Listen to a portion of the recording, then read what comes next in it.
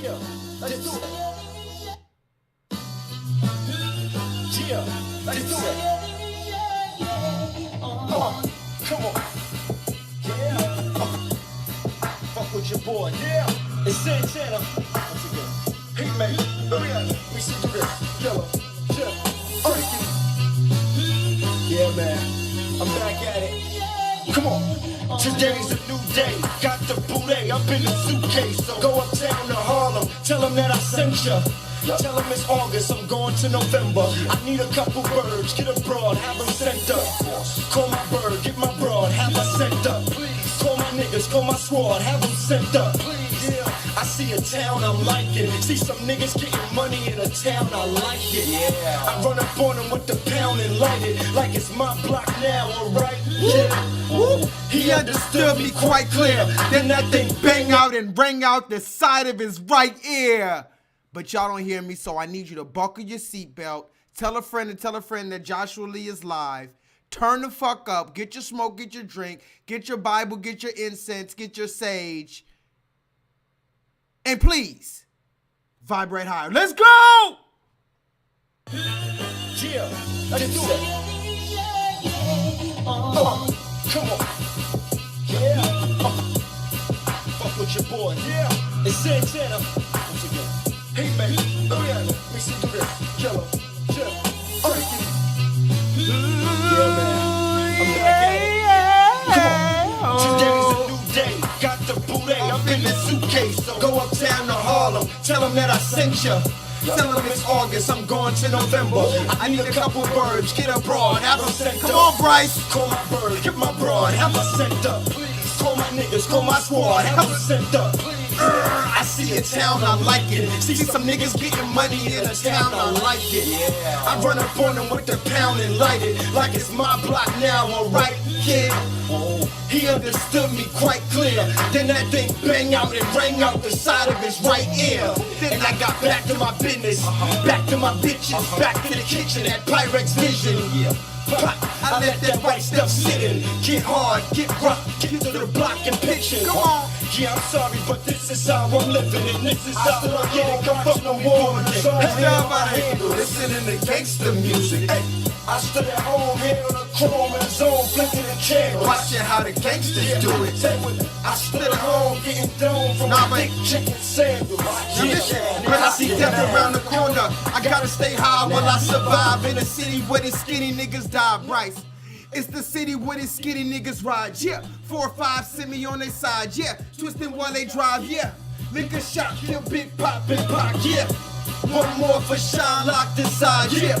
2 more for Cam for taking over the rock, yeah, yeah. It's my year, so okay. Y'all can't fuck with me, no way.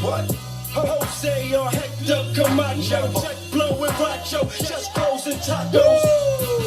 Motherfucker, I'm the best. I told y'all before, I showed y'all before. Hey, I stood alone watching the war in his own hand on my handle. Listening to gangster music. Hey, I stood at home here on the chrome with his own flicking the candle. Watching how the gangsters do it. Come on. I stood alone getting down from a thick chicken sandwich. No, but this the part right here. This the part right here, though. This the part right here, Bryce. I'm with you. This is you right here. Hold on. If y'all don't know about this, it's all good. Okay. Listen, I'm on the west side of Chicago looking for a bust down. Make me put my 2 arms up. Touchdown, you stay in touch now. But when I touch down, I'm like buckshot shorty, duck down. Yeah, I'm Mus Clown, I'm from Harlem, uptown. Where we flash money, take your bitch and ask you what now? Dick flip a dozen, chicks is dicks, they suckin'. Swallow my kids, go and kiss their cousin. Guess they kissing cousins, Toya's kissing muffins. Worse than that, they go home and kiss their husband. This shit's disgusting. Keep the chickens clucking, keep the pigeons bugging. This on my wrist is nothing. Yeah, it's just yellow hearts and pink diamonds. Where I get the money for this, don't think rhyming. You fucking with Pablo, Bravo, Mario, Via Bono, Ho, Tato. I stood alone watching the war in his own hand on my handle. Listening to gangster music. Hey, I stood at home here on the chrome with his own flicking the channel. Watching how the gangsters do it. I stood alone watching the war in his own hand on my handle. Listening to gangster music. Hey, I stood alone from a dick chicken sandwich. Washing shaft, clocking math. Come on, Bryce. What they know about it? Da na na na na da da da da da na na na na da da na na da da na na na na da. I just want to say that federal law allows citizens such as myself to reproduce, distribute, or exhibit portions of copyrighted motion pictures, videotapes, or video discs under certain circumstances without the authorization of the copyright holder. I just want to also say that this is called fair use and is allowed for purposes of course.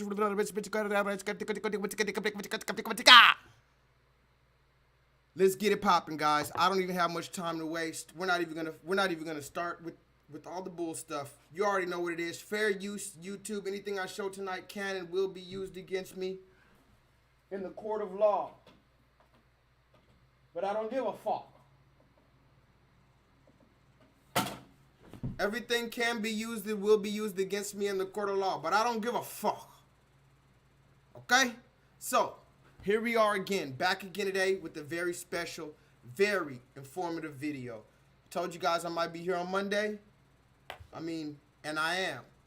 I told you guys I might not be here on Monday, and sometimes I'm not. So at this point of the game, you just got to catch me when you catch me. You got to catch me outside. How about that? Now, we're going to get straight into the conversation. Tonight is no particular topic. I figure I'll come and do a MLK Day stream. It's Martin Luther King Day, or as the white people call him, Martin Luther Coon. Martin Luther King. You know, we could talk about Martin if you want a little bit, I guess. We've talked about him before. It's kind of an age-old conversation. Was he a revolutionary? Did he cheat on his wife? Was he counterintelligence program? Was he controlled opposition? Was he working with the government? Who knows? That's not what we're here to talk about. I just wanted to have an MLK Day stream. You know, Martin Luther King Day. It's all good. We're off. We're relaxed. We do have some things to talk about. I did just break my phone right before I started the stream. Luckily, I was able to get all the... Luckily, I got all the videos I needed to get off of this phone, but I broke my phone like right before the stream started. It fell straight down like this, and then the fucking LCD screen is not working anymore. So if y'all can hear me, hold on, let me make sure this is good. Okay. If y'all can hear me loud and clearly, please put the 7 in the chat. If there's no background noise, no funny business in the background, let me know. Maybe I should just check the, what's the name real quick, just to make sure I don't have any funny noises in the background. And then we'll get the stream going. By the way, please tell a friend to tell a friend that J-LEETHAL is live. Please press the thumbs up button right when you come in the chat. And by the way, what you're watching, this heater's kind of hot. It's really hot outside, but this heater's kind of hot too. By the way, tonight is, hold on.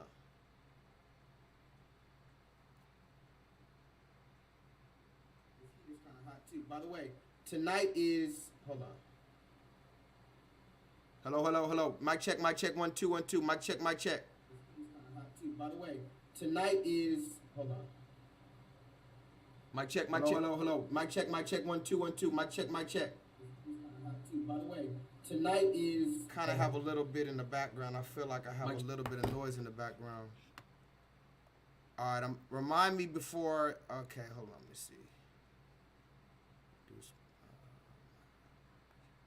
Hopefully that's a little bit better. Let's hear this real quick. I'm just doing a little bit of sound check, make sure my volume is straight. Hopefully that's a little bit better. Let's hear this real quick. I'm just doing a little bit of... Hello, hello, hello. Mic check, 1 2 1 2. Mic check, mic check. By the way, tonight is... Hold on. Mic check, mic check. Hello, hello. Mic check, 1 2 1 2. Mic check, mic check. By the way, tonight is, kind of have a little bit in the background. I feel like I have a little bit of noise in the background. All right, remind me. That's better. That's better. That's better. Okay, that's better. Anyway, y'all, shout out to y'all. Shout out to everybody in the chat. Shout out to everybody in the chat tonight. I let everybody know on YouTube that I'm live.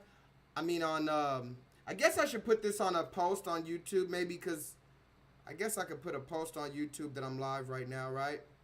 How y'all feeling in the chat? By the way, if y'all can hear me, please put a 7 in the chat if I'm loud and clear.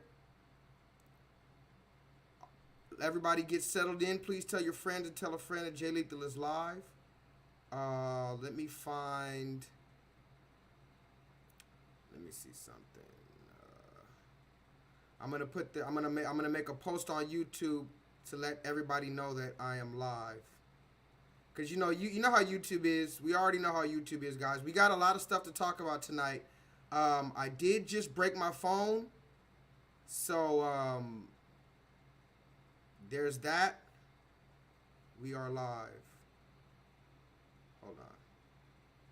I just broke my phone like 20 minutes before I started the stream. So luckily I got all the videos off of it that I need to for tonight's stream and maybe for a Talk My Shit Tuesday. But I have to get this phone fixed because I have this backup phone and this shit sucks. This backup phone is so slow and fucked up, but it is what it is. I'm glad I have it. What's today's date? The 15th. Monday, 1/15. Okay. All right, now we're live, y'all. So how's everybody feeling, man? What's been going on? What's the dealio? What's the dealio? What's brand new? What's brand new? Let's see. My boy Jay in the chat as usual. What up, Jay? Jay, what's the word, man? What's some current events, dog? My nigga Bryce in the chat. Bryce knows about that Dipset. Mark Sanchez in the chat. He says, how's the weather out here? I went outside a few times today. I had to ride my bike. Not my bike, but my bike. I mean, my little motorcycle thing. I had to ride that to one or two places real quick, but then I got settled in. It was really cold today, guys. I mean, I don't want to complain about it because, you know, some of y'all live in, I don't know, Minnesota or some shit like that. A lot of y'all might be used to the, 10 feet of snow and shoveling snow and shit like that. I'm not used to that. Houston, we're not used to that. California, we're not used to that.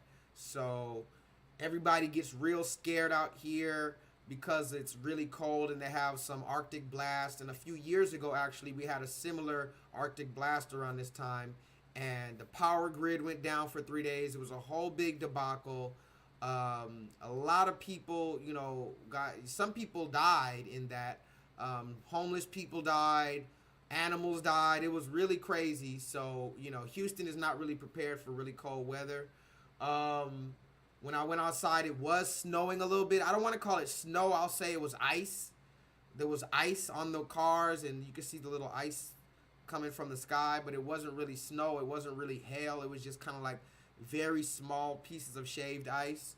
So, but I'm safe right now. All praise be to the Most High God. I'm safe. I'm warm. And we're here for a beautiful stream tonight. I thought to myself, maybe I wasn't going to do a stream tonight, but then I said, you know what? I have a little time, have a little resources, and I have a little receipts. So why not come to the class? And plus, it's Monday, and it's Martin Luther King Day, and it's super cold outside. I might as well just do it anyway, right? So I'm going to let a few more people get into the chat, and we're going to have our conversation. What up, Killer? Killer, where you been at, dog? Cuckoo, cuckoo. Killer, you can't be missing class, dog. You're already one of the regulars in class. You one of the regulars. We can't have you missing class.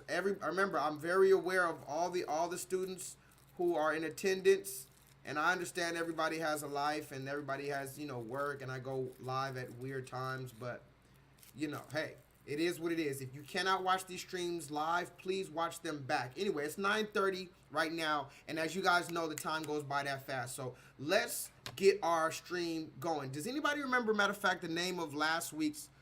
I don't think I came here last week, but whenever the last stream was, I know I did a stream about Cat Williams, so that's that, but I don't know if I did another stream. I don't remember what other stream I did that week. I think I might have done 3 streams. Does anybody remember the name of the streams that we did last time? We're not going to talk about those, but I just want to keep track of, I want us all to keep track of what we've been talking about. So let me read some. Bryce said it's snowing out there. Where you at? Delaware? I think you said you're in Delaware, right? Still Alive. Yeah, that was a good one. Still Alive. I like that one. If you guys didn't see that stream, go watch that one. That was a pretty good one. What do you guys think? The Still Alive stream, I like that one a lot. If you didn't see this one, please go watch that one. We had some good conversation there. But anyway, let's get going about what we have to talk about tonight. And by the way, I appreciate every one of you guys for being here tonight. It's good to see you as always. So tonight we're going to have a few discussions, and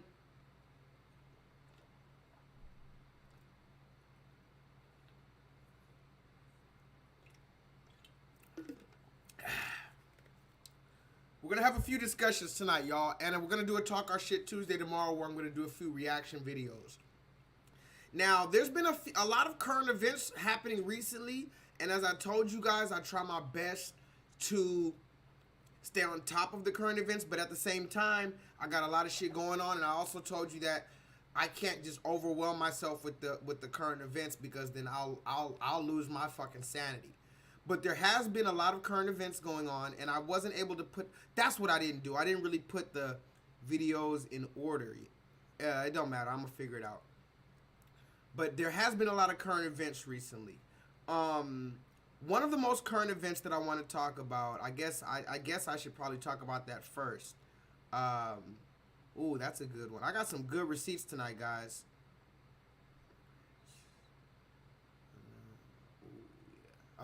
Okay, yeah, we'll start right there. Guys, and maybe I should wait till more people get in the chat, but I'm just going to go ahead and start off shooting hot, okay? I'm starting hot. Now, if you don't recall, last week, or whenever I did do the stream, we talked extensively about Cat Williams. Now, that video's literally about to reach 50 million views, which is crazy, 50 million views for an interview. But in that interview, one of the main takeaways that we focused on this stream, you know, we didn't really focus on the beef that Cat Williams has with other comedians, although it's very noteworthy. What we wanted to focus on mostly in the Cat Williams interview was the humiliation ritual talk, the gatekeeper talk, the humiliation ritual talk, and in particular the dress talk. Now, we're going to get into that maybe a little bit tonight, and for sure if we don't get into it tonight, we'll talk about it more on Talk My Shit Tuesday. But just so we're clear, I want you to be very aware that yes, the dress conversation, the black man in a dress conversation is finally on the mainstream. And I need you to really take that in and really understand how big that is, right? Because, you know, over here, we've been having the dress conversation for years, but this is a hidden YouTube channel, right? So a lot of y'all who are watching this, I don't think you understand how big it is that these conversations that we're having are being had on a large platform now. Why? Is it saying that anything's going to change? Well, we don't know. We can hope, right? But what we do know is that these conversations have never been on a large mainstream platform all over social media.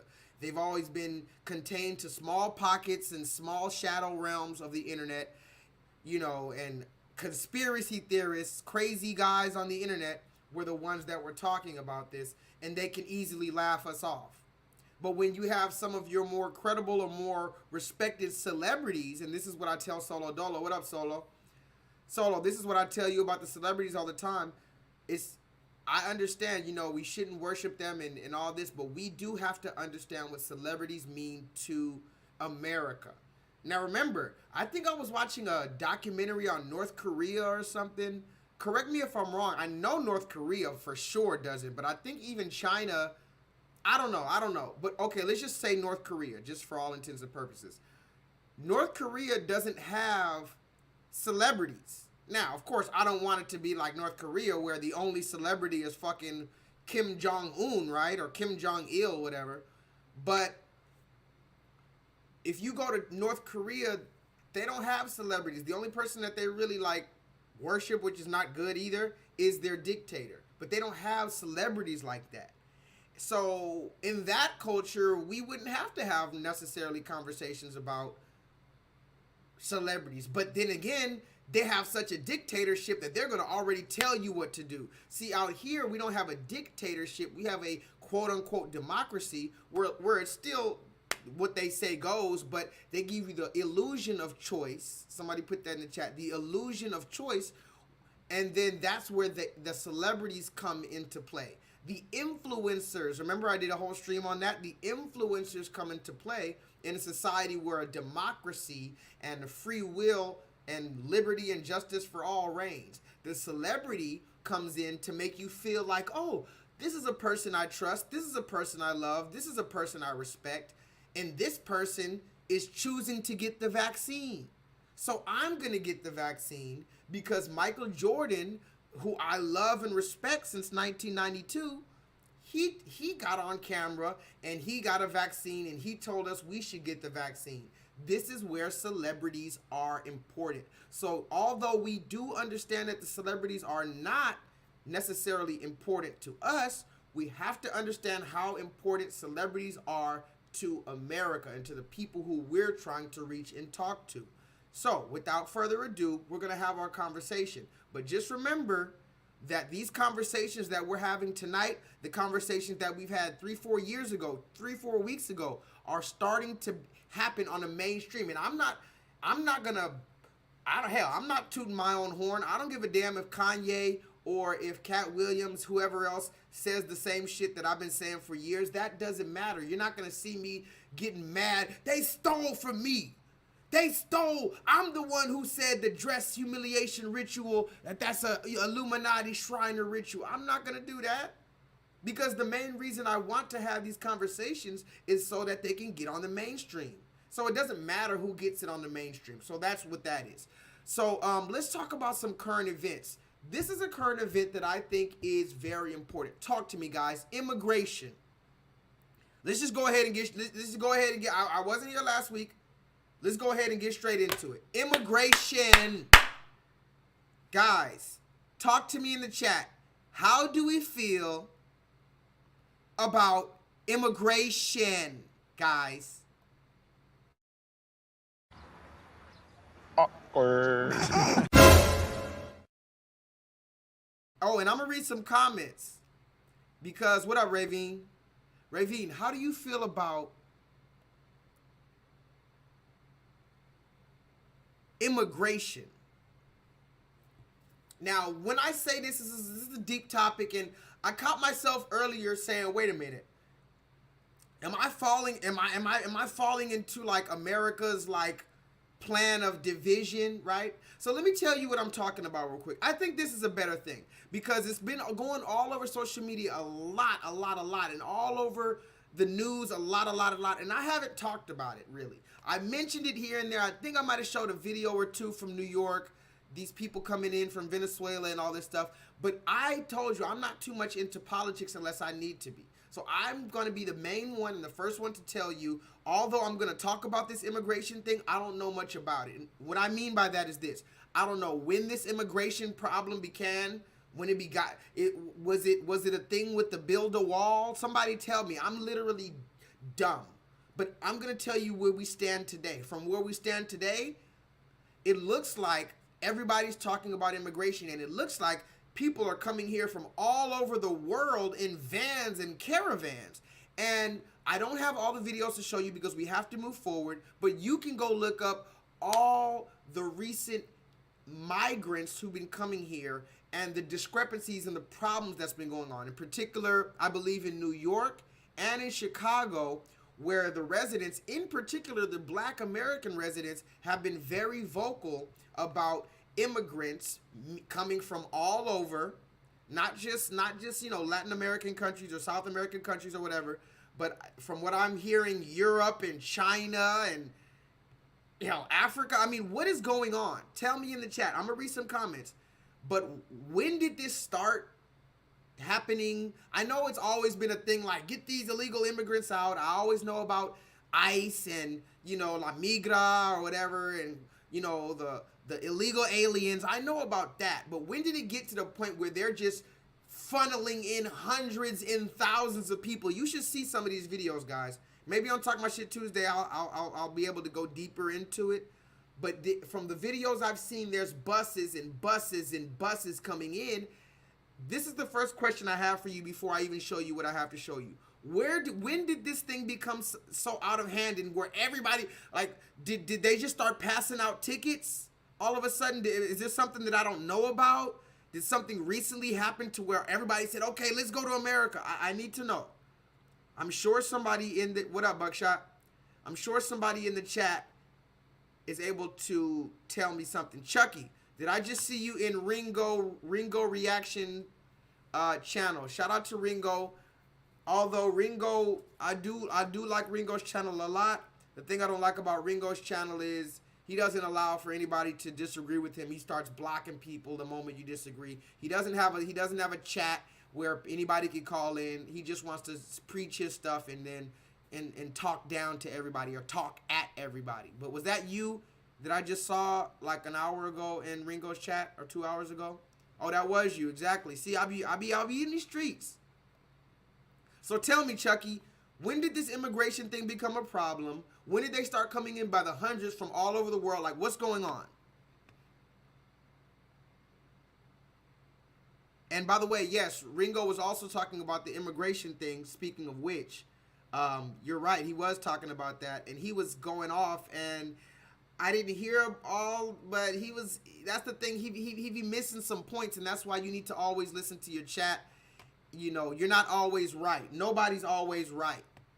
But I'm not here to talk about him. By the way, Ringo is from Panama. Ringo is not a black American. Ringo is Panamanian, and he always talks about black American women and American women, and he talks about his Panamanian stuff that I don't know. I'm not here to talk about another man right now.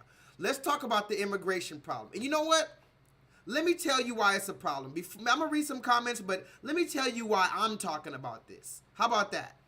Its developer says a dozen one-bedroom and a dozen two-bedroom units are complete so far. It's an adjustment for them. Rent will be paid for the first 2 years using state funds approved by the legislature. Once tenants can start working, they need to pay 30% of their income to rent. Ooh, child. I'm gonna play it again in case you didn't hear it, but correct me if I'm wrong, but this video is telling us that America is now building on American soil, building entire apartment complexes for immigrants who are here. Is it illegal? Is it illegal immigrant? Can you call it illegal if the government is shuttling them in? Now remember, I have not been keeping that close attention to this type of stuff, but from what I've been hearing, it's like, didn't Mayor Eric Adams or something have something to do with it? And he was, and they were shipping them from here to there. I don't know what's going on, so that's why I'm telling you I'm ignorant on this topic. All I know is I looked up, and I'm hearing that there's an immigration problem.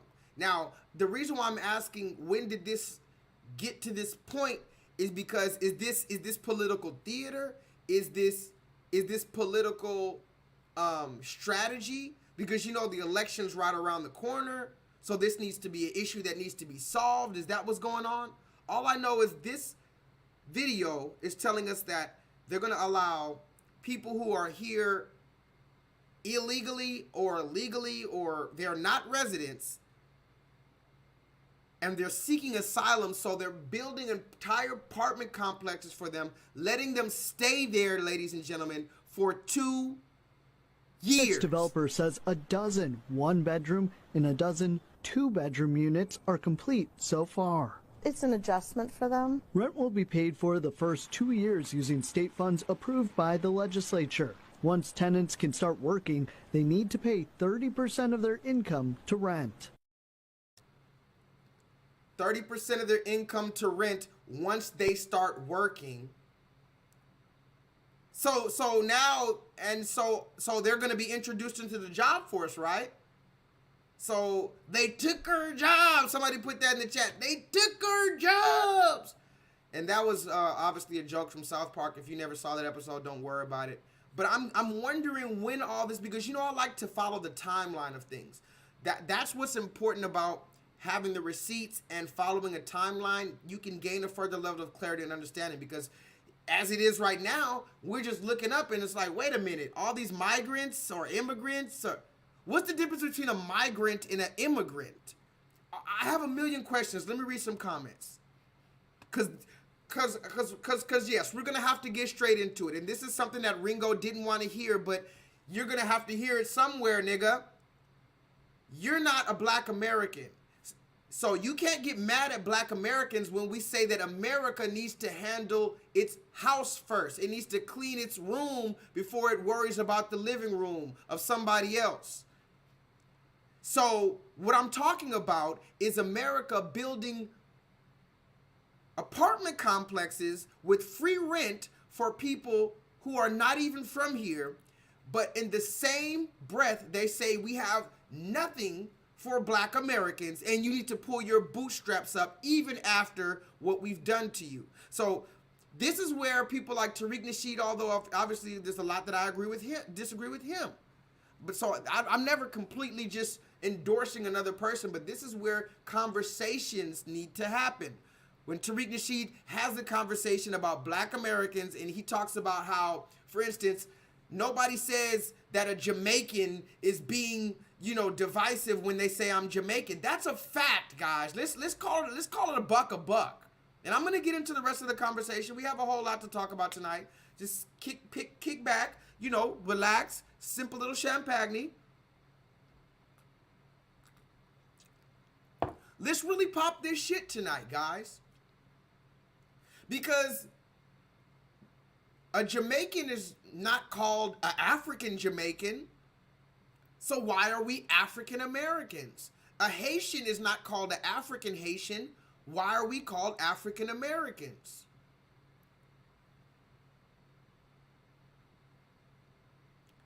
A Jamaican is not told that he's divisive when he waves his Jamaican flag and he calls himself a yardie and all this other stuff, and he says, you're not no rude boy, you're not no yardie, you're not no this, you're not real Kingston, Jamaica. So again, it seems like there's one particular group that's always left out of everybody, all the fun, all the festivities. It seems to be that black Americans are the only ones left out of all the festivities, including having a flag, having a culture, having a this, having reparations. But we're not talking about black Americans right now. We're talking about the immigrants or the migrants. I don't even know the difference. Again, 2 years free rent. Do you understand that? Now let me ask you this, ladies and gentlemen. How much can you save right now? Calculate your rent right now. If you're listening, calculate how much your rent is every 30 days and then multiply that times 24, which is 24 months, which is 2 years. That's how much money you wouldn't have to spend for 2 years. That's how much money you would have in your pocket instead of spending it on a place to sleep at night. So tell me, go ahead. I need to hear some numbers in the chat. I don't care if you live in New York, Connecticut, New Hampshire, Willacoochee, Georgia. However much your rent is, multiply that times 24 and put the number in the chat. Because that alone is a form of reparation. Hell, let's just keep it a funky buck. It's not enough, and it's not anywhere close to what we deserve. But if you ain't gonna give a shit or that, again, that is something. That is something. 2 years free rent for dozens of black Americans. Try that at a time. Even 2 years free rent for 100 random black Americans. Just a black American lottery. If you're black American and you can prove that you're black American, you get entered into this statewide lottery, this fucking countrywide lottery. Even 100 black Americans out of the whole country, and give them free rent for 2 years. That can drastically change 100 lives, which they could go on to change more lives. So this is how I'm showing you that physically reparations is physically feasible, possible, realistic. But again, we happen to be that one group of people who's always left out of all the fun. We're always the butt of the joke, and we're always being told we just need to pick ourselves up by the bootstrap. And where would we get the money, ladies and gentlemen? I don't know. Where would we get the money? Where did these people get the money and land? Forget the money. where did they get the land to build these apartment complexes? Have you ever thought about that? Because I don't know if you guys spend much time outside, but, and I'm going to read the comments, don't worry. I don't know if you guys spend much time outside or looking around outside, but I don't know where you live, but around where I live, you're going to be very hard pressed to find even 1 square foot of land that's not taken up by a fucking Marshalls, a CVS, a church, a library, a government office, an apartment complex, a McDonald's, a Wendy's, a beauty supply, or just an empty lot that's owned by somebody. You can't go sleep anywhere. That's why homeless people, they even make it to where they have homeless traps to where they put spikes on the ground to where homeless people can't even sleep on the ground. American, and guess who's the number one? Do I have to break down the receipts? Because I haven't broke down receipts in a long time. But guess who's the number 1 people that's homeless? Hold on. Let me not show this yet, because that's a receipt for later. Let me see who's homeless. Hold on. Let me see who's the number 1 people who's homeless. Divorce, custody, child support. Okay, here we go. Homelessness. It says the United States Department of Housing and Urban Development in their 2021 annual homelessness assessment report shows people of color, somebody put that in the chat, people of color experience homelessness at rates disproportionate to their share of American demographic pie. According to the HUD, Black and African American people comprise 45% or roughly 50%, roughly half of all people facing homelessness in America are Black Americans. Wait, bitch, you better be joking. Yeah, Ringo TV. So when you say that Black Americans are being divisive and we're just complaining, and no, nigga, shut the fuck up, respectfully. And honestly, Ringo, I respect you, but you don't want smoke. That's why you don't open up the phone lines, nigga. Don't just sit on your microphone talking shit like niggas ain't here, like niggas ain't got them. They didn't stop making microphones when they made yours, nigga. And this is the facts. 50% of all homeless people in America are Black American, not Nigerian, not Panamanian, nigga.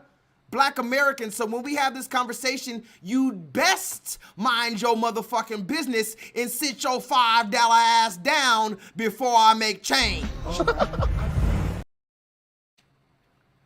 Now let's get back to the story, because if 50% of all people in America are Black, then this Black American, then this conversation about immigrants getting free housing hits a little different. Fix developer says a dozen 1-bedroom and a dozen 2-bedroom units are complete so far. It's an adjustment for them. Rent will be paid for the first 2 years using state funds approved by the legislature. Once tenants can start working, they need to pay 30% of their income to rent.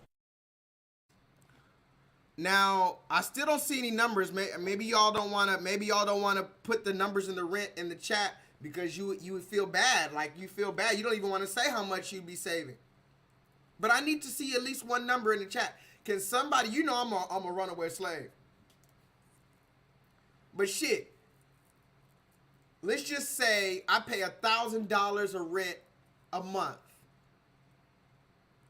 Times that by 12 months, that's $12,000 I'm paying every year just to rent an apartment complex. Probably 1 bedroom, whatever. $12,000. That's $25,000 that I'm saving just to live. And America wouldn't even have to pay me a reparation, technically. But remember, these are the same things that they're telling us. So I'm just trying to get you to see that these are conversations that we need to be having.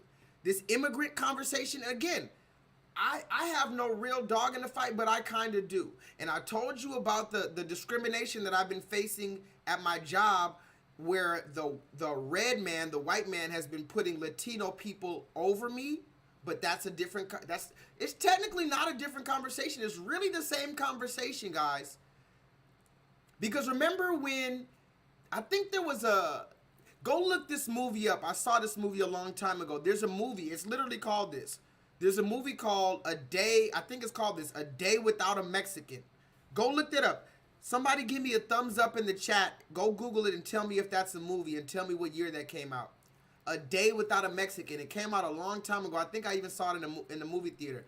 Basically, it was some tragic, crazy thing going on in America, and all the Mexicans went back to Mexico, and nobody was there to cut the lawns and be the maids and the cooks and the gardeners, and then the Americans tried to cross the border to go to Mexico. It was like a comedy or something. What the fuck is that? But anyway, there used to be this trope that, you know, why the fuck do I keep on getting these little dings? What is that? There was this trope that Latino people only did the jobs that we don't want to do. You know, the janitors, the maids, the cooks, the gardeners, the trash guys. That's not even a trope. That's not even a thing anymore. Now Latino people are getting the jobs that Black Americans very well do want. Like I told you over here about my job, the Black Americans would work at Chick-fil-A, but they got only Latino people there, and it's not a coincidence. That's another thing that Black people need to wake the fuck up. These things are not coincidences. When you walk into a store and it's only Pakistanis there. You walk into a store, it's only Asian people there. You walk into a store, it's only Nigerians there. You walk into a place, come on, it's only Latinos there. It's not a coincidence. But I digress. Oh yeah, Jay, the movie came out in 2004. Go look it up. A Day Without a Mexican. Now, again, somebody please tell me, what is the difference between an immigrant and a migrant? Because now they're calling them migrants. Are they migrants when the government says, yeah, you can come on over, but when the government says, no, you can't come over, now they're immigrants? Anyway, that's not the worst part about it. There was also rumors that they're getting what? Talk to me in the chat. You guys tell me what's going on. Aren't they giving them $5,000 vouchers? They're giving them vouchers for thousands of dollars. So imagine this. You get to stay rent-free at a place for 2 years. You get thousands of dollars in vouchers and all other type of, you know, clothes and housing and all these type of things. Meanwhile, Black Americans in this land who've been disenfranchised from this same government who's just willy-nilly giving out. This is like somebody owing you money. This is literally somebody owing you money, and then you see them throwing this shit at the strip club. Imagine, and I've had this like once or twice, somebody owe me money and you see them spending money. How does that work? How do you owe me $1,000 but you're throwing $1,000 at the strip club? And then somebody tells me, don't worry about what they're doing with their money. No, that's my money. And I want it now. Somebody talk to me in the chat. It's JG Wentworth. I have a structured settlement, bitch, and I need my reparations now. But no, this is the best part about it. I think this is the best one because they also had another video where they kicked some kids out of some, what city was that, guys? They kicked some kids out of a school so that the immigrants could stay there at the school. And the kids have to learn on the computer or some shit like that. And the parents went up there literally with bullhorns screaming at the immigrants, how dare you? Imagine going to a whole nother country and you and the kids are being kicked out of the school so that you can stay there. I would personally feel kind of like, damn.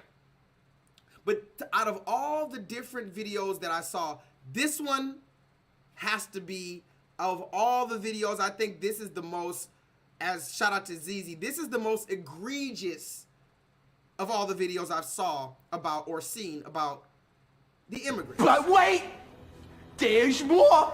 Hang on to your seat, baby, cause this one's a screamer. Most importantly, if you have an extra room or suite in your home, please consider hosting a family. Safe housing and shelter is our most pressing need. Become a sponsor family. You can contact the Brazilian Worker Center for more information on how you can step up if you're willing to have an additional family be part of your family. If you're a local official, a college president, a business owner, or a faith leader with an available building or space in your community, please work with us to offer it as a shelter site. If you're a social service provider, please consider becoming an emergency assistance homeless shelter provider. Our resources are stretched thin there as well. And if you're a hotel or a motel owner, consider opening it up for emergency assistance. If you're a landlord or a property owner, we can use you too and connect you with service providers to help transition families into permanent housing. Everyone has something they can offer. That's stupid, guys. Is this camera on me? Yes, it's on. That's stupid. Use your common sense, but just use your common sense. Robert, Stop it. Y'all quit playing. Quit playing. Y'all killing me with this. Y'all just don't want to believe the truth. You don't want to believe it. I hope this camera keep going. No. That doesn't even make sense. Ladies and gentlemen, become a sponsor family. Do you hear this? Do you hear this? Are we listening, guys? Hold on, let me make sure y'all. I hate this. All right. A sponsor family. Are we listening, guys? Let me read some comments. Now, and look who they got to do it. I'm pretty sure that's a Black American woman too, or it might be. And you see why this tether thing is another scary thing, because we already have to worry about the coons within Black American society. But then we got to worry about the tethers, who are probably even the most vicious because they feel like they don't even have an attachment to us. At least Black American coons, at least they know that they have an attachment to us as much as they try to dissociate. But a tether coon, they really, it's like, oh, these Akatas are nothing. They really are trying to prove. It's like the black cop who's trying to prove that he's not like the niggas on the street. That's the worst kind of cop. I would much rather run into a cool white cop than an uptight black cop. He don't give a damn about that my brother shit. As a matter of fact, if you run into a black cop and you try to hit him with that my brother shit, oh yeah, he gonna put his foot in your brother ass. So let's talk about it, guys. I need to know why they have this black, let's just say Black American woman. We haven't got reparations, but she uses her Black American mouth, I'm thinking, to say that we need to be a sponsor family. And listen, do you see how now you're calling on all landlords? You're calling on random landlords, random families, in the middle of inflation, in the middle of the end of the world, impending World War III. You want us to bring in families from across the world that we don't even know. I'm not saying that we shouldn't, because there are scriptures in the Bible that said that we should, feed the needy and bring in the stranger and all of these type of things. But those are in certain conditions and when we have that to offer. Right now, things are being stripped from us. We can't pour from a cup that we have nothing in the cup. You understand that?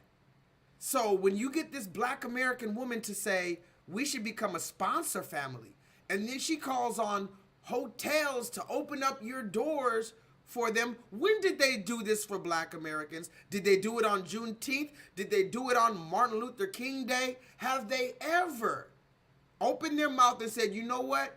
We need to make spaces for Black Americans because of what has happened to them? On our dime. We are the one people who have a rightful claim. This is the reason why, I'm gonna tell you the truth.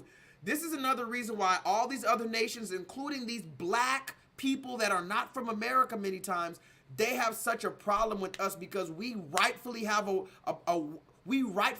claim. You understand that? It's almost like, somebody, a city truck hit you, because I got hit one time from a Houston city truck. Me and my homeboys, we only got like $2,000-$3,000 a piece, but they hit us. Now imagine a city truck hit like 4 cars, but you were the only one with insurance. You were the only one that was driving on the right side of the road, right? The other cars that got hit, they don't have insurance or they were already driving illegally under the influence. They can't even make a claim. You understand that? If they got hit when they were going the wrong side of the road, they can't make a claim. If you got hit and your blood alcohol level's crazy, you can't make a claim. If you got hit and you don't have insurance, you can't make a claim. We were the only ones, black Americans, driving 10 and 2 with our seatbelt on and our license and registration, and we got hit by a city vehicle. We can go and make a claim and sue and get money. That's what we can do. These other people, like Ringo Reactions, cannot. So now they want to tell us, oh, fuck that lawsuit you talking about. You ain't never gonna get no money. That's what you niggas sound simple. I'm gonna play this video one more time. Most importantly, if you have an extra room or suite in your home, please consider hosting a family. Safe housing and shelter is our most pressing need. Become a sponsor family. You can contact the Brazilian Worker Center for more information on how you can step up if you're willing to have an additional family be part of your family. If you're a local official, a college president, a business owner, or a faith leader with an available building or space in your community, please work with us to offer it as a shelter site. If you're a social service provider, please consider becoming an emergency assistance homeless shelter provider. Our resources are stretched thin there as well. And if you're a hotel or a motel owner, consider opening it up for emergency assistance. If you're a landlord or a property owner, we can use you too. We can connect you with service providers to help transition families into permanent housing. Everyone has something they can offer. It's just like Chucky says, all the money they giving these migrants, they could have given some reparations. That's all I'm saying. So we might revisit this topic a little bit later, but all I'm saying is black Americans definitely have something to say about this. And I find it very interesting, to say the least, how they can create entire apartment complexes, guys. They didn't even say they renovated some old building. They created an entire dozens and dozens of new apartment complexes for immigrants to live in for free for 2 years. Are you listening? Okay, now that we got that out the way, because I had to talk about that because that's been really heavy on my mind lately. And I don't know if that's some political game that they're just purposely bringing all these people here to destroy America. That's another conversation that people are having, you know, particularly the right-wingers. You know, the right-wingers don't love this. The Trumpers and stuff, the red man doesn't love this immigration. But the red man is the original immigrant, so he has no claim either. This is the reason why I laugh when the red man talks about an immigrant. Bitch, you are the immigrant. So you don't have no claim to talk about somebody else coming over here when they shouldn't be over here. Shut the fuck up. So black Americans are the only ones who have something to speak on that. Anyway, let's get on with some more conversation about what I've been seeing on the news recently. Ooh, that's a good one. I have some receipts for Solo Dolo tonight. Solo, I have some receipts for you tonight, brother. Oh, wait, where's De Facto at? When De Facto comes in the chat, I'm gonna show this video. And Killer is my nigga Killer in the chat. I need Killer or De Facto, and I'll show this next video. I'll probably show it at 2 hours.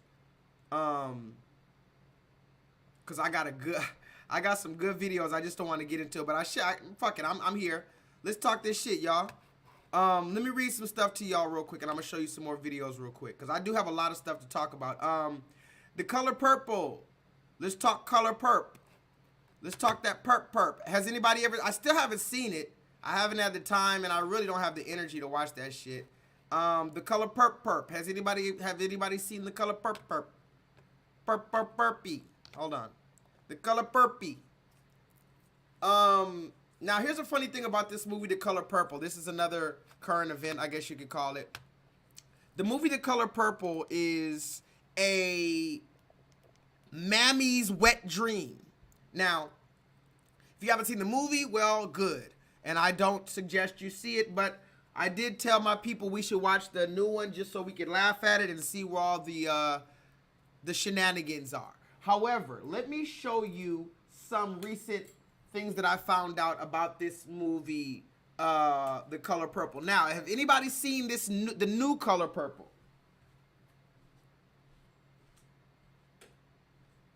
Talk to me in the chat. Has anybody seen the new Color Purple? If you've ever seen the old Color Purple, put 1 purple emoji. If you've seen the new Color Purple, put 2 purple emojis. Now, I told my people to watch this movie, but I haven't even watched it yet. I heard it was garbage, but that's a different story. Look at this recent news from the New York Times. Look at that. This isn't just somebody talking on the internet. This is from the New York Times. The New York Times says the movie The Color Purple, which cost at least $90 million to make. What did you spend that money on? How about this? How about this, Oprah? That $90 million, just give it to Black Americans and call it a fucking day. See, this is what I'm talking about. Everybody's spending all this money on everything except for us. But, oh, I guess this is our reparations. Talk to me in the chat. They're not gonna give us reparations like free, you know, housing or anything like that. No cash. No. Our reparations is $90 million to remake A Mammy's Wet Dream. You see something? Now you see now. You done fucked up, you know that, don't you? I think I thought that's so you're saying that you done fucked up now, you know that, don't you?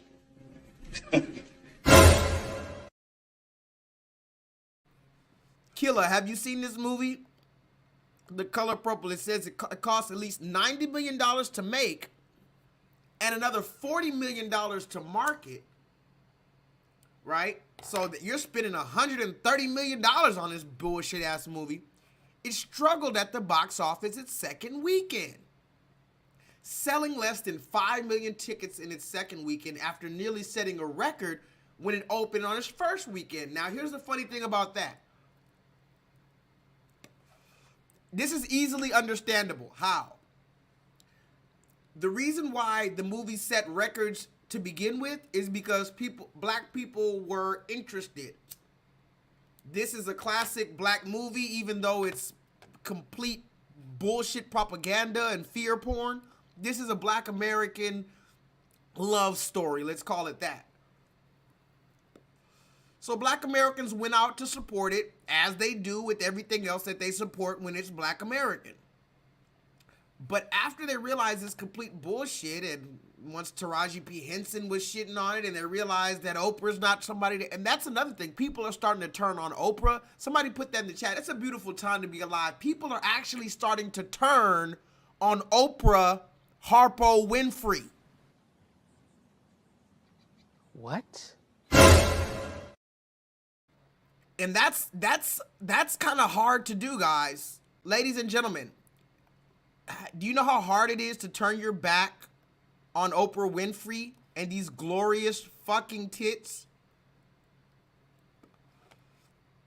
Oprah Winfrey, her tits alone will captivate you. But then when you get into her propaganda, you'll be completely spellbound and mesmerized. But somehow, Black Americans are waking up from her bullshit. And it did one of its worst weeks the second week. And this is to show you that it is not organic. And this is to show you that the people are not fucking with it. And this is to show you that the people have the power. That's why the New York Times is talking about it. They had to notice the drastic difference from the first week to the second week, because normally, you know, the first week is always going to be best, but the second week's a little bit less, than the third week, then it eventually tapers off. It's never supposed to take a deep dive like that. But the movie fucking sucks, allegedly. Now, let's talk about this real quick, because this is why I wanted to bring this up. The movie Color Purple. I guess nobody saw it. Let me read some comments. Has anybody seen this new Color Purple movie?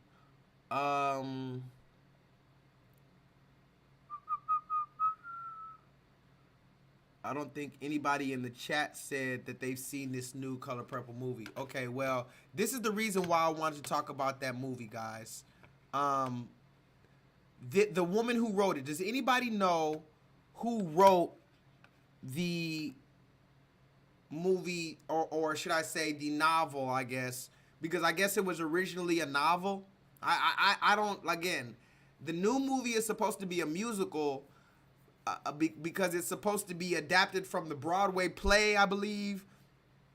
Originally it was a Broadway play, or originally it was a novel, it was a book, and they made it into a Broadway play, and then I guess that's when Oprah and them made it into a movie, and then they I don't know. But from what the research that I just found out in a quick little dive is, it says The Color Purple was originally published in 1982. Now, Solo, this is important. Remember the timelines. Now, look at this date. She wrote this in 1982. Now, Solo, you already know where I'm going with this. But let's take a deep dive, Jay. Jay, say it. Say it with me. 1982, The Color Purple. This woman's name is Alice Walker, in case you don't know who this woman is. The woman who made she looks like young Whoopi Goldberg, if we're being honest. And the movie, of course, is about, you know, some, I don't know. Can somebody give me a quick synopsis? Don't be funny in the chat. Be serious. A quick synopsis of the movie. I don't know. It's like some black man who owned this big house and all this land, and he's abusing his woman and abusing the next woman and kicking this bitch down the stairs and throwing hot grits in her face and shit. I don't know. It's just a bunch of, in other words, in the movie The Color Purple, the black man is the villain. And it's set in like the old times, like 1930s or whatever the case. And the black man's the villain, right? In America. We find out who made this story. It's this black woman here in 1982. Now, what's important about Alice Walker? This is going to blow your mind, guys. This is all going to go back to our original conversation that we've been having about 1970. Because look at this, guys. I just found this out today. Are you ready? Talk to me in the chat. I really don't even think you're ready for this information. Are you ready for this information? Kill that noise, man. Let's just get the shit. The shit. The shit. You'll get the shit. You'll be knee deep in the shit.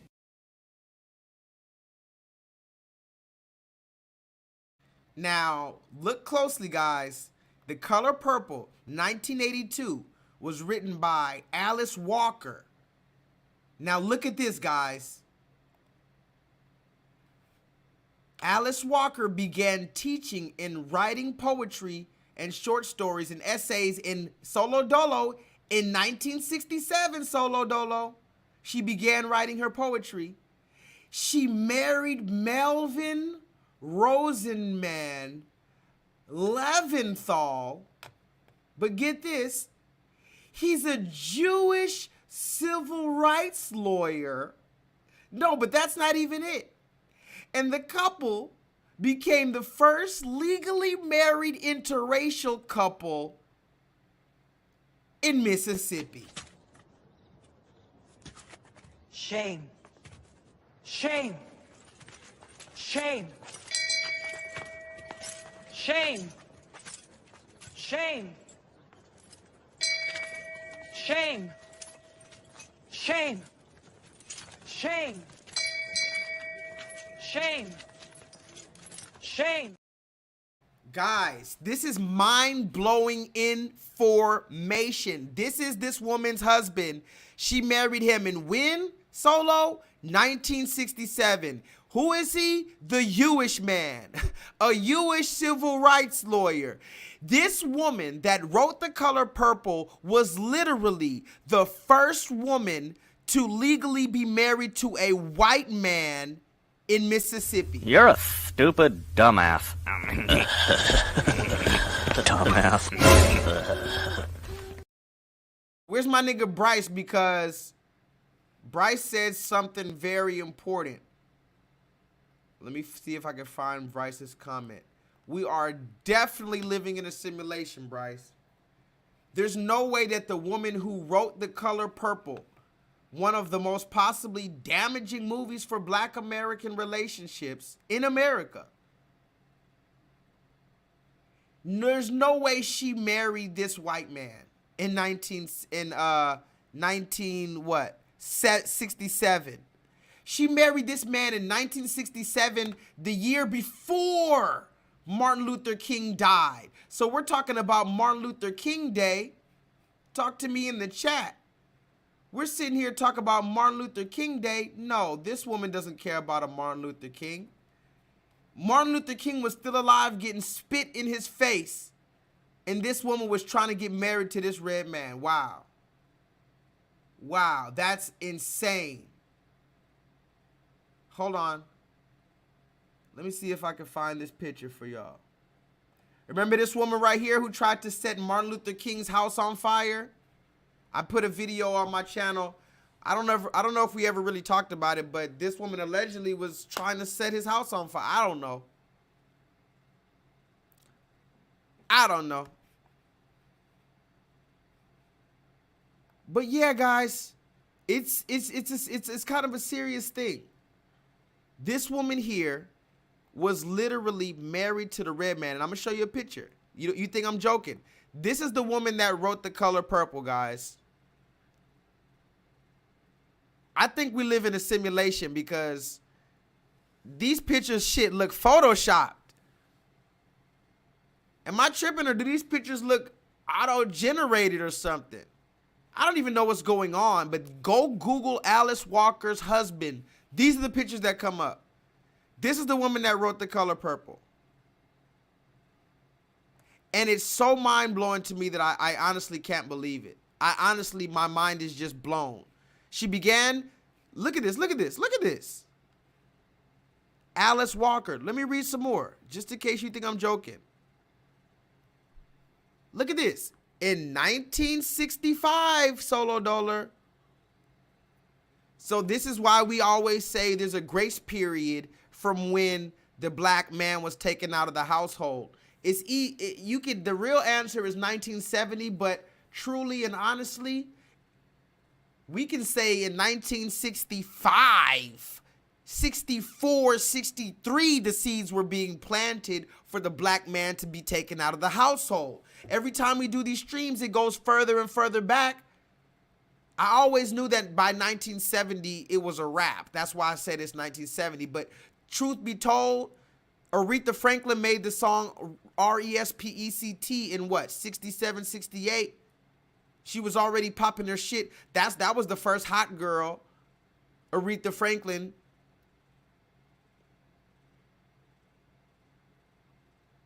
This woman in 1965, mind you, hell, Malcolm X had just got killed for trying to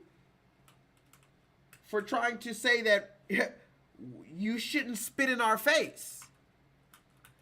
And you're getting married to this man. I guess love is love, right? But remember, this is the woman who wrote The Color Purple, guys. Is it any coincidence that this woman went on to write one of the most disgusting pieces of so-called literature in Black America? Is it a coincidence? Yeah, I guess it's a coincidence when you walk into the store and it's a bunch of Pakistanis there. That's a coincidence too, huh? Walker met Melvin Rosenman Leventhal, a so-called Jewish civil rights lawyer. They were married on March 17, 1967 in New York City. Later that year, the couple relocated to Jackson, Mississippi, where they became the first legally married interracial couple in Mississippi since miscegenation laws were introduced in the state. Listen to this. The woman who wrote The Color Purple and her red zaddy were harassed and threatened by the whites, including the Ku Klux Klan. You're a stupid dumbass. Dumbass. Now again, I don't know much about this woman's story, but can somebody tell me what movies or books she wrote that went on to become movies where she's talking about the systematic enforcement of the ideologies of white supremacy? Could somebody tell me? Because we know what The Color Purple did in our community. What other works or what other books did she make? And were they about her red zaddy? See, these are the questions that we need to ask. But again, I'm just asking these questions. But I did think that that was really crazy. She's married to this man right here, and then she ended up divorcing him. So I guess the grass wasn't greener over there either, huh? Oh, yeah, because look, one last thing about this woman that wrote The Color Purple solo. Alice Walker also claimed that after the white man and after trashing black men in Color Purple, she claimed she was in a romantic relationship with singer-songwriter Tracy Chapman in the 1990s, a black woman. She then began in a relationship with a black woman. It was delicious, she says about her relationship with that black woman, and lovely and wonderful, and I totally enjoyed it, and I was completely in love with her, but it was not anybody's business but ours. This is the same woman that made The Color Purple. Married to Zaddy, munching on carpets. She said that the lesbian vagina was delicious. Look at that. That's her words. And the red man was delicious to her. This is the type of people that are allowed to, again, guys, I'm not even teaching right now. Just in case we're clear, I am not teaching. I'm just showing you the news that the news doesn't show, guys. Like, literally. Why didn't the news show you this? I don't know. It's like Bernie Mac's daughter. Have you seen Bernie Mac's? This is baby girl, guys. Talk to me in chat. By the way, YouTube. You can't strike me because I covered up all the saggy parts. I was rooting for you. We were all rooting for you. How dare you? Learn something from this. Jay, have you ever seen the Bernie Mac show? Maybe it's before your time, but this is literally baby girl from the Bernie Mac show. I'm not even talking about the older daughter who's also doing porn. Out of pocket for that shit. Way out of pocket. What do you gain from that? I get sick of y'all. You remember the show Bernie Mac? He had two daughters. The oldest one was Nessa. The younger one was baby girl. Nessa, we already talked about her extensively in her OnlyFans journey. Now, baby girl is also doing OnlyFans. I just wanted to show you that. We'll talk about Bernie Mac tomorrow. Hopefully for Talk My Shit Tuesday. Shout out to Bernie. But yes, you see baby girl at the bottom? She's now doing porn. Look at Nessa right there on the left. She's now showing her anus. Her booty hole's brown, guys. Plot twist. Spoiler alert. Her coochie's pink, ladies and gentlemen. Her booty hole's brown. Meg.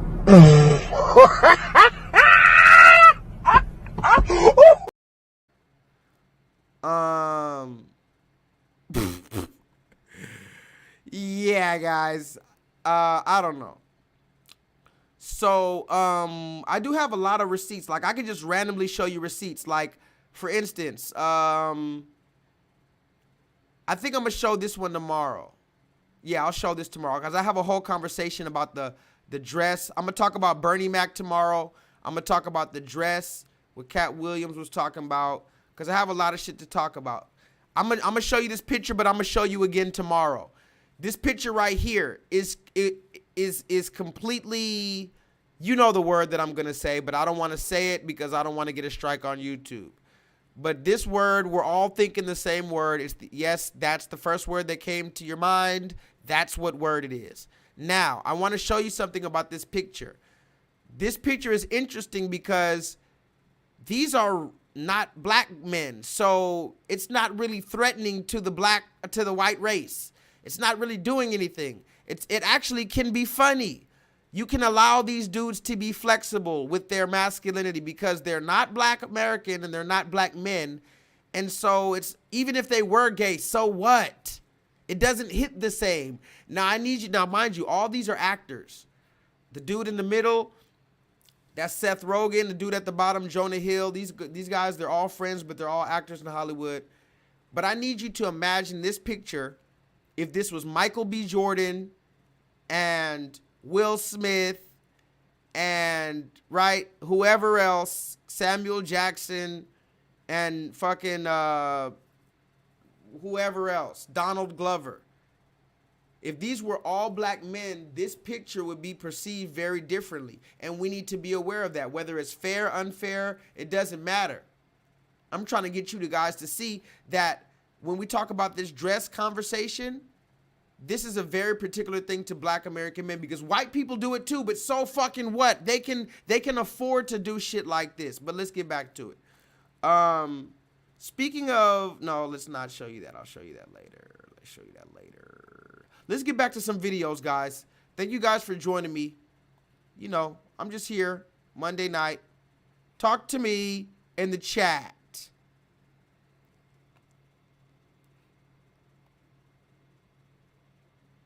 Oh, yeah, you know what? Solo, I think I'm going to have to show you this, bro. No, I'm going to show you that later. Fuck that, fuck that. Hold on, I'm sorry. I think I deleted the wrong one. That's what it is.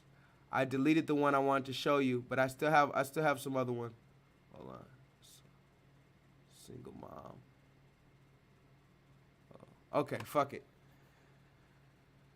This is I was gonna show you the other one, but this is the other one. Fuck it. It is what it is. I'm a champion for women. And that does not mean that I discredit my trans sisters or my community. But I'm a champion for women because guess what my mama is? A woman. Guess what their mother is? A woman. You know, and I'm a female impersonator proudly. You know, I call myself a trans woman female impersonator because I'm not a woman. Even if I remove I'm not going to be, to me, my opinion, because you know, y'all, I won't be a woman. I mean, we're talking science. Yeah, I won't be a woman. That's not an opinion. I'm talking heart. I'm talking DNA. I'm talking mind. Women and men are very different on the inside. And the reason I know that because I've dealt with women. I think that's part of the problem too, Tasha. A lot of people have not been in not sexually with a woman, but intimately with a woman.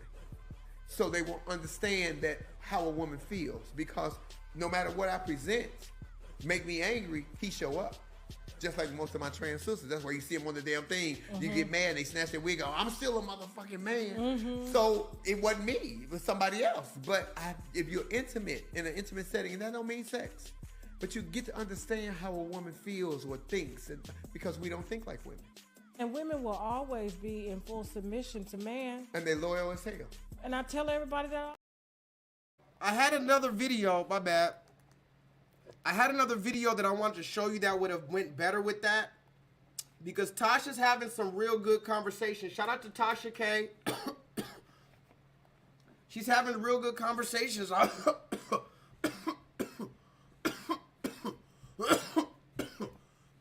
This is some good stuff. I got some good stuff today. I just wanted to give a shout out to Tasha K.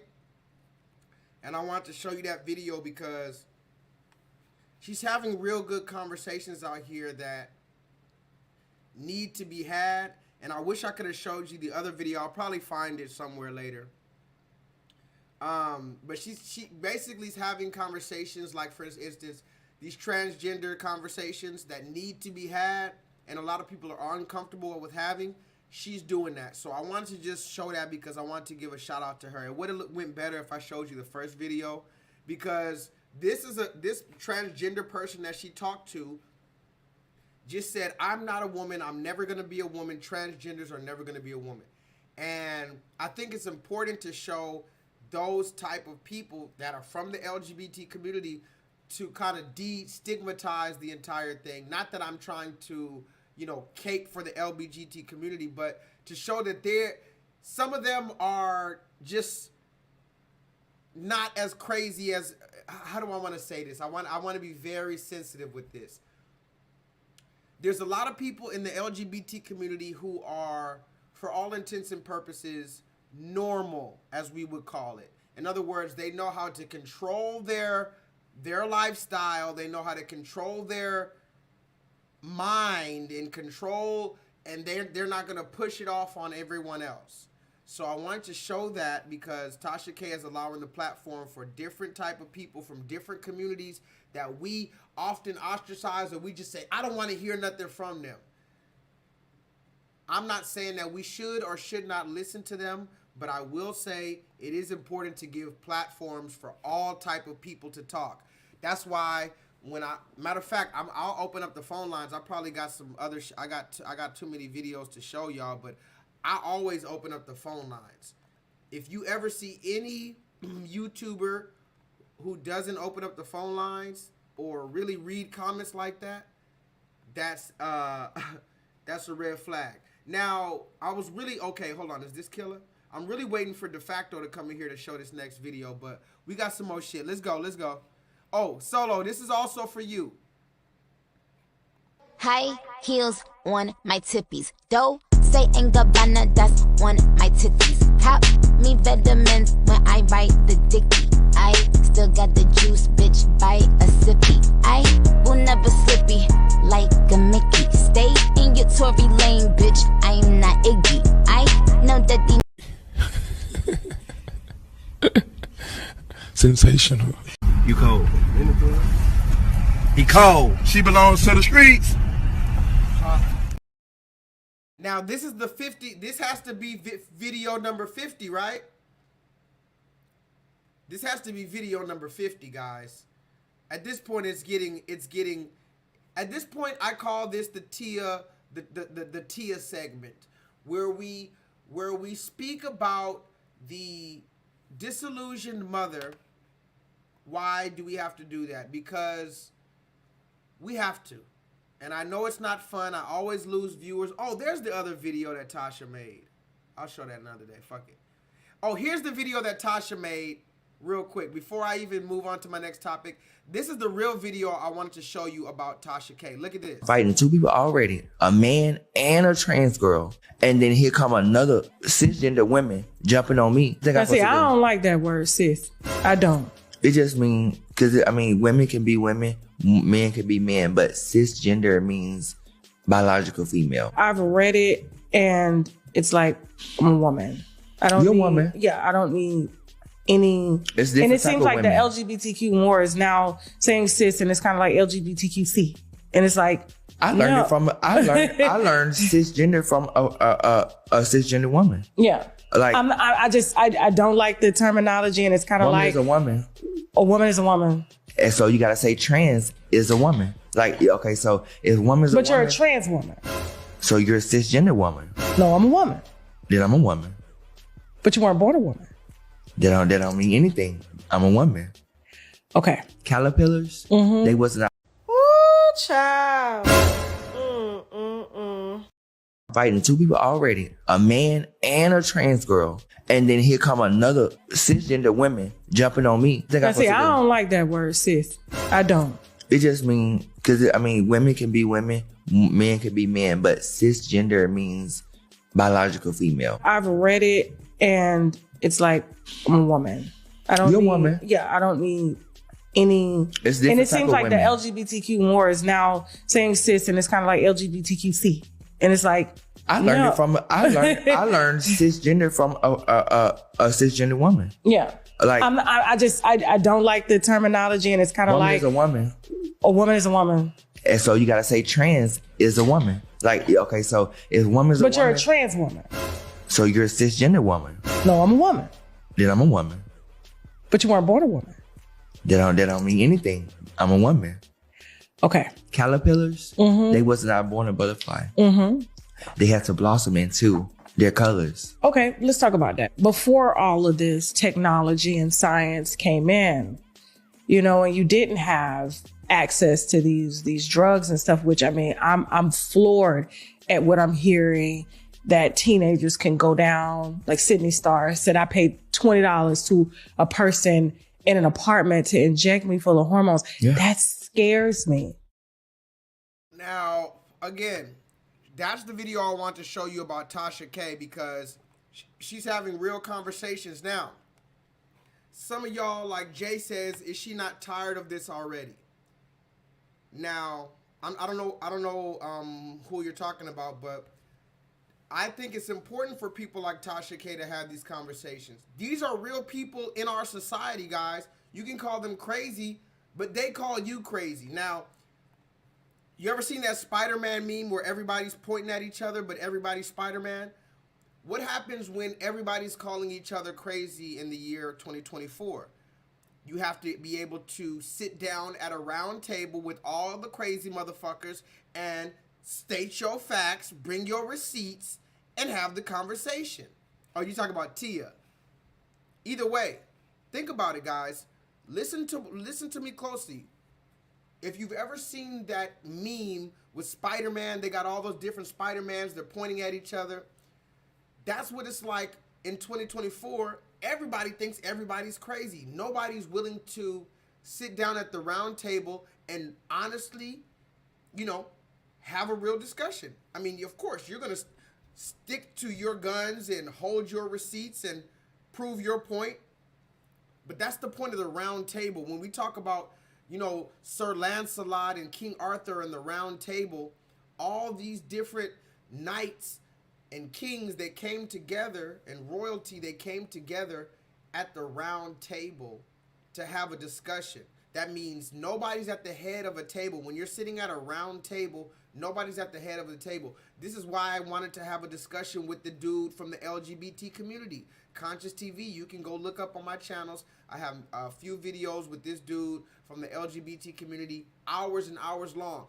A lot of people still to this day didn't understand why I did that video years ago. This was years ago. Nobody knew what cisgender is. Listen to the groundbreaking shit. You might not agree with it, but I was one of the first people that brought this cisgender word to the community and told y'all this is what they're saying, this is what it's called. But niggas was like, what is this? What? I never heard of that. Cisgendered and all this other stuff. I go straight to the people. Ringo TV. I'm calling you out now, Ringo, because what you did today was kind of crazy. But anyway, that's some YouTuber stuff. What I'm saying is, guys, let's get back to the point, man. I'm rambling now. I'm rambling. Let's get back to the point. Probably as fuck, y'all, but I know that many of you don't understand what that means. So I'm going to draw you a diagram to explain what my life looks like as a solo poly person. So I am at the center and I am my primary partner. There are people who I'm exploring, people who I'm dating, my friends with benefits who I'm romantic with and sexual with, my lovers who I'm sexual with, my partners who I'm 10 toes down with, satellites who come in and out of my life, and playmates who I play with in the kink and swinging spaces.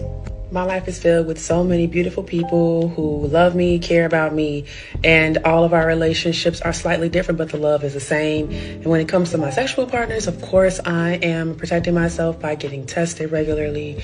I'm currently on PrEP, and I give my partners my test results, and we talk about what our sexual experiences are to make sure that everybody involved is protected. Because if I were to do like other lines from certain partners, they have connections to wives or husbands or other partners that they interact with. So yes, it looks like a lot.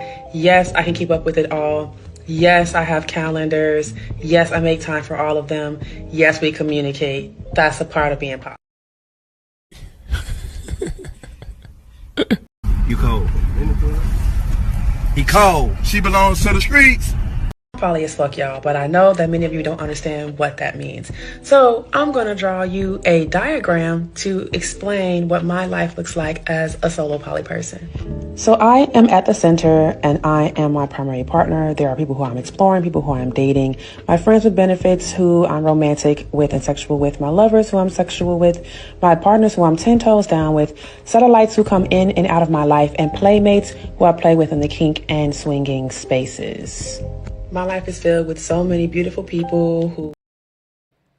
Babble, complete babble. And why do I want to show you these things? What up, De Facto? Hey, Killer, are you in the chat? If Killer and De Facto are both here, they're probably not, because it's always somebody leaves and another person comes. Why don't y'all sit through the stream? Y'all need to sit through these streams. Y'all don't know if I'm going to be here next week. It's babble, guys. This is another thing. This is another thing. And I understand my brothers out here who don't want to have conversations with babble. I don't want to have babble conversations. But like I said, in the year 2024, when everybody's pointing their fingers, don't you know a man with breast implants is calling you crazy right now? So how are you going to prove who's crazy and who's not? You can't just walk away. Some of these crazy people that you think are crazy are judges. Talk to me in the chat. Where's Killer at? Killer, goo, I'm telling you, I just need De Facto and Killer right here. And it'll be perfect. But it is what it is. All I'm saying is some of these people are judges, lawyers, politicians. How do we prove that we're not the crazy ones and that they indeed are? You have to be able to sit at the round table. This is why I did that with Conscious TV. Conscious TV thought that he was playing chess with me.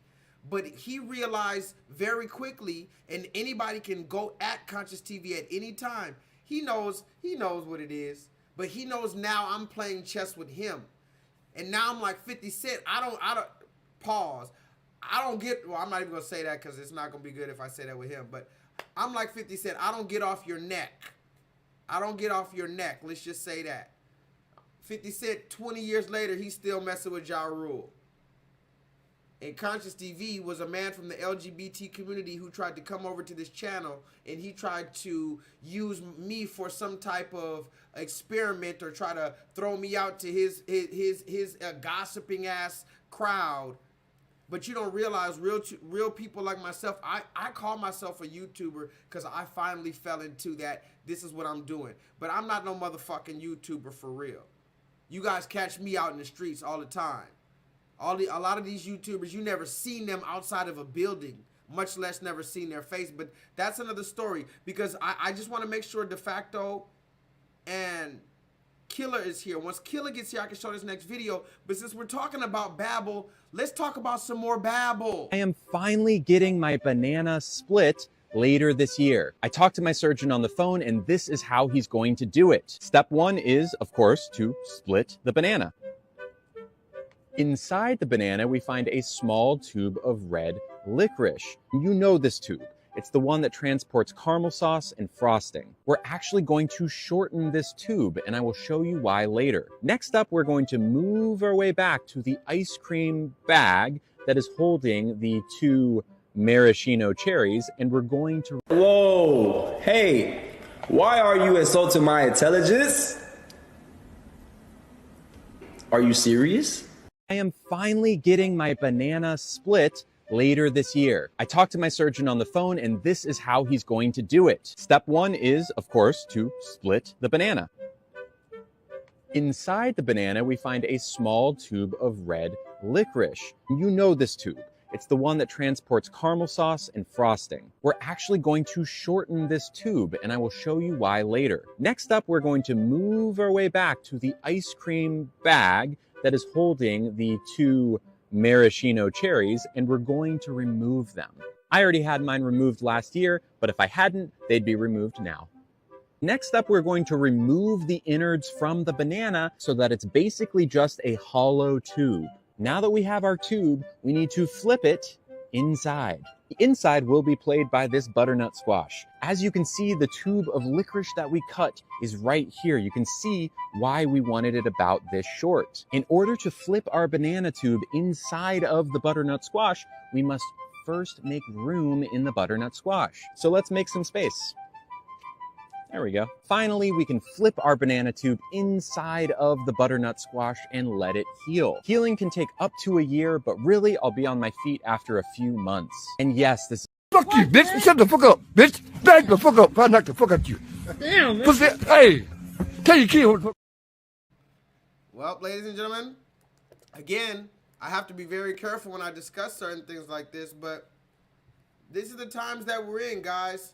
And you know, another reason why I come and do these streams is because I know that you guys are like me, and you're very hard-headed, you're very stubborn, you're very stuck in your way, and you're not really open to change that much for certain stuff, particularly when it comes to your lifestyle and the way you want to live and the things you believe. I'm trying to get you to understand that these next few years possibly might be a lot more different to operate in as opposed to the 1970s, 1980s. You know, I still listen to the 1990s. Raise your hand if you still take a whole day to listen to the 1990s music, 1980s music, 1970s music, 1960s music. Somebody put who you listen to in the chat. Anywhere from the 1960s to the 1990s. Sade. The other day I listened to nothing but Sade. Sade had some hits.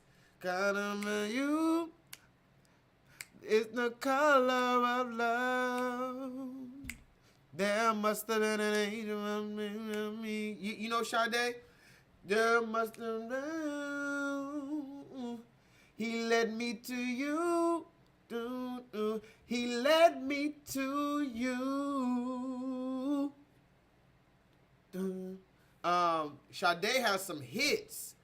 Not just Smooth Operator. Don't play Sade. It's not just Smooth Operator. It's not just Sweetest Taboo. You can't just go The Color of Love. You also have to do Soldier of Love. I think that was her most recent one she came out with. She came out with that Soldier of Love. Boom, boom, boom. Ooh, Bryce. Bryce ain't even in the chat, huh? Bryce, I guarantee you don't know about this one. Bryce, this beat right here, somebody needed to rap on this beat right here. Listen to this beat, Bryce, real quick before I move on to the next subject. I think that's what the song was called, Sade, Soldier of Love, or something like that. No, hold on, Sade. Yep, Soldier of Love. But listen to this. Listen to the beat. I'm gonna find the instrumental. I'm not even gonna play the. Listen to the beat. Listen to the beat, Bryce, if you're in the chat. Hold on. Damn, they don't even have the beat. Fuck it, I'm gonna play the song. Listen to this song, Bryce. Listen to the beat.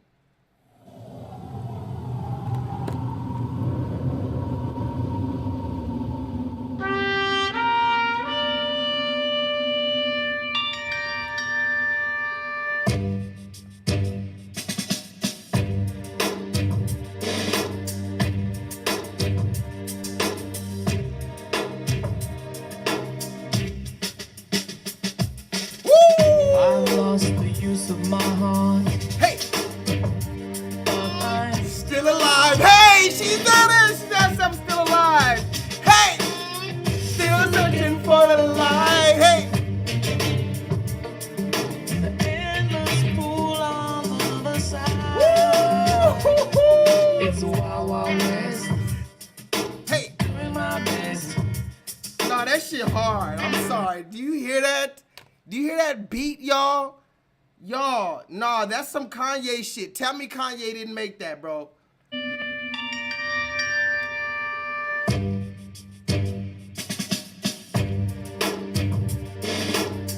Hold on. Bryce, tell me you couldn't get off on that beat right there. Just the instrumental. Listen to the instrumental. Hey. I've lost the use of my heart, but I'm still alive. Hey. Still looking for the light. Shout out to Cameron Lee. I love you, boy. Call me, nigga. Soul of mine. Hey. Wild, wild west. Doing my best. Okay. I gotta get back to the story. Because this is the reason why my stream be 5 hours long. Now let me get back to the story, right? Because I'm trying to get you guys to understand. We need to be able to adapt. That's a good word. I think I'm gonna name a stream. I'm gonna name one of my streams that adapt. We need to adapt. That's a good word because it doesn't necessarily mean compromise. It doesn't mean bow down. It doesn't mean change. It doesn't mean switch up. It means adapt. We must adapt to our environment. Thank you, God. That's what we need to do as people, period. But particularly the ones of us that we're talking about right now, we need to be able to adapt to our environment. How do we do that? We need to be able to have a sit-down conversation with these people that we think are crazy. Give them the respect to at least sit down with them. Have a conversation with them. What's the problem with that? Remember, if we're talking about Christ, and again, we don't want to, but I don't want to compare myself or nobody like that, but I'm saying, why don't we act like that? Sit down with these people. Be willing to have conversation. What's the worst that could happen with a conversation? That's the way I look at it. One of my homeboys from over about a block, he keeps up on my YouTube channel. He never comments, but he keeps up on my YouTube channel. And anytime he sees me, we talk about some of the stuff. One time he told me, when I did the conversation with the LGBT man, he said, you lost the conversation, you lost the debate because you even had a conversation with him. And that's the way he felt. He felt like I shouldn't have even had a conversation. I shouldn't have entertained him. And I entertained him for too long. What he didn't understand is I'm gaining intel the whole time. There was another piece in that information. In Conscious TV, I have the receipts. You can't take them from me. They're on my channel. Conscious TV, a black man from the LGBT told me straight up that if my kids or your kids misgender his kids or his friends' kids, then your kids might have their blood splattered on the wall. And again, this is not to be inflammatory. This is not to throw out rumors or start any unnecessary beef or gossip or clickbait or, as Kanye calls it, the trauma economy. I'm not trying to fuel that. Shout out to Conscious TV at the end of the day, because he already knows. I've had many conversations with him. He knows where I stand. It is what it is. It's your life. It's my life. But if we're going to have the conversation, when I sat down with you, we sat down as you knew that you were a member of the LGBT community, and you knew that I was a member of whatever community is talking about not allowing all that shit going on, and you knew we were having this conversation. You didn't tame your audience. That's one thing that my audience would never do. I'm going to say that again. Shout out to my audience, even though a lot of y'all ran, and I told you I wasn't going to bring it up again, but a lot of y'all ran when I had that conversation with the man from the LGBT community. You were not ready for the smoke. You weren't ready for all the people who came out, all the people who disagreed and are supporting the LGBT and the transgender. You wasn't ready. But one thing I can say about my people in the chat, if I say, I would never tell y'all to shut the fuck up, but if I was sitting with another man that I disagree with, and we were having a debate on a public platform on his channel or mine, particularly on his channel, and y'all was in the chat, and y'all was supporting me in his chat, I would easily tell you guys, be respectful in this chat right now, and every single one of y'all know that you would oblige with that. The thing with Conscious TV, he brought all his little sissy minions. Forgive me for saying sissy. When I say sissy, I meant cisgendered. He brought his cisgender whatever kind of friends with him. 100 people in the chat. They flooded us. And the thing is, I kept telling him, look at your chat. And he's like, I don't know what you want me to do. How do you got 50,000 subscribers, nigga, and you don't know how to tame your motherfucking chat? That shows either one, you're lying and you do know how to tame them, but you're purposely letting them run amok, or even worse, they don't respect you and you truly can't tame them. Because the fact of the matter is, if y'all were supporting me and I went on anybody's other chat and I told y'all that y'all was out of pocket in the chat and y'all need to lay back, y'all know y'all would do that. These people can't do that, and that's what I proved, guys. If you go back and watch the debates that I had with this man from the LGBT community, I proved it doesn't matter about our sexuality. Right is right and wrong is wrong. And when you're sitting at the round table, if you cannot conduct yourself in a certain way, if you cannot bring receipts, if you resort to name calling and all this other goofy ass antics, you've lost. That's what I'm trying to get us to understand. So in 2024, when everybody's crazy, you got niggas running around with all type of shit. They're calling Kanye crazy, but Bruce Jenner's not crazy for turning into Caitlyn Jenner. So when everybody's crazy, be willing to sit down at the round table and all of us just sit in our straight jackets and let's rock back and forth and have this fucking conversation. But the problem I'm finally realizing, niggas aren't ready to have these conversations. But guess what? It's finally at our front door, like I told you. Conscious TV said, listen to me closely, and if I'm lying, tell me I'm lying. Somebody in the chat tell me I'm lying. I'll pull out the fucking receipt. Conscious TV said, if your kids misgender my kids, in other words, if my child wants to be a woman, but he's a boy, and your child sees that he's a boy and calls him a boy, my child is going to put your child's blood all over the wall. This is what Conscious TV said on my chat. And that was years ago, and I still have that evidence. But the funny thing about it is this, well, really not so funny, but now that's finally materializing, guys. That's finally materializing.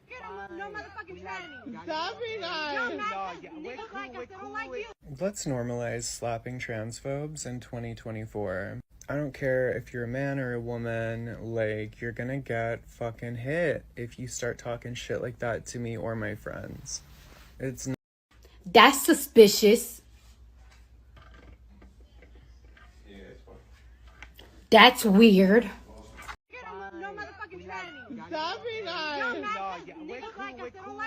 Let's normalize slapping transphobes in 2024. I don't care if you're a man or a woman, like, you're gonna get fucking hit if you start talking shit like that to me or my friends. It's not okay. Like, the fuck? And not only that, this chick on this video is like fucking talking about the N-word and using the T-slur and like all that fucking hateful rhetoric in one. And of course she's like drunk, like I'm sure a lot of that's alcohol, but still, like,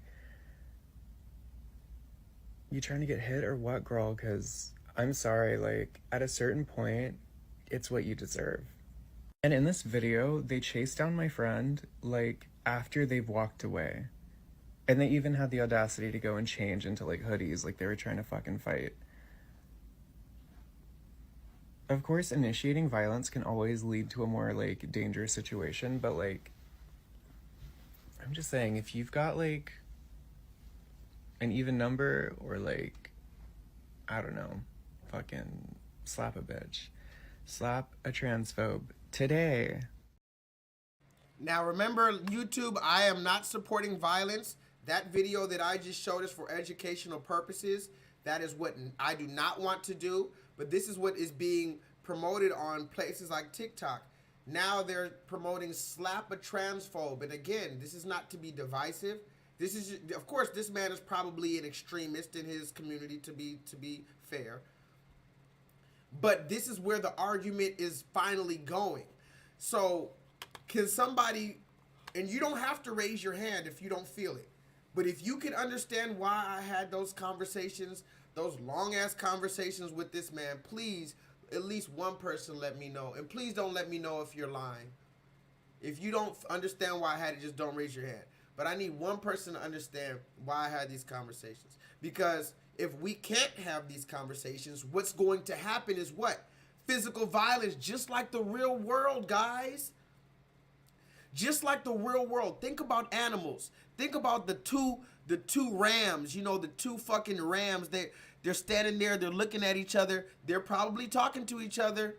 Nah, nigga, you don't want this, you don't want this. If you can't fucking settle it with words, what's the next fucking move? If you're standing face to face with another ram, you both got your head down, you, hey, back up, nigga, all I'm saying is this, all I'm saying is this, and niggas don't want to listen to your words. What's the next natural, animalistic move in the animal kingdom?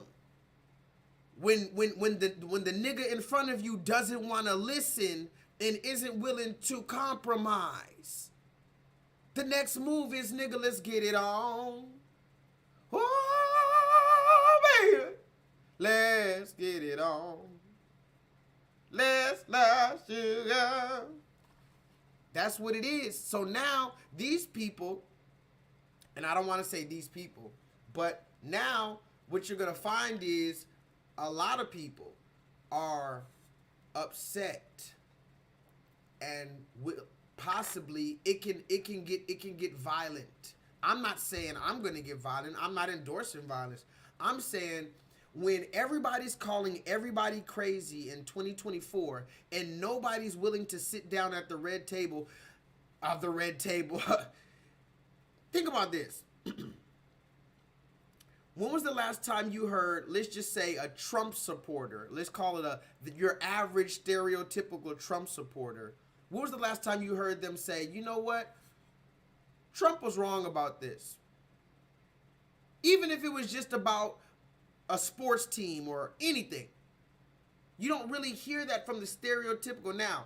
As of lately, a lot of them have been, because he's been all over the place. But traditionally speaking, the average Trump supporter, Trump is the best and the liberals are the worst. It's as simple as that to them. It's as simple as that. And when you talk about most groups, even the black group, let's talk about black people. Traditionally speaking, black people are saying what? The white man, and that's it. Traditionally. Because we have no problem with our kids. Solo Dolo. You know that's the truth. Solo Dolo knows that's the truth. We have no problem with the kids. Our people, we only have a problem with the white man. We have no problem with our own kids, right? Solo knows that.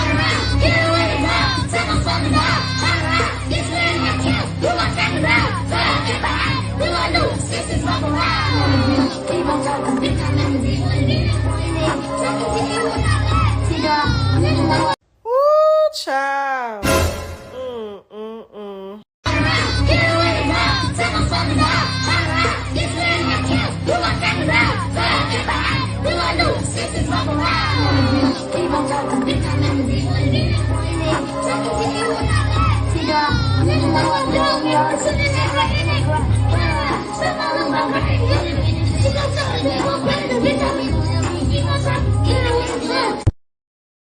Now, again, Solo. Now, give me a black fist if you, even though you hate the conversation, Solo, listen closely. Give me a black fist if you hate the conversation, but you understand the necessity of it. Because remember, we have to allow everybody to have the conversation that's necessary.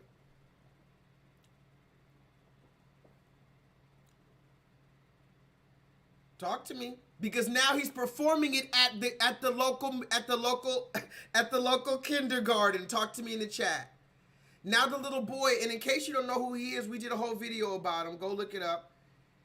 His song is called 60 Miles. His name is Lil RT. 8-year-old boy talking about getting his nether region sucked. And then we had the very obvious question, who's sucking this 8-year-old's nether region? Is it another 8-year-old girl? Is it an older girl sucking his nether region? Is it a grown adult sucking his 8-year-old nether region? Because now the song has millions of views on TikTok and YouTube. And we thought it was, okay, just turn that shit off. Yeah, we turned it off 3 months ago, Solo. But now he's performing at the middle school, forget the middle school. The middle school is where Sexy Red went. Sexy Red, she talked about her booty hole is brown, her pussy hole is pink at the middle school. That, don't worry, by the 14 years old, they're already having babies. This little boy went to the kindergarten and he's talking about she's gonna suck my dick and go crazy. She sucked my dick, she's going crazy. With little girls his age dancing to the song about sucking his nether region. This is what's going on in our world. So at some point we have to, like, at least, I'm not saying we have to do anything about it. I'm not saying I have the answer. I'm saying at some point we have to say it with our chest that yes, this is the reality. It's not about changing the subject, changing the channel. Oh, it's not me though, it's not me. Oh yeah, it is me, it is us. And that's the problem with our community. When you saw them Jewish people, they was moving as a motherfucking unit to move them motherfucking little beds and all that shit out the tunnel. Black people, we would have been running all around and that. We don't have the unity of the so-called Jewish man in the tunnel. That's the problem. So now we can ask a million questions. Where's the mother? Where's the father? Okay, we asked where's the mother and the father of the boy who made the song. But now look, where's the parents? Forget that. Where's the parents?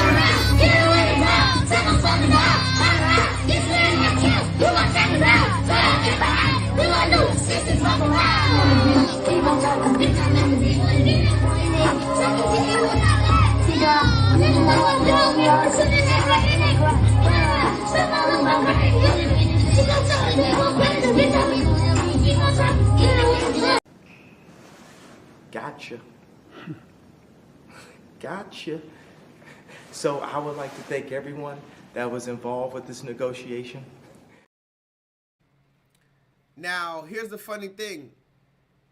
Bryce says I like trolling y'all with those videos. And yes, I specifically trolled you guys with that video, okay? And you got me, okay? I'm not gonna lie, you called me out.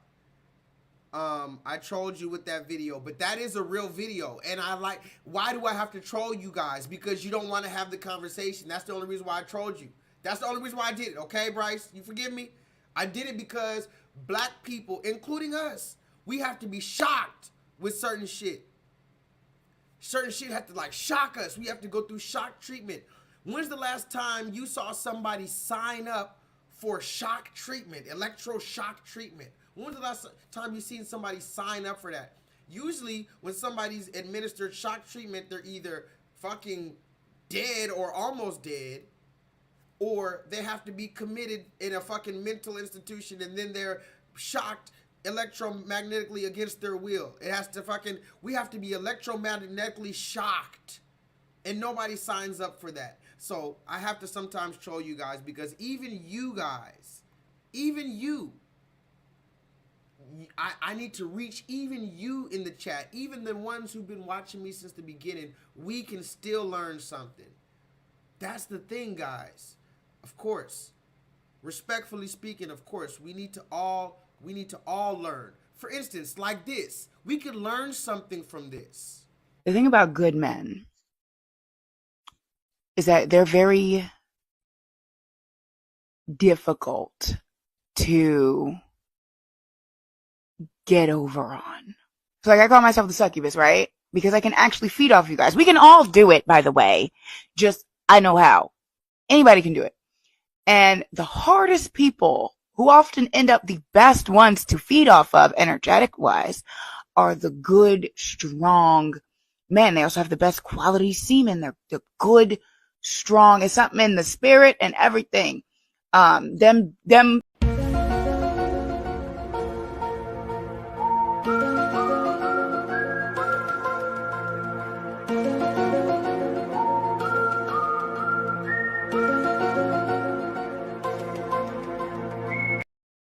The thing about good men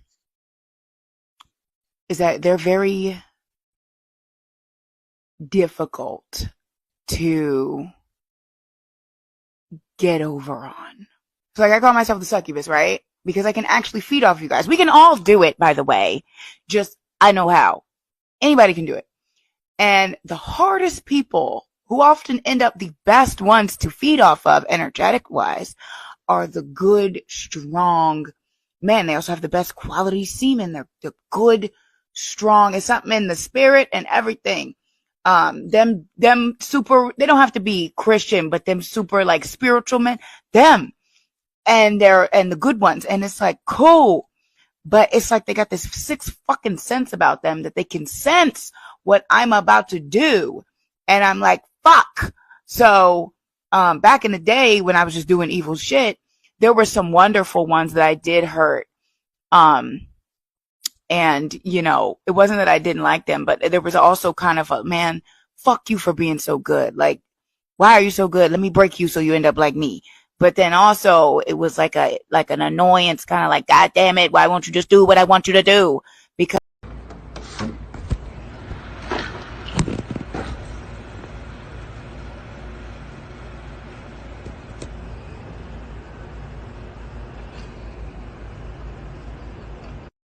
He like, yo, how?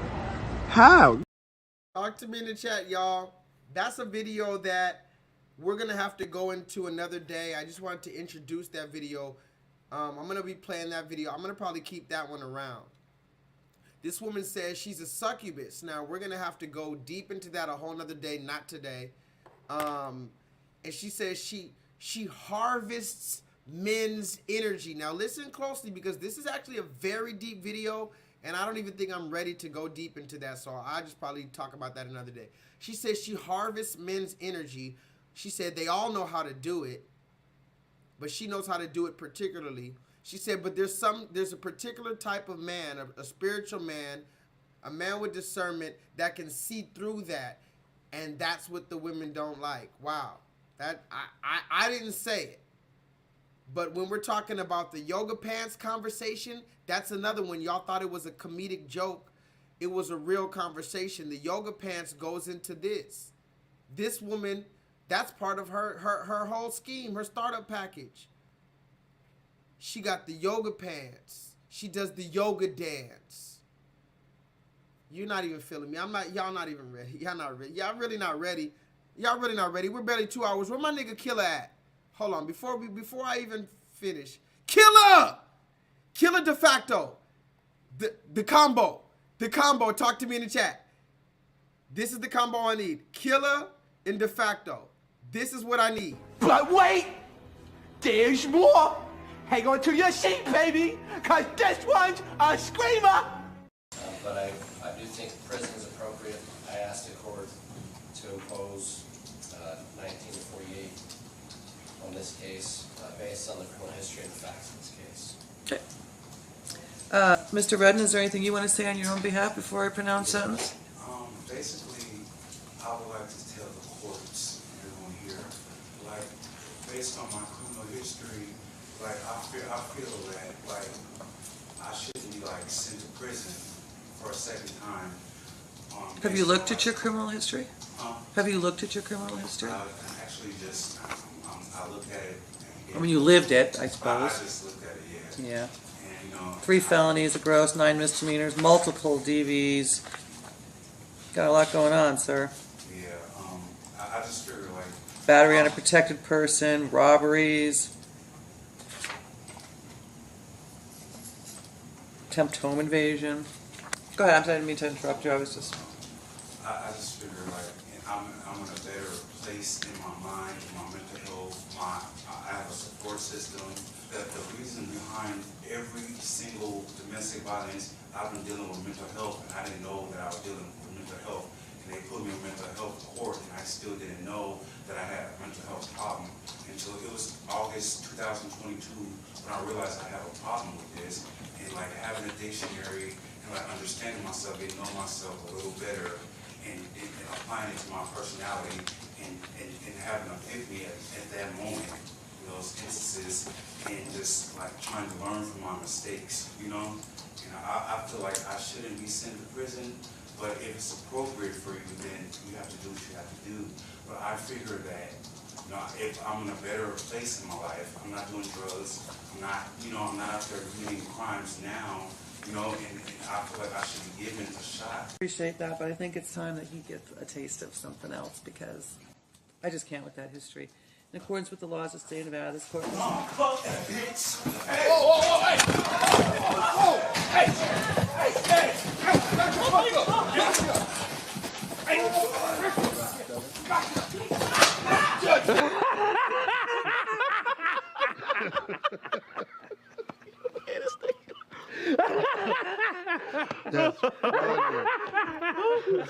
I just can't with that history. In accordance with the laws of the state of Nevada, this court... Oh, fuck that bitch! Hey!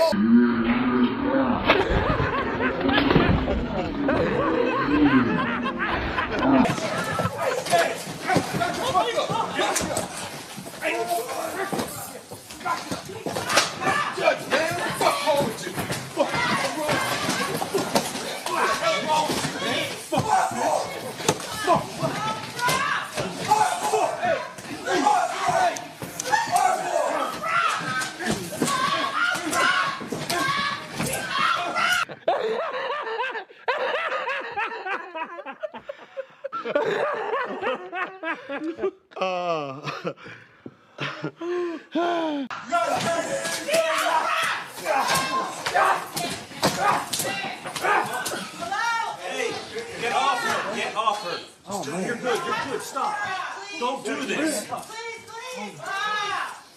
Hey, where's Mary Kay? Is she okay?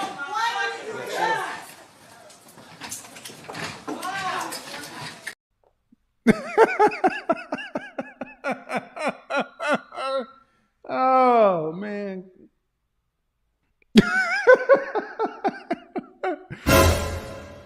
Video footage from inside a Nevada courtroom captured the dramatic moment a defendant lunged at a Las Vegas judge during sentencing. The violent attack unfolding moments after he tried to convince her he had left behind his violent past. CTV's Joy Malbin on the bloody brawl at the bench. I would like to tell them. It started off relatively calm. 30-year-old Deopa Redden said he was trying to leave his violent past behind, pleading not to be sent back to prison. I feel like I should be given a shot. But taking a look at his rap sheet, Nevada Judge Mary Kay Holthus was having none of it. I appreciate that, but I think it's time that he gets a taste of something else. Before she could finish, in a shocking scene, he took a flying leap, lunging at the judge, landing on top of her, smashing the judge against the wall until sheriffs, deputies, and court clerks wrestled him to the ground. All of it caught on courtroom video. She hit her head. A terrifying attack that seemed to come out of nowhere. The judge shaken up and a marshal was sent to hospital. The chief judge says he's never seen anything like it. As far as I know, it's never happened before with somebody supermaning over a judicial bench. My message to the other judges is that we're going to do everything we can to make this a safe place. The video seen by millions on social media raising concerns about security in courts. Such attacks tend to be rare, say experts. In 2021, there were more than 4,500 threats towards judges in America. A few months ago, a Maryland Circuit Court judge was shot in front of his own home after ruling against a man in a child custody case. And in 2020, a man targeted New Jersey Judge Esther Salas, shooting her husband and killing her only child, 20-year-old Daniel. Congress passed a law in his name protecting judges' personal information online. I'm hoping will happen now is that we will expand these protections nationwide. This is a matter of life or death. The Las Vegas court says they're reviewing security. Redden wasn't handcuffed at the time of this attack. It's the heart-stopping video the whole country is talking about. A defendant taking a flying leap and attacking a judge. Today, that defendant was scheduled to be back in court to face additional charges, but at the last minute came a major change in plans. The out-of-control defendant who made a flying leap over the bench refused to appear in court today. Our Stacey Galandi is at the courthouse. Officials tell Inside Edition that the defendant flat out refused to make the walk through the tunnel system that links the courthouse to the jail where he's being held. There's another hearing scheduled for next Tuesday. I think everybody would agree he's definitely a threat. I mean, I've been doing this for over 4 decades. I've seen fights in the courtrooms. I've seen outbursts, but this was one of a kind. The drama began yesterday as 30-year-old Deopa Redden was being sentenced after pleading guilty to attempted battery. At first, he sounds reasonable as he asks for a break. I feel that, I shouldn't be, sent to prison. Then the judge notes his long criminal history, including convictions for robberies and battery. Got a lot going on, sir. I'm in a better place in my life. The judge isn't buying his plea for probation. But I think it's time that he gets a taste of something else because I just can't with that history. That's when chaos erupts. Look at that leap. Redden goes flying right over the bench. Court officers in the Las Vegas courtroom pounce. The judge is somewhere under the bench trying to protect herself from his blows. 4 minutes later, as the court officer nurses a head injury, Judge Mary Kay Holthus reappears, clearly reeling from the attack. Redden's foster mother was in court when he lost it. In an exclusive interview with Inside Edition today, Karen Springer says Redden was off his meds. What he did, no shape, form, or fashion do I condone it. You know, I was just as heartbreaking and shocked as anyone else. But like he told me, he just snapped. Redden's outburst is just the latest instance of violence aimed at judges. We spoke to TV judge Glenda Hatchett. It really is very disturbing that someone would just snap like that And it could have easily been a lot worse. The judge. Now, let's talk real quick about this. Talk to me in the chat, ladies and gentlemen. Have you seen this video? This is crazy. This is hilarious. I think the video is hilarious. I think the video is hilarious. Fucking sue me. Now, let's talk about it real quick because we don't have much time.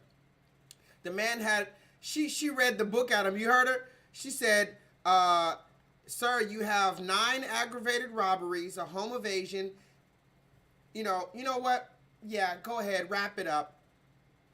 Now, why do we need to talk about this? Because we're not going to talk about this particular man's case. Let's talk about these judges.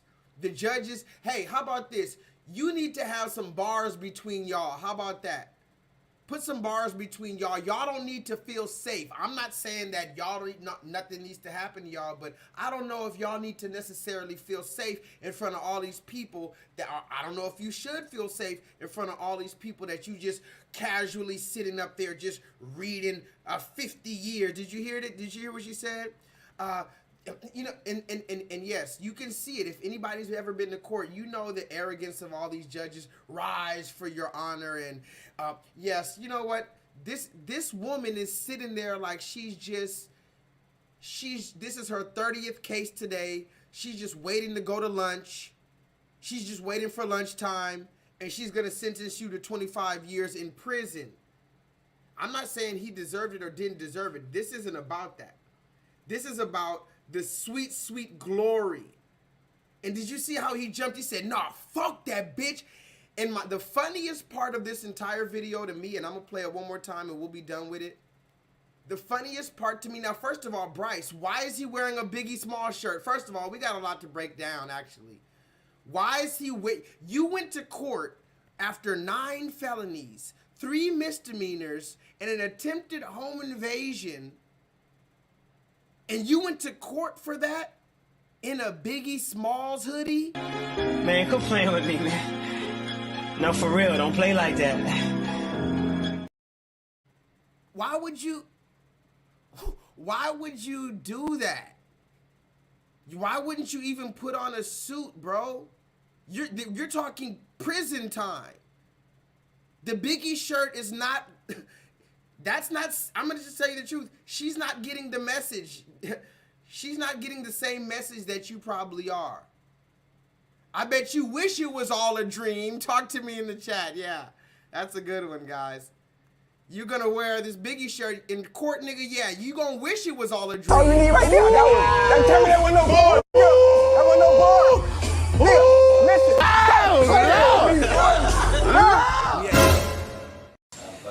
I do think prison is appropriate.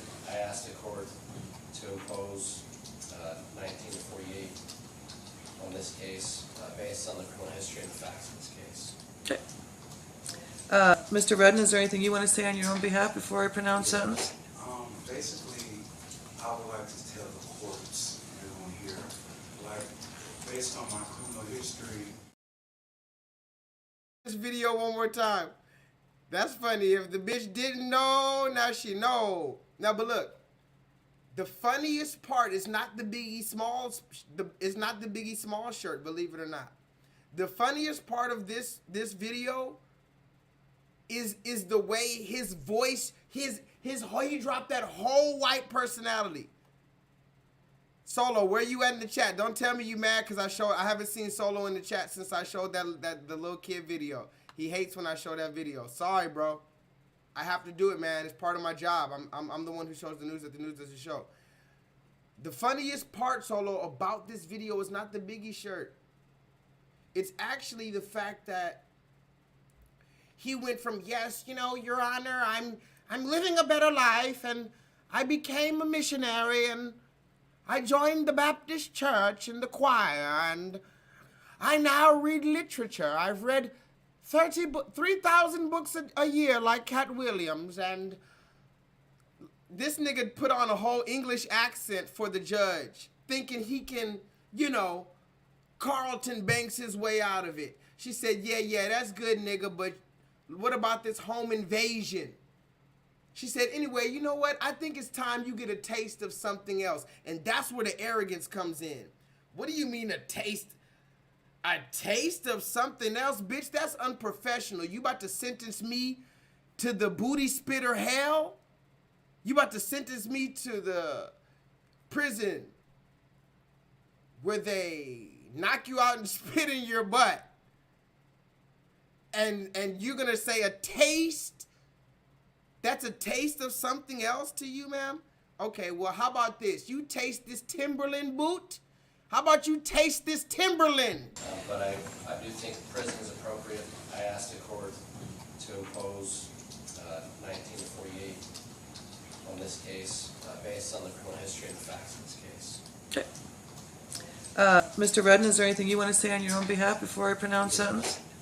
Basically, I would like to tell the courts, everyone here, like, based on my criminal history, like, I feel that, like, I shouldn't be, like, sent to prison for a second time. Have you looked at your criminal history? Have you looked at your criminal history? I actually just, I looked at it. I mean, you lived it, I suppose. I just looked at it, Yeah. And, you know, 3 felonies, a gross, 9 misdemeanors, multiple DVs. Got a lot going on, sir. Yeah, I just figured, like, Battery on a protected person, robberies, attempt home invasion. Go ahead, I'm sorry, I didn't mean to interrupt you. I was just... I just figured, like, I'm in a better place in my mind, my mental health, I have a support system. That the reason behind every single domestic violence, I've been dealing with mental health, and I didn't know that I was dealing with mental health. And they put me in mental health court, and I still didn't know that I had a mental health problem until it was August 2022 when I realized I had a problem with this. And like having a dictionary and like understanding myself, getting to know myself a little better, and applying it to my personality, and having an epiphany at that moment, in those instances, and just like trying to learn from my mistakes, you know? You know, I feel like I shouldn't be sent to prison, but if it's appropriate for you, then you have to do what you have to do. But I figure that, you know, if I'm in a better place in my life, I'm not doing drugs, I'm not out there committing crimes now, you know, and I feel like I should be given a shot. Appreciate that, but I think it's time that he gets a taste of something else because I just can't with that history. In accordance with the laws of the state of Nevada, this court... Fuck that bitch! Hey! Whoa, hey! Hey! Hey! Hey!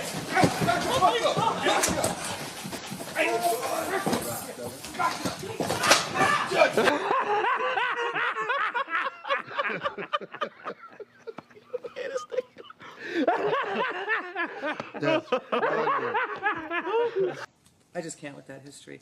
In accordance with the laws of the state of Nevada, this court... Fuck that bitch!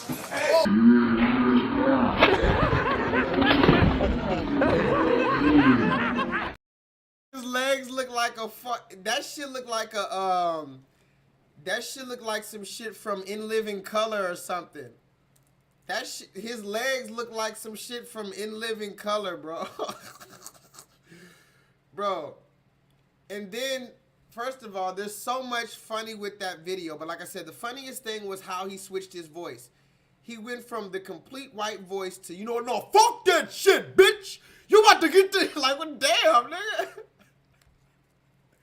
Yeah, so anyway, ma'am, I did a 12-step rehabilitation process, and I turned myself over to the white Jesus Christ as our Savior, and, well, that's good, but I'm still gonna go ahead and give you 60 years. No, fuck that bitch shit! Ah! Like, damn, that shit is hilarious. But you know what? The worst part about it is this right here. He had to go to court again for that now. So he was already facing all the charges that she was already about to throw him in prison for. Now he has to go to court for jumping on the judge. Damn. I hate it had to be you, my brother. I hate it had to be you. They said he had 9 domestic violence charges, guys. Talk to me in the chat. This nigga had 9 domestic violence charges. Ooh, child. This nigga is a washer-dryer Hall of Famer, ladies and gentlemen. Hate it had to be him. Now he has to go to court after that. 5, that I do know Judge Mary Kay Holthus. I know her very casually and only professionally. I've never socialized with her outside, say, a professional event. I do, for instance, not know her phone number. I don't think she knows mine. We're not connected on social media. I've never worked at the district attorney's office, where I believe she worked for her entire career. Her daughter is a deputy district attorney on my track. However, the team chief has assured me that Kennedy Holthus will not appear on any of Mr. Redden's appearances. Therefore, I see no reason to recuse. However, I make those disclosures under Rule 2.11, Comment 5. Mr. Redden, have you been given a copy of the criminal complaint this morning? Yes, I have been given one. You're being charged with count 1, attempt murder, victim 60 years of age or older, a felony. Count 2, battery on a protected person resulting in substantial bodily harm, victim 60 years of age or older, a felony. Count 3, extortion by threat, a felony. Count 4, intimidating a public officer, a felony. Count 5, 6, 7, 8, and 9 are all battery on an officer, the same name victim. Oh, and by the way, I do not know any of the other victims named in the criminal complaint. Those are all felony offenses. Count 10, performance of act or neglect of duty and willful or wanton disregard of safety or persons of property resulting in substantial bodily harm or death, a felony. Battery on a protected person, count 11, that's a gross misdemeanor offense. Count 12, battery by a prisoner, a felony. Count 13, unlawful act related to human excrement or bodily fluid, a felony. All. This is disgusting. Did you hear that? It sounded like she was casting a spell. This is the reason why I don't fuck with them at all. It sounded like she was casting a spell. At some point, she wasn't even speaking English no more. This is spell language. I can't even do it. I'm usually good at impersonations. I can't even say what she said. Did you hear the charge 14 with 15? She said, attempt to do bodily grievous harm on an elder at 60 years at an altitude of 46 and a longitude of 62 on a Tuesday, Wednesday night on April 32nd. This is your charge? You know, normal charge is murder, attempted murder. She said, attempted bodily grievous harm. She's turned into a robot, ladies and gentlemen. Listen to the charges one more time. And yes, as you guys said in the chat, they're very on code. That's what you also need to understand. Because first of all, this is the new judge after he jumped on the other white judge. You know, first of all, I'm surprised he didn't come with his head bust the fuck up. Talk to me in the chat. Who's surprised in the chat that he didn't come with his head bust the fuck up like this guy right here? This is how I was expecting him to come to court after jumping on a judge like that. You know that's when they'll beat your ass and let you know that they beat your ass. When you hurt one of them, talk to me in the chat if you've been black and you've been alive enough to see when a black person actually bucks up against massa. Oh, they'll beat you and drag you publicly. They want you to know that they beat you and they beat you bad. They want to show everybody what it looks like when you go against massa. This is what it looks like when you go against massa. Just so we're clear, guys. Just so we're clear. That's why they do them just like that. Show the rest of them. You big and bad, ain't you? You big and bad. That's how they feel, guys. And they have a whole lot of artillery and they have a whole lot of backup. But listen to the charges. 13, charges 14, egregious harm and bodily egregious functions and all this type of goofy other shit. Where are you going? I hate this house. I hate this house. 5, that I do know Judge Mary Kay Holthus. I know her very casually and only professionally. I've never socialized with her outside, say, a professional event. I do, for instance, not know her phone number. I don't think she knows mine. We're not connected on social media. I've never worked at the district attorney's office, where I believe she worked for her entire career. Her daughter is a deputy district attorney on my track. However, the team chief has assured me that Kennedy Holthus will not appear on any of Mr. Redden's appearances. Therefore, I see no reason to recuse. However, I make those disclosures under Rule 2.11, Comment 5. Mr. Redden, have you been given a copy of the criminal complaint this morning? Yes, I have been given one. You're being charged with count 1, attempt murder, victim 60 years of age or older, a felony. Count 2, battery on a protected person resulting in substantial bodily harm, victim 60 years of age or older, a felony. Count 3, extortion by threat, a felony. Count 4, intimidating a public officer, a felony. Count 5, 6, 7, 8, and 9 are all battery on an officer, the same name victim. Oh, and by the way, I do not know any of the other victims named in the criminal complaint. Those are all felony offenses. Count 10, performance of act or neglect of duty and willful or wanton disregard of safety or persons of property resulting in substantial bodily harm or death, a felony.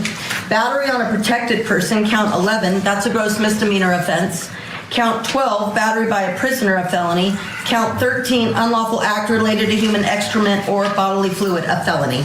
All allegedly occurring on January 3rd of 2024. Do you understand?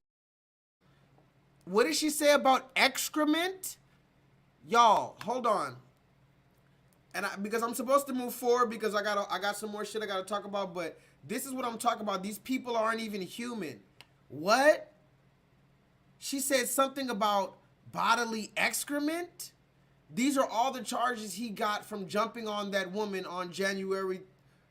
No, well, hold on. She said January 3rd. Yeah, January 3rd.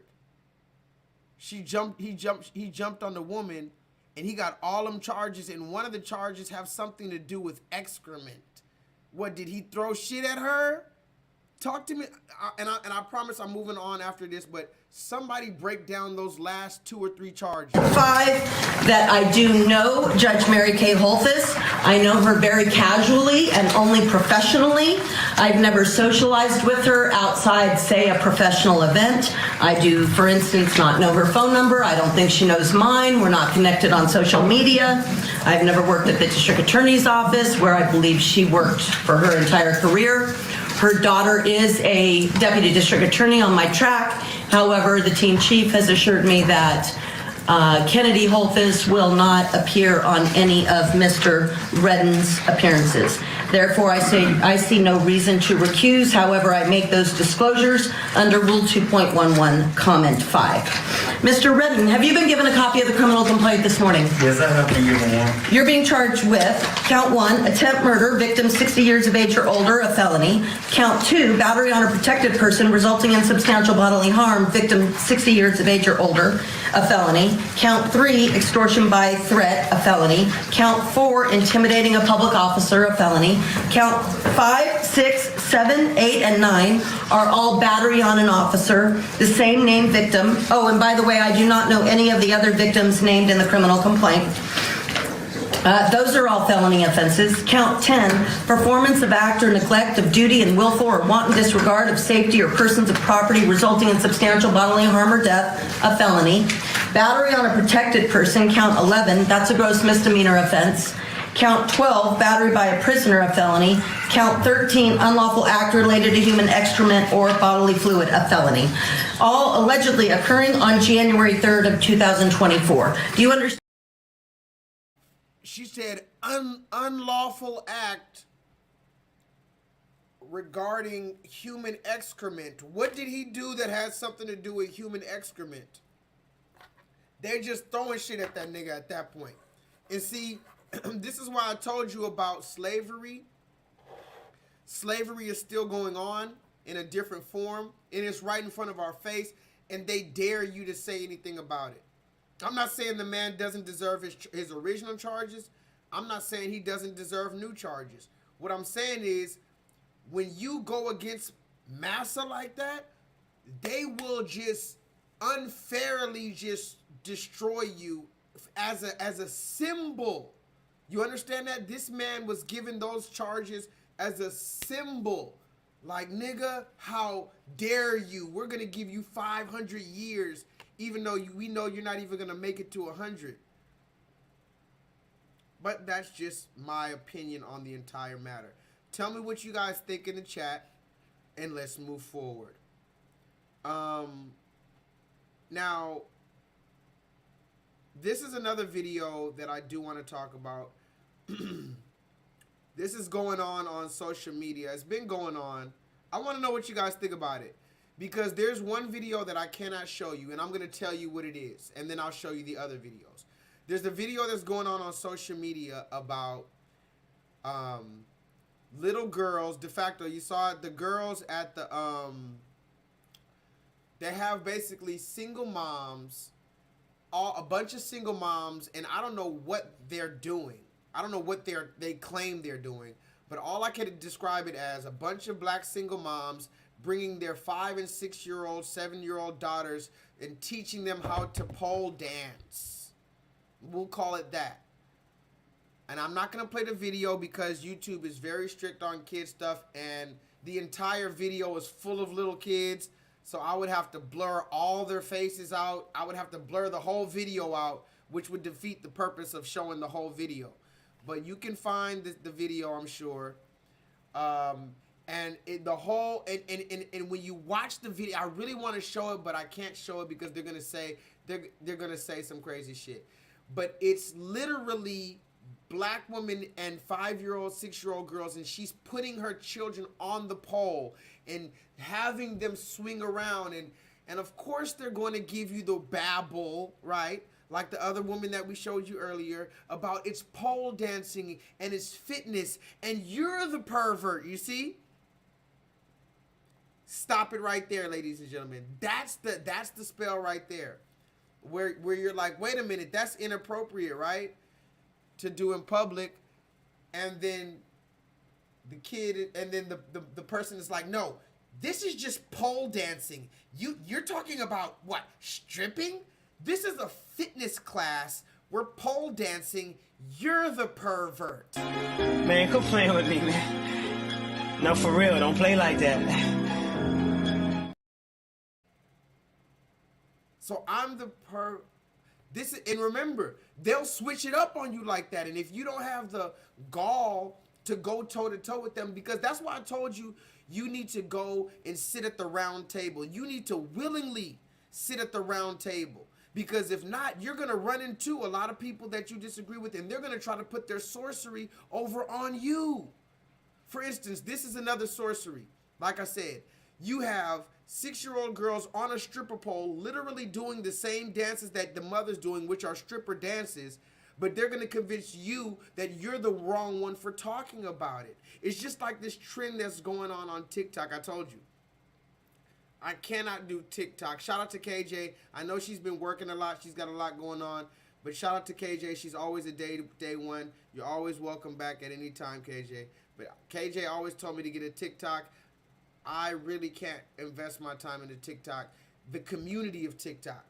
Now, I might listen to some comments and stuff, but I can't get into the videos of TikTok because these motherfuckers are crazy. But when I talk about this trends on TikTok, look at this one. This is one of the new ones that's going on. Some more FaceTime, makeup sex, dick so good, she know my text.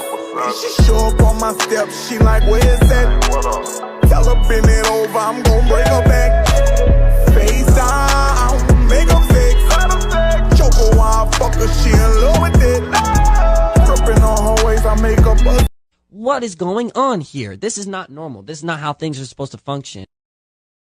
That video is funny because in the comments of that video, it's like a 50-50 split. You have a lot of people calling it out, but they're mostly men. And the men are being called what? Perverts. Think about this. This woman is twerking, and I don't want to say the age that I think this girl is, but because it is what it is. This is just a beautiful dance, YouTube. This is not a sexual dance at all. Let them tell it, right?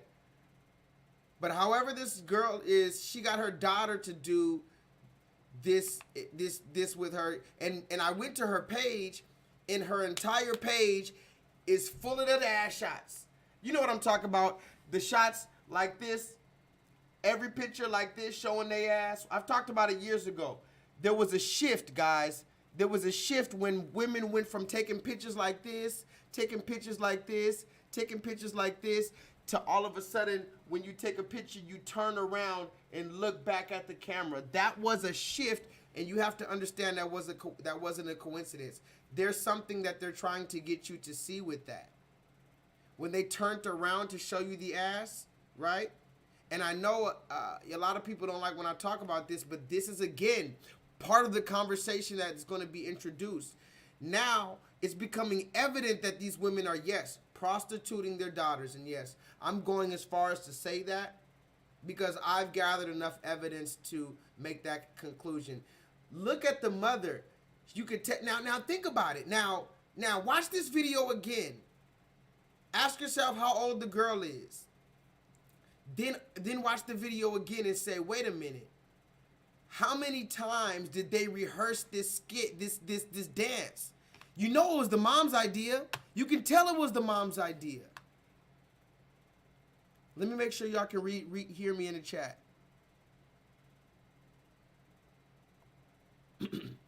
You can tell it was the mom's idea, guys.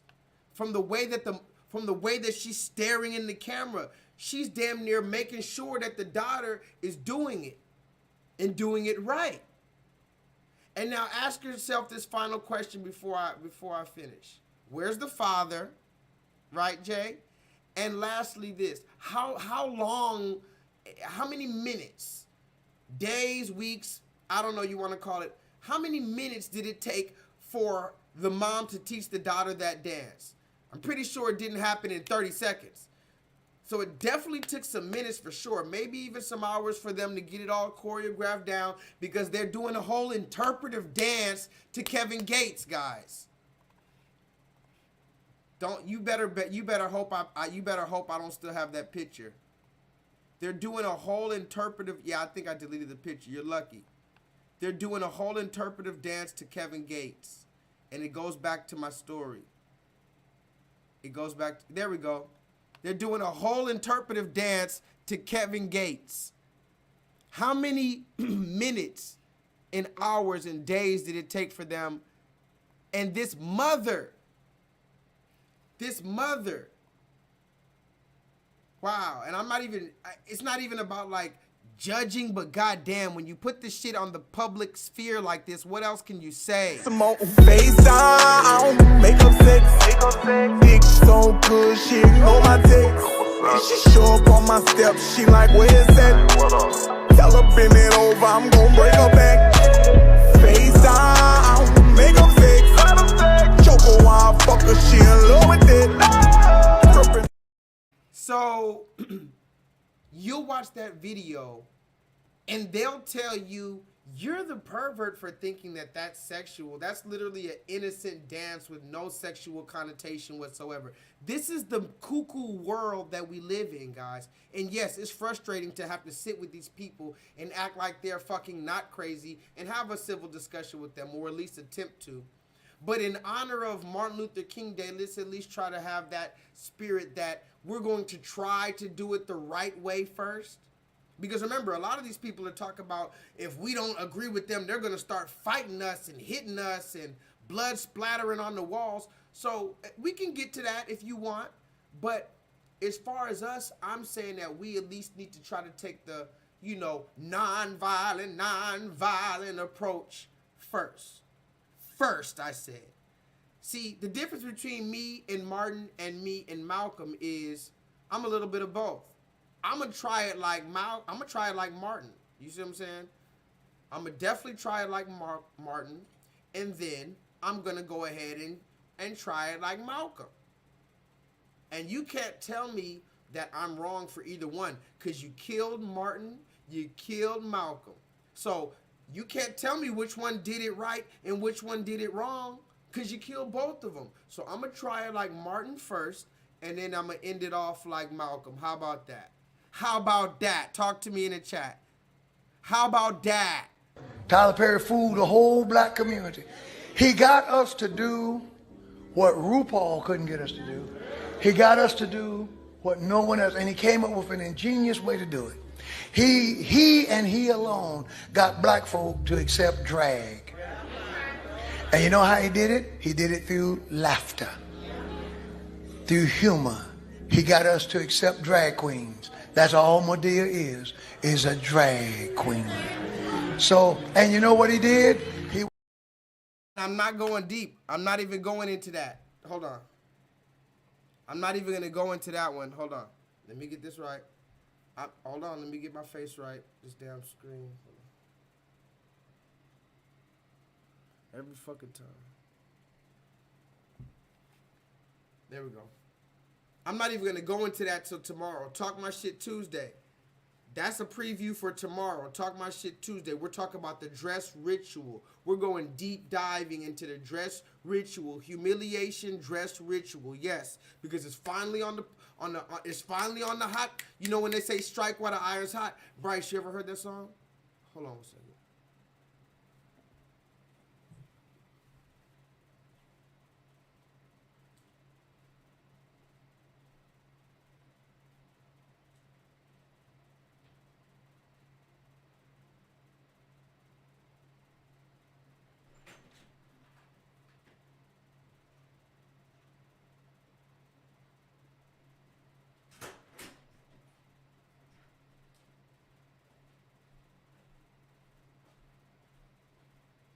Bryce, you ever heard that song?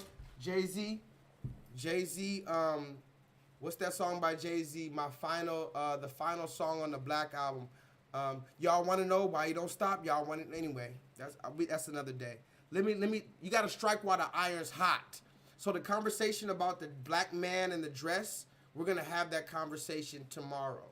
And if you don't want to have it, then fuck you. No, I'm just playing. But if you don't want to have the conversation tomorrow, that's fine. We're going to have the conversation because it's a main conversation that needs to be had. And I really want to show you some of the videos because I got a fire Talk My Shit Tuesday tomorrow. And I broke my phone right before I started this stream. I can't even turn my phone on. I got to get it fixed. But I got all the videos uploaded for tomorrow. So fuck that. Let's continue. Let's continue, guys. This story is called Where Are the Good Men? Going bananas. All right. Hello. Okay. You ready? Where are the good men? Say, where are the good men? Okay. Let's read the story. There are none. The end. The end.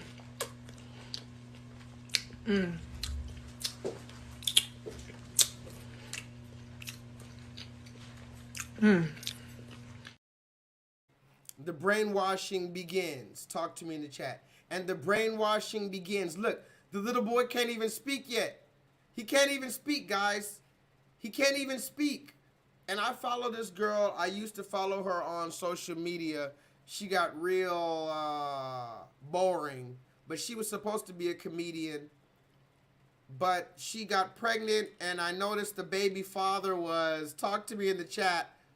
The baby father was App. Give a fuck, not a single fuck, not a single solitary fuck, 'cause I don't give a fuck, motherfucker. I don't give a fuck, not a single fuck, not a single solitary fuck, 'cause I don't give a fuck, motherfucker. I don't give a fuck, not a single fuck, not a single solitary fuck, 'cause I don't give a fuck, motherfucker. I don't give a fuck, not a single fuck, not a single solitary fuck, 'cause I don't give a fuck. Yeah, Bryce. I thought I heard a noise. You know I'm a runaway slave. When I hear a noise, I gotta get the fuck. Oh, Massa coming. That's that. I probably have my eyes bucked up. My eyes probably bucked real quick. Oh, I thought I heard Massa real quick. Shit, I just saw a video of a nigga jumping at the judge. She gave him 500 years. I don't want that shit. But no. Look. Let's get back to the conversation because this is a real good one. The single mom brainwash from a young age. Okay, well, the problem is with that, there's nothing to counteract it, right? So it's not so much that the mom is a problem. I wanna clarify that. I'm not saying so much that the mom is a problem. That's not even really what the road that I want to go down. I'm saying that with nothing to counteract the mom, especially in instances like this, what is there? The little boy can't even, y'all, listen. The little boy can't even speak yet. And she thinks that this is a skit. She doesn't understand psychology or what? She doesn't understand the power of words or what? She thinks the little boy understands that this is a skit. And let's talk even deeper. Even if this is a skit, right? Where you know, comedy comes from a place of truth. Where did she get this character from? She's dressed up like an old lady, and she's reading a story to her child about how there are no, mind you, she's in a real life situation. I don't know her real situation, but from what I gather, the father's not in her life for whatever reason. So she thinks that she can use her boy in a skit to talk about that there's no good men. So here's the final question before I show the video and move on. Okay, whether or not it's a skit, whether or not it's your prerogative to tell your child, your little boy, that all men ain't shit. Here's my question to this mother and all mothers like this. And for you, the chat. What is this little boy, or how about this? What does this woman think of her little boy? Let me ask you that. If all men ain't shit, and men, hopefully, right? Well, we did talk about the banana split thing earlier, but hopefully the boys grow into men. That's at least usually how it goes. If the boys grow into men, what do you think about your little boy? Or let me get even deeper. We know what you think about your little boy right now. We think he's cute. You probably think he's your possession. The better question is, what will you think about your same little boy, ma'am, when he becomes the man that you said none of them are good? So the question then becomes deep. So you see how you have to psychoanalyze all this? Because it gets even deeper. Because if your son, does that mean your son ain't shit? Is he destined to be ain't shit? Is Cynthia G right? We're all dusties? Is this the we're all dusties thing that we're seeing materialize in front of us? Or better yet, does she in her disillusioned mind think that she can raise him to be one of the men that ain't shit? But that goes completely against your theory, because no men are good. No men are good. There's no good men. And again, some people will say you're looking too much into it. This is a skit. I'm telling you, this comes from a place of truth. She found this character from someone. I've already showed you evidence. Like I said, she might not even have the dad in her life. And furthermore, even if it was a skit, the little boy's hearing these words. But I digress. Some more face down, make up sex, dick so good, shit on my text. Fellas, you gonna have to make a big decision now. Either you gonna fuck the daughter or the mama. Now pick one. Pick one in the comments. Go on here, pick. By the way, I do not endorse that question. I did not make that video. Chocolate Melanin, don't get mad at me for what he said in that video. But since we're talking about it, it's all over YouTube. It's all over TikTok now. The mom, she's like 42 or something. The daughter's like 19, and yeah, now she's on TikTok, and they're just showing their good stuff. And Chocolate Melanin, that's the reason why I have the conversation about the yoga pants, because it's materializing. It's now becoming abuse. It's becoming abused. And you don't think niggas, like, I don't know. Oh, but see, this is the reason why I'm going on and on and on about that. Somebody realize, talk to me in the chat. Ask me why I'm talking about all of this. About, you know, the mother dancing with her daughter so suggestively. Mind you, she's talking about a song about choking her while she's getting fucked. But I digress. This isn't a sexual dance, da-da-da-da-da. We've talked about the daughters, the single mothers who were at the strip club, or should I say the mini strip club, teaching their 6-year-old daughters how to pole dance. I couldn't show the video, but you're going to have to believe me and go on Twitter. All these conversations, ask me why I'm having this conversation. But wait, there's more. Hang on to your seat, baby, because this one's a screamer. An investigation is taking place this morning after Houston police say a man was shot by his stepdaughter's biological father. This happened at a home on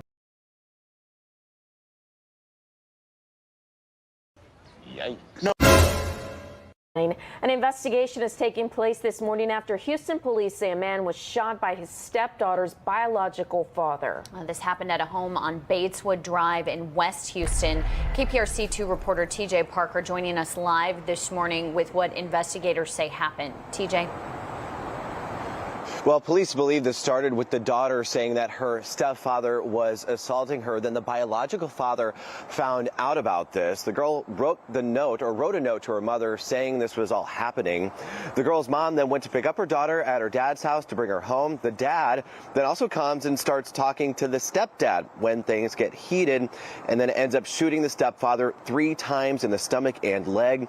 He was taken to an area hospital to be treated, but is expected to be okay. The biological father stayed on scene and is said to be cooperating with police.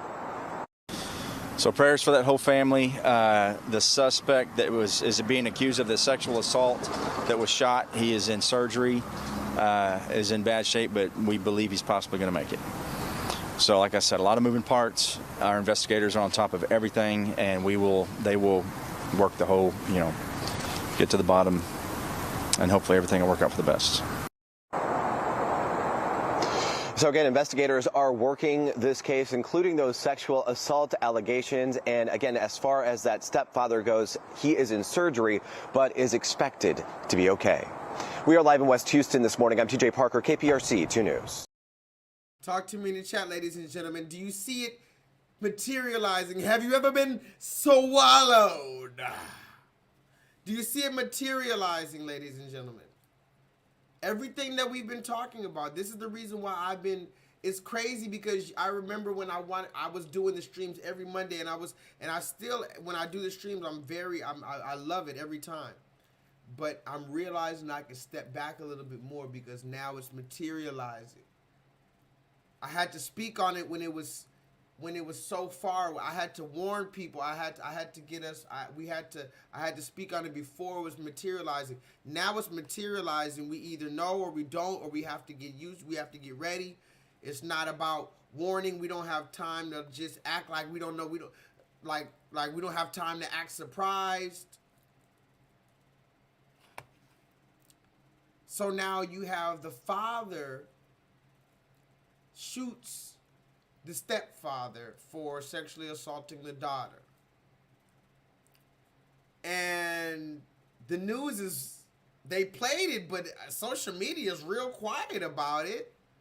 Why? Let me ask you, why do you think social media is quiet about this story? And I don't want to make my own assumptions, although I do have assumptions. Why do you think this story didn't make a splash, but all the other stories make a splash? Remember, protect women and all this other stuff. This father protected his daughter from the mom's new boyfriend.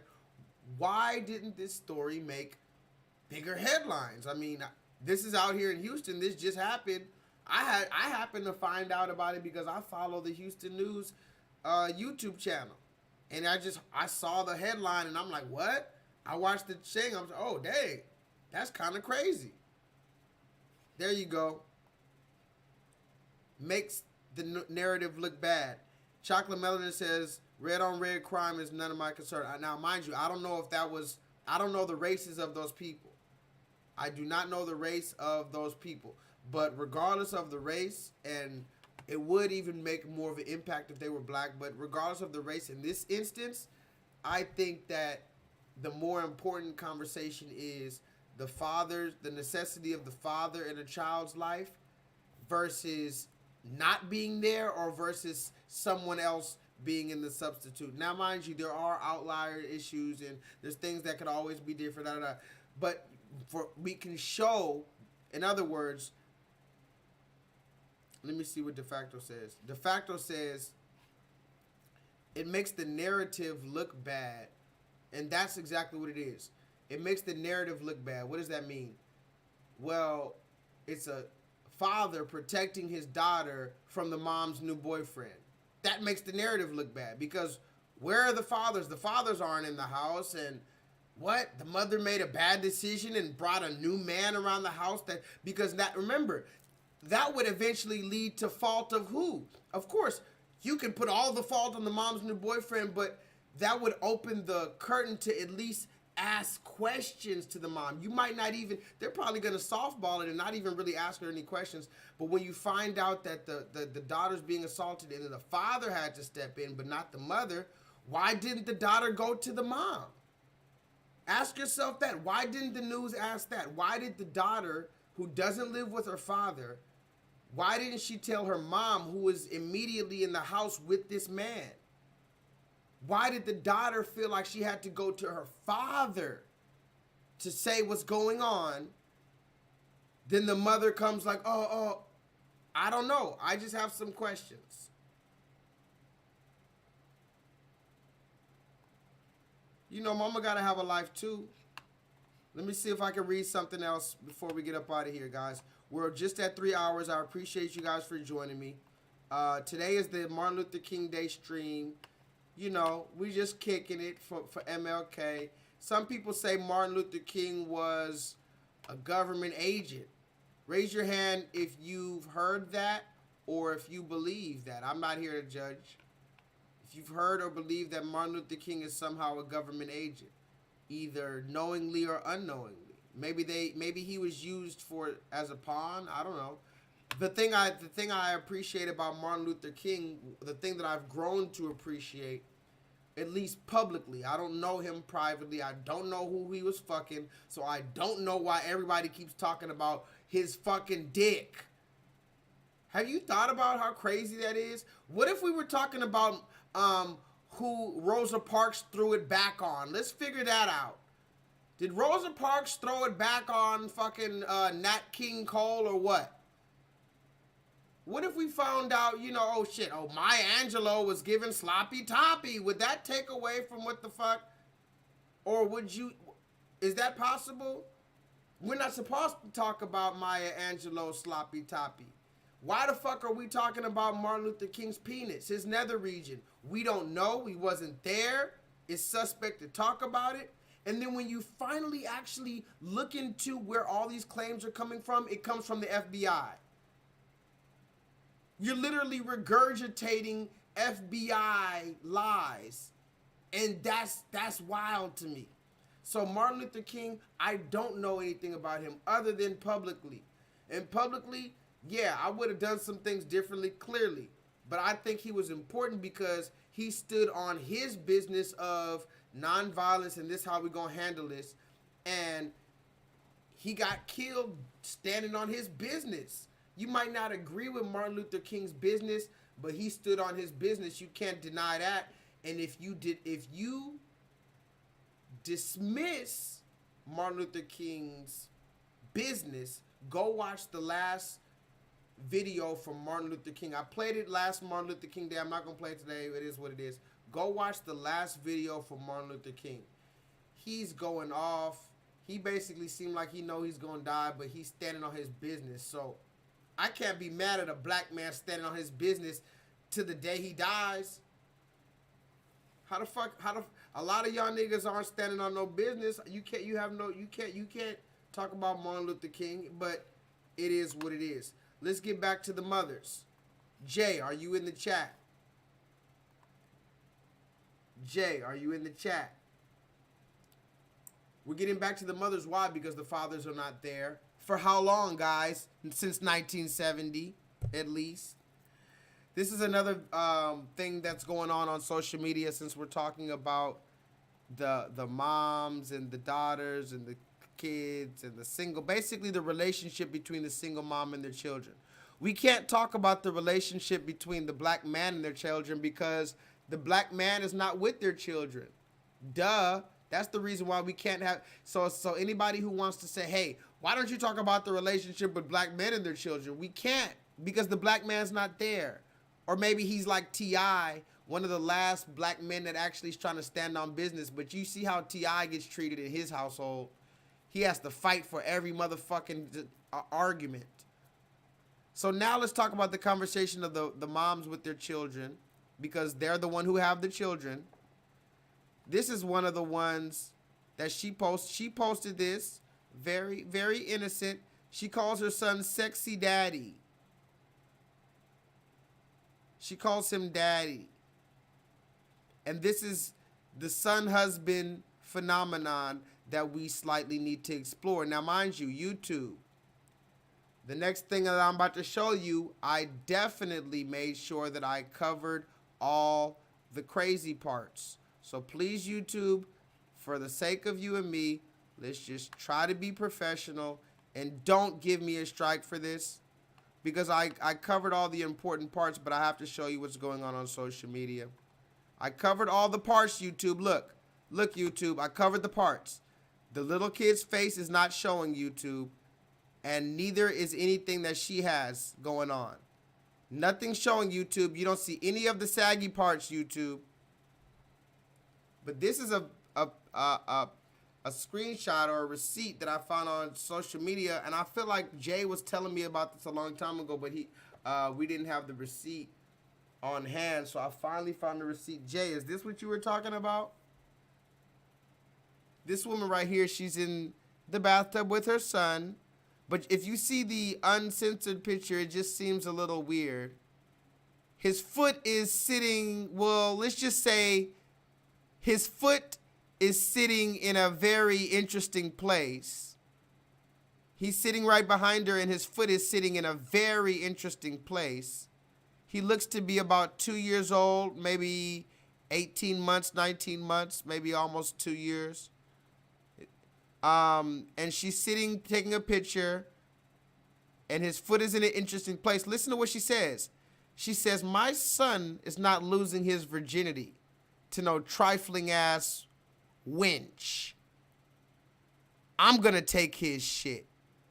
By the time my son is 13, I'll let him kill my nether region every single week." Wait. Bitch, you better be joking. You see something? Now you see now, you done fucked up in the bathroom.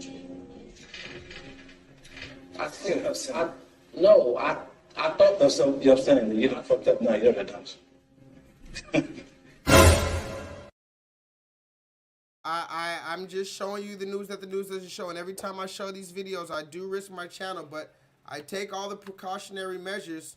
YouTube, I didn't even show the video of the little black girls stripping on the poles with their mamas. You should have saw it. It was a whole studio of single mothers. And when you look at through the video, you know one thing you don't find? A father. You see everything going on in this video. The girls are twisting around the pole, sliding down the pole. You look around the whole room, you don't see one father. Wow. This is where it's gotten, guys. And at the same time, I don't wanna harp on it, but it's one of those things where it's like it's the elephant in the room that's not being talked about. And when you do talk about it, you quickly sweep it under the rug. Oh, the daddy ran away. The daddy ran away. Don't worry about it. The daddy ain't shit. It's just that simple for you guys? Is it really that simple? The daddy ran away. Wow. Daddy wasn't there. I guess, hell, when you were raised on the color purple, I guess it's easy to figure out that the daddy ain't shit. And then finally, when we get to here, when we have all this stupid, goofy shit going on, we finally ask ourselves, how did we get here? But it's just like this little boy right here. I think this is a very interesting conversation. This woman posted screenshots of an alleged conversation she had with her young son. Now look at this, guys. This is very important. Mark Sanchez, listen. This woman posted screenshots of a back and forth text message she had with her young son. From the looks of it, he's probably about 6 years old. He's texting her, or maybe he's 7. I don't know. And I don't know if these are real texts, but this is allegedly what she posted.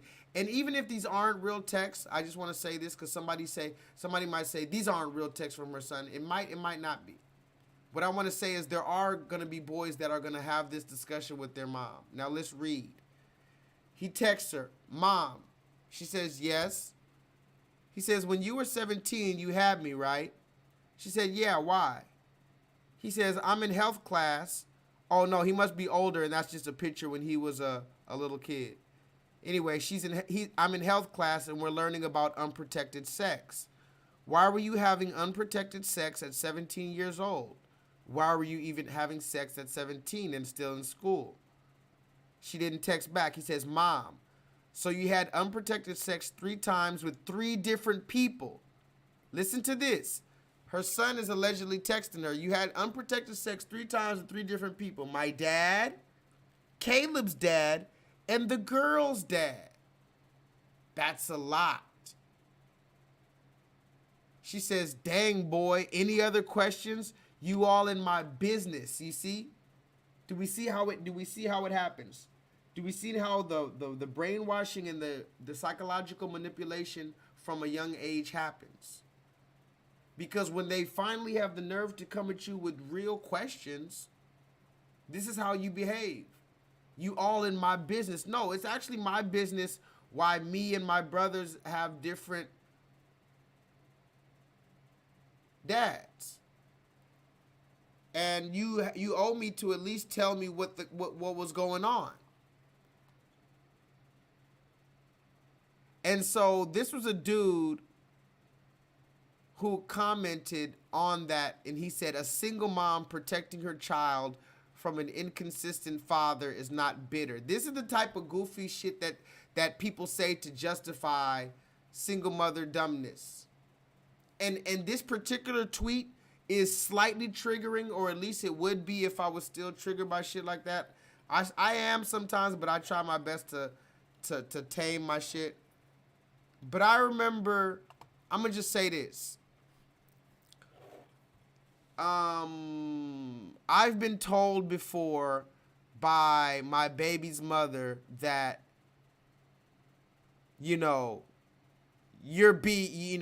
can't be inconsistent, or basically I've been given the ultimatum of, if you're not going to be as on my watch or consistent, in other words, on my watch, then you can't see your son. And this is one of the another conversations that the news is never going to have. And this is a groundbreaking conversation. I don't even know if Kevin probably talked about this, but I never really heard him say it like this. But the mothers who say to their father, and the people who justify it by that, oh, well, he wasn't consistent enough, so I just took the kid away. Because it's better for my kid to not have a father at all than to have a father who's going to pop in and out of our life. Somebody put that in the chat. You can't keep running in and out of my life. That's what they try to play it like, right? But I'm going to tell you just, and again, this isn't to make it personal, but this is just to give you the other side of the coin. Some fathers have to take off work, and it's not an excuse, right?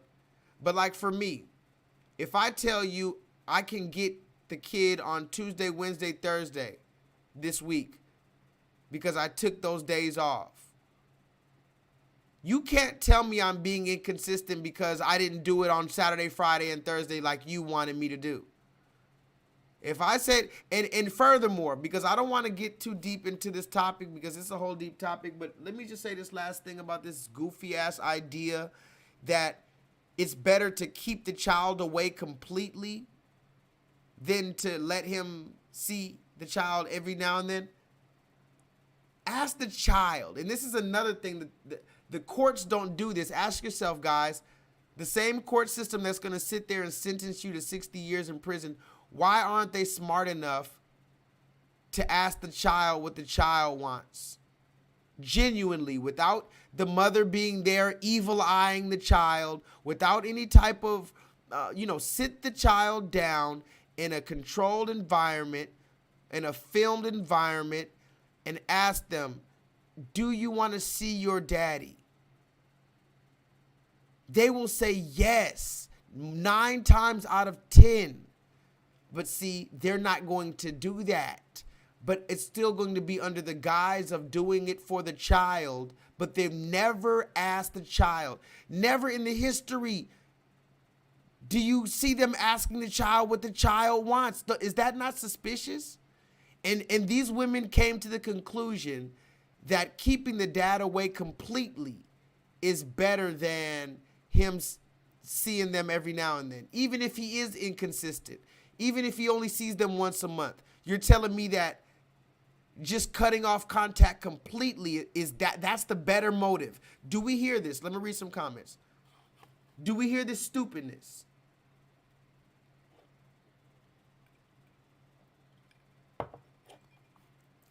Jay, you're missing it. The mother is the one who decides who's inconsistent.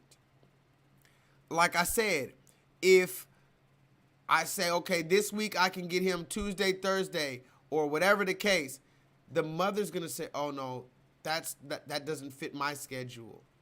And if you can't fit my schedule, you're inconsistent.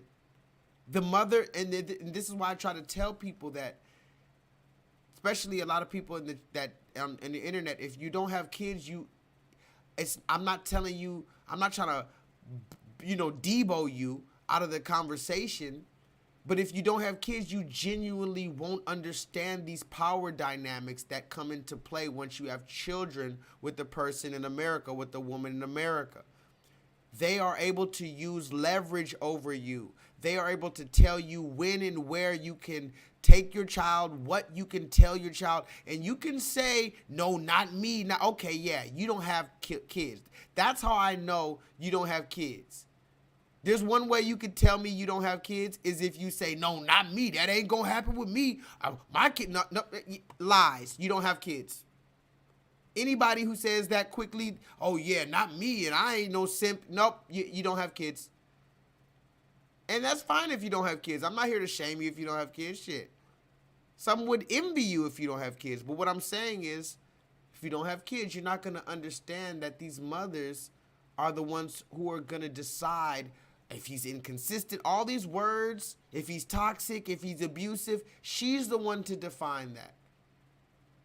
And all she has to do is make the claim, and the court system is going to assist her in every way possible with establishing that as a fact in the books. So I'm not here to rant and rave about that, though. I do have few things to say about this before I get out of here. Where we at 3 hours. Okay, we're doing good timing. I'll talk about Bernie Mac tomorrow. Let me show you this picture real quick. Now, first of all, before we talk about the picture, can anybody see the shirt? Not my shirt, obviously, but can anybody see the shirt of the young boy and tell me who that is on the shirt? Before we have the conversation, because I think this is a deep conversation, and I covered the young man's face because this is my young friend, and I didn't want to, put his face out there. He didn't even want to take the picture. He was really did not want to take the picture, but I basically made him take the picture. Bryce says that's Ice Cube, right, on his shirt, just in case anybody can't see it. Or you can't zoom in or nothing like that. It's Ice Cube. It's a very famous picture of Ice Cube from his Boys in the Hood days. It might be from one of his albums. I don't know where that particular picture is from. Maybe it's from Boys in the Hood, the actual movie. But no, Bryce, I didn't set him up. I didn't. But I do think it's a good conversation. That's why I covered his face. I guess you could say I set him up. I guess you did. But that's why I covered his face, so I didn't put the pie in his face. But it is a good conversation, right? Now, where am I going with this? Let me ask you guys before I even say what I have to say. How about this? If a picture is worth 1,000 words, go ahead and tell me your words about this picture. Before I say what I had, because I talk my shit. Come on, Cat. Come on, Skip. I talk my shit. Club Shay Shay. I gonna talk my shit. Come on. I'm gonna talk my shit, guys. But tell me in the chat, if a picture is worth 1,000 words, What does this picture say to you? If that is Ice Cube on that little boy's shirt, just so we're clear. And I'm not going to tell you how I feel at all. I'm going to read comments. If you don't comment, we just won't move forward. How about that? There we go, Bryce. Bryce has a comment. Bryce says, the kid probably speaks fluent Ebonics. Didn't you say, somebody said something about Ebonics the other day. They said Ebonics is like the Gen Z speak or something like that. I think that was you, Bryce. I told you I'll read all the comments. So he looks like he speaks fluent Ebonics. Okay. Nothing wrong with that, right? Nothing wrong with a young man speaking a little Ebonics. Does anybody else have anything to say about this picture? Or does anybody get anything from this picture? Or is anything interesting or anything about this picture? I mean, I hate to be the only one talking in here. Bueller. Ferris Bueller.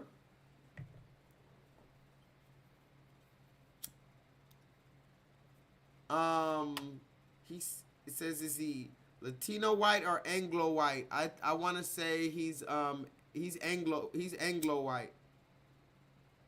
His mom is he's one of my friends. I don't want to out him. That's why I'm not telling you the place that I'm at, and I covered his face. He's a really cool young kid. He's going into 6th grade. He's in 5th grade right now. So he's in that weird age, kind of shy and stuff. He didn't want to take the picture. He was really upset afterwards. It wasn't upset, but he was really embarrassed afterwards. But I told him I wanted to take a picture because I told him I like his shirt because they always come into my place of business and they always sit, you know, with me and do business with me. So they're my regulars with me. So I see them basically every week and they come in and do business with me. So last time he had the Yeezys on. Talk to me in the chat. Last time he had the Yeezys on just randomly. I'm like, dang, bro, you got the Yeezys on? I said, oh, man, you fly. I see you, bro. And then this time he came with the Ice Cube shirt on. I said, oh, I'm like, nah. I told him right when he sat down. I said, I'm going to have to get a picture with you. I said, you're probably not going to want to do it, but I'm going to have to get a picture with you, bro. I'm sorry. They laughed about it. They finished eating, and then I said, hey, man, I need that picture. So his dad took the picture. Shout out to his dad. Shout out to his mom. Shout out to him.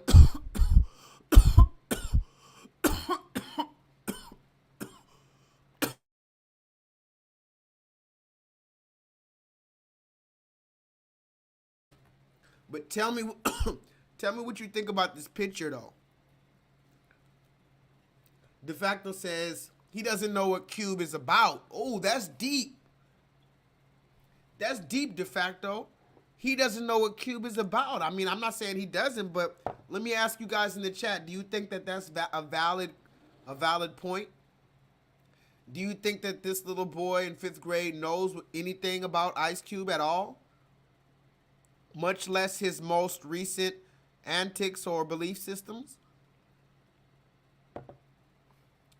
This is really what I was, kind of the lane that I was going down with this picture right here. Because again, I love the little kid. Shout out to him. More health, more love. Also, this picture is very ironic in multiple ways. Bryce, there's so many, I think you called it meta. The comedy is called meta. Anyway, you can describe that later, but there's so many layers to this picture because look at me, the older black guy who knows about Ice Cube, who grew up on Ice Cube. Literally, I'm from Los Angeles, California. We grew up on, yes, you are now rocking with the West. We don't fuck with the stress. West Side Connect gangin', hoop banging, and we got thousands. So fuck what you claiming. I grew up on literally Ice Cube, and me embracing this young Anglo-Saxon white man, which I love him. It has nothing to, it's not like I'm dissing him for his race. I really genuinely rock with this kid. But it's the point that I brought out earlier. I saw a blonde woman wearing an Ice Cube shirt, and I talked about that before. And it's the most amazing thing to see rural America white kids embracing urban culture, let's call it that, in these type of ways on a t-shirt with their family. Now, mind you, the family I'm talking about, I don't think they're racist at all. I think they actually probably love black people. But what I'm saying is to see it's almost so ironic, I can't even explain it. And ultimately the question is, do they know about Ice Cube? And furthermore, it's another question I asked you guys before. Remember, I told you there's only a few type of Negroes in particular that are allowed to be put on a t-shirt. There's only a few type of niggas that let's just keep it a funky bunk. I'm gonna just go ahead and say it. There's only a certain type of Negroes that white people are gonna wear on a shirt. I'm gonna say that. And this is no shot to the kid. But there's a reason why wasn't he wearing a Malcolm X shirt? How about that? Let me just break the matrix. How about that? I'm trying to walk you through it, but we're already 3 hours and a half almost. Let me break the matrix. Why isn't he wearing a Malcolm X shirt? Somebody tell me in the chat. If it's just, somebody would be like, well, it's just a, aesthetic, a hood, the hood, the Ebonics. Okay, well, wear another black man. Wear Khalid Muhammad. Wear a Malcolm X shirt. That's a black man, right? That's a black hood, that's a hood guy that all the hip hop guys respect. Why aren't you wearing Malcolm X? It goes to the point that I was making. Only a certain type of Negro in particular is allowed to make it on a t-shirt. Yeah, Michael Jordan, right? Barack Obama, Ice Cube. Yeah, you could put Bob Marley on a t-shirt.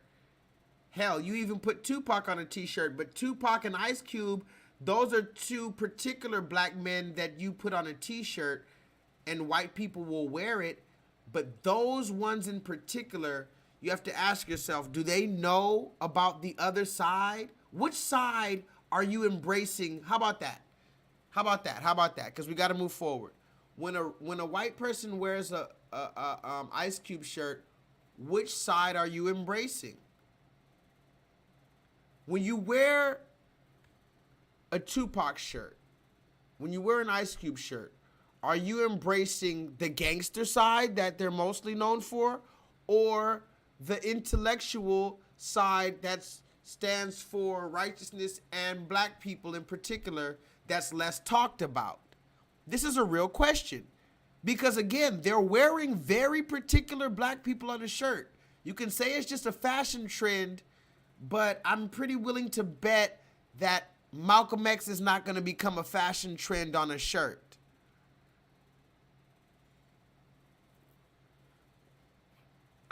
Bryce. Bryce says it's like a comic book for them or a movie. I think that might be there might be something to that. I think, in my particular opinion, Ice Cube, if we're looking at Ice Cube on this young boy's shirt, Ice Cube represents a certain type of dangerous Negro, right? So to have him on a shirt is almost a racy, a raunchy, rebellious thing. To have that imagery and that energy on your shirt. I have a lot of shirts with certain people's face or whatever. When I wear that shirt, it's about that energy. It's about that person's personality. If I'm wearing a shirt with Bruce Lee on it, it's about what Bruce Lee stands for. It's about what Bruce Lee means. I have a shirt with Bruce Lee and stuff like this. I have a shirt with Malcolm X. It's what it means when I wear it.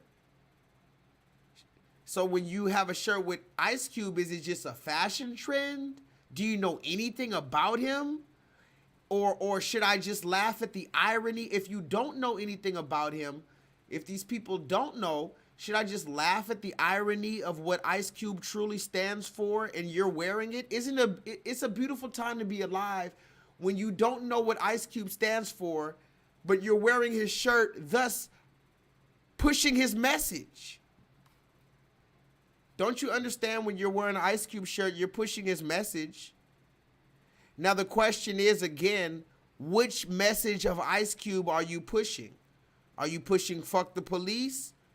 Or are you pushing maybe the other boys in the hood where you're shooting your brother? Do they want, am I looking too deep into it? Right, America's Most Wanted. Am I looking too deep into this, guys? And shout out again to this boy, but I felt like this picture is very deep. And look at my face. I realized, mind you, I was tired. This is on Sunday. I work a whole bunch of hours, so don't worry about how fucked up I look, but it's like I'm embracing white America finally openly accepting the Negro, but knowing that they're truly not openly accepting the Negro. Do you understand what I'm saying? I'm gonna say it one more time. This face is me embracing white America as they basically love black people without actually saying it. And then Bryce has to kill the whole party and say, when this little boy gets to be about college age, he might start changing his behavior. And that, Bryce, I'm gonna be honest, you're very right in many instances, sadly. I don't know if it'll be the same with this young kid. He might even start dating a young black chick. I don't know. But many instances, they'll dabble in the blackness here or there. They'll wear an Ice Cube shirt here and there. But by the time it's time to get a job or time to go to college, they're going to find their place among the systematic enforcement of the ideologies of white supremacy. That's just 9 times out of 10. I personally believe this boy, he's going to break out of that. He'll be the 1 out of 10. But then again, there's the 9 out of 10. And we cannot lie about that. Today is Martin Luther King Day.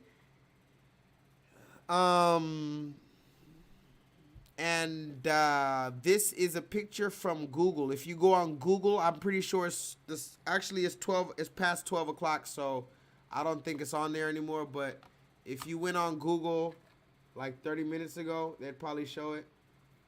This is the graphics that come up on Google when you type up Google. You know, they have a different little drawing sometimes, a little doodle. So I saw this on Google today when I was typing some shit. I said, oh, that's interesting. And I just thought about it. I said, you know, these people in this picture, let's just say these are black Americans standing together against the boycott on the bus, right? These people didn't necessarily know that they would be making history. As a matter of fact, some of these same very people, there's pictures of them with dogs biting their arms, with water hoses splashing them onto the wall. Some of these very people went to jail and had their head busted open. And now I'm on the cover of Google. Out of pocket for that shit. Way out of pocket. What do you gain from that? And that's the question I ultimately have to ask to these people. And I'm going to ask you guys, what do they gain from calling us heroes 60 years after the fact all the time? You notice that's a common reoccurring narrative in what they do? They don't call you a hero until 40, 60 years later. And then you're memorialized and we can put you on a quarter. Aren't they talking about putting Harriet Tubman on the $20 bill? And then they joked in your face and they told you we're going cashless. Bryce, They said we're gonna put Harriet Tubman on the $20 bill in 10 years from now. That was the first joke. They said we're gonna put Harriet Tubman on the 20 in 15 years, nigger. And then 15 years later, oh, by the way, we're going cashless. That's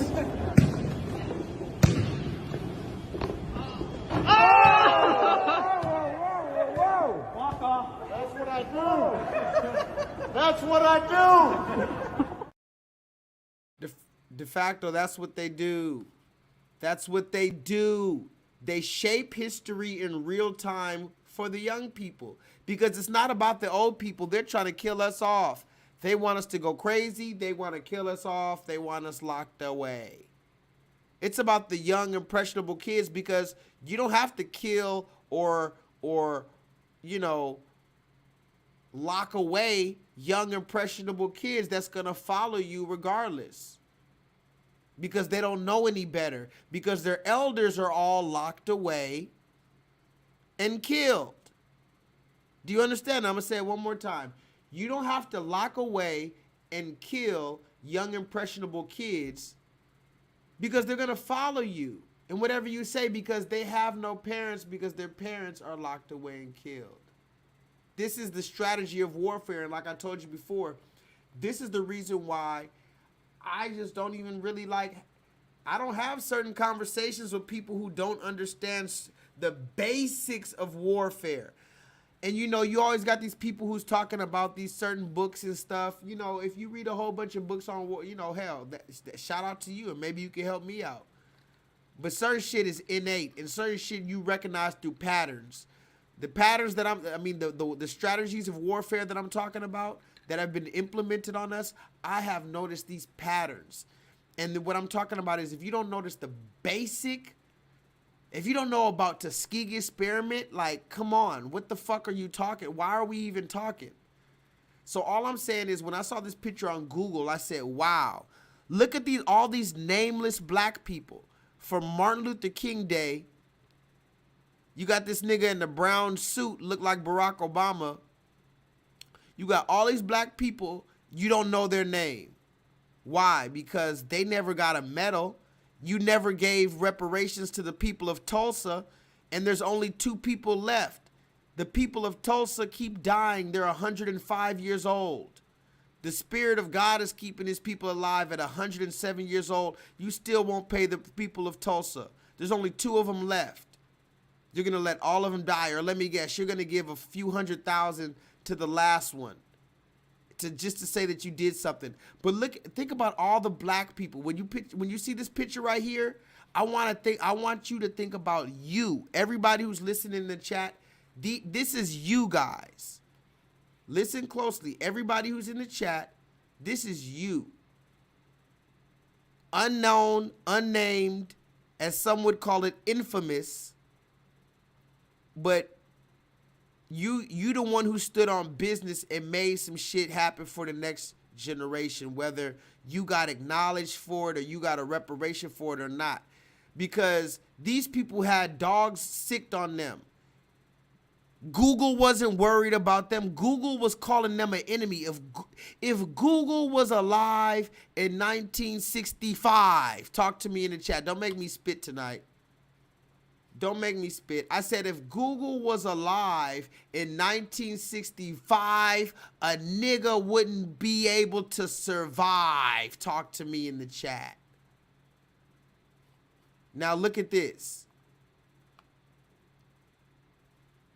These Negroes were not heroes in 1965, according to Google and the people that own Google. But now that it's safe, 60 years later, to give reverence to these people, now they're heroes. You notice that? That's what I want you to notice. They do not give you credit. They do not call you a hero. They do not allow you to be celebrated. They do not call it legal. They do not celebrate you. They do not memorialize you until either A, 60 years later, or B, you're dead. Talk to me in the chat. Now let me read some comments and tell me if I'm lying. If I'm lying, I'm flying, guys. Let me read comments.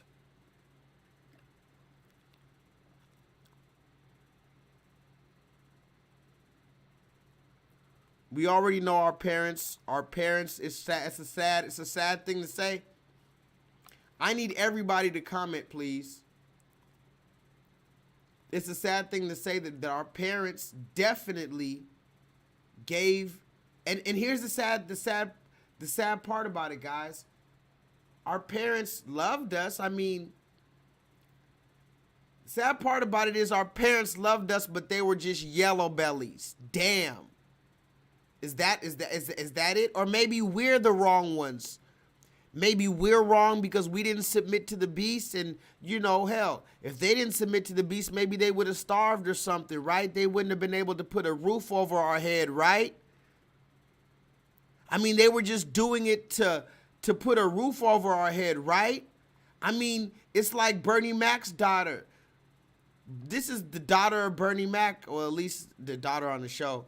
When she has a kid and the kid says, "But mom, I saw all your saggy parts on the internet, and my classmates are making fun of me because my mom comes to pick me up, but all her pictures are on the internet." She's gonna say, "Well, son, first of all, don't you question me. Mama had to have a life too. And last but not least, I did it to put a roof over your head." I was rooting for you. We were all rooting for you. How dare you? Learn something from this. The coldest part about it, guys, when they finally are confronted with it, they'll tell you, "Well, I did it for you. I mean, hell, you like those Jordans on your feet, right? Remember I took you to that summer camp? Remember I took you to Six Flags Magic Mountain? Remember I put you in private school? Well, mama had to do what she had to do." So when we're talking about our parents, shit, maybe they just had to do what they had to do, and they had to just do something strange for a little piece of change. But I don't know. I just can't do it, man. Not me. Not me, guys. Let me see what other videos I got before I get out of here. A lot of this stuff I kind of want to talk about Talk My Shit Tuesday because it all goes into one. But I do have a few more. Like, for instance, look at this real quick. So when did you stop tricking him? Ask your mama, why did my daddy leave? Instead of her telling you, your daddy ain't nothing. Okay, tell me why he left. Because nobody ever says, "Hey, mama." So we grow up without all our fathers. I didn't mean all our mamas was dumb. Yeah. They was running niggas away from them. Because think about when you got grown. You ain't dealing with it. I ain't dealing with it. If it's a headache, he's gone. Nobody questions what she's been taught. Yeah. If she's been taught to this, like, okay, I'm slamming my fist and this, that has not, girls don't even think. You go in your family and add up all your cousins. How many of y'all are married? How many, let's take it a step further. How many of y'all don't work? Yeah. How many of y'all are getting taken care of? I'm saying that fully. Yeah. You have no. Again, I don't know. These dudes are like on social media, and again, I don't support a bunch of the shit that niggas be saying, so I don't want to give some, you know, I don't know what these niggas really be talking about, but I think that's an important conversation that, again, is starting to gain some traction. Question your mama. Sometimes, how about that? Hashtag question your mama. We've been questioning our daddy for a long time. We can continue to question him. But how about hashtag question your mama?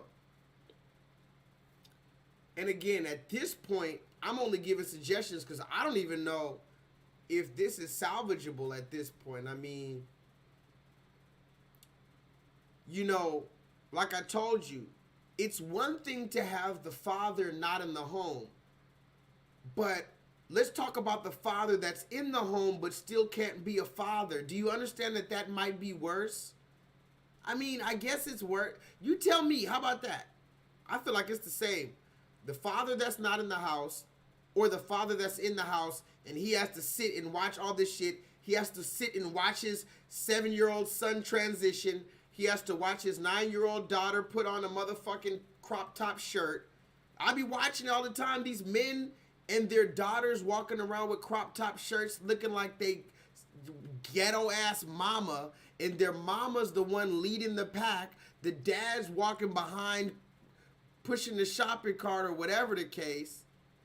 And I'm like, and then like I said, don't get me started on this gentle parenting shit. We'll talk about that on a different day. But my whole point is the fathers that are in the house are emasculated. If you are a strong father in the house, really, no, you go sit over there. No, sit over there. I don't give a damn what nobody say. You sit there. If you're a father like that in 2024,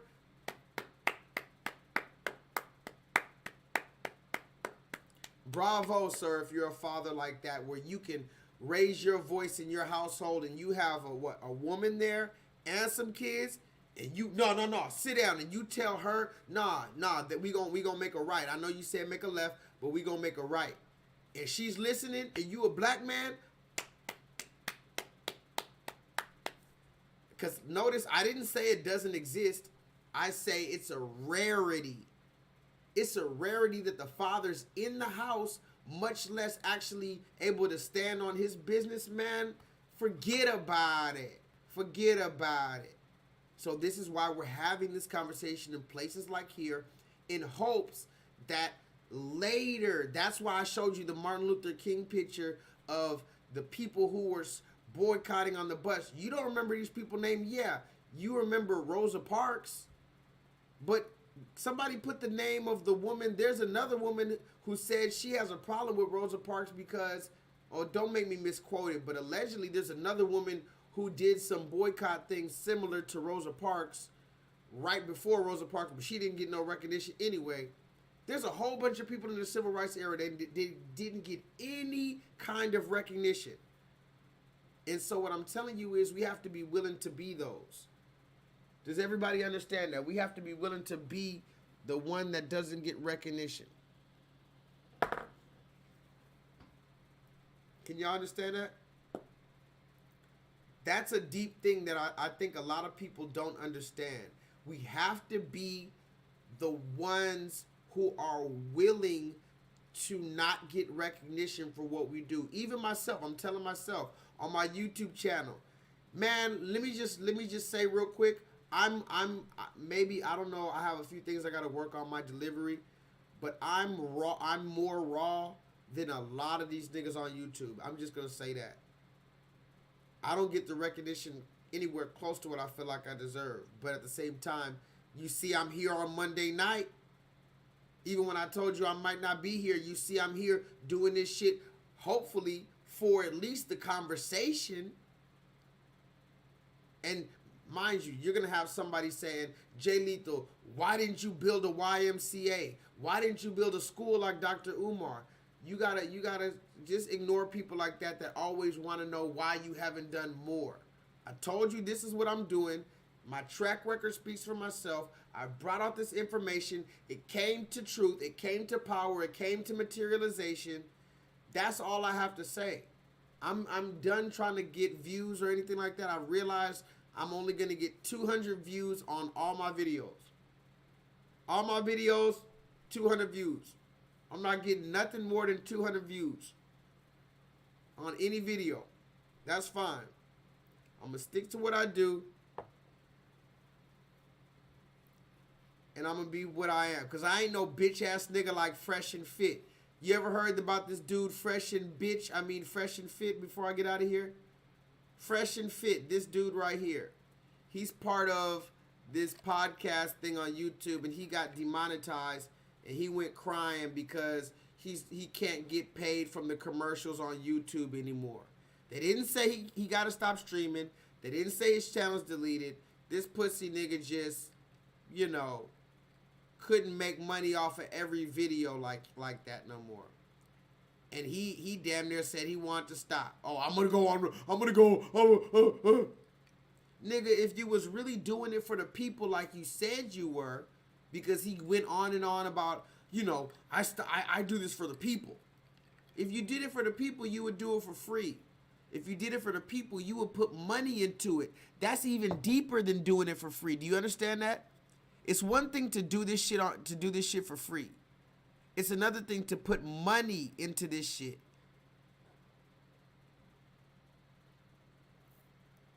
This is the dude Fresh and Fit, guys.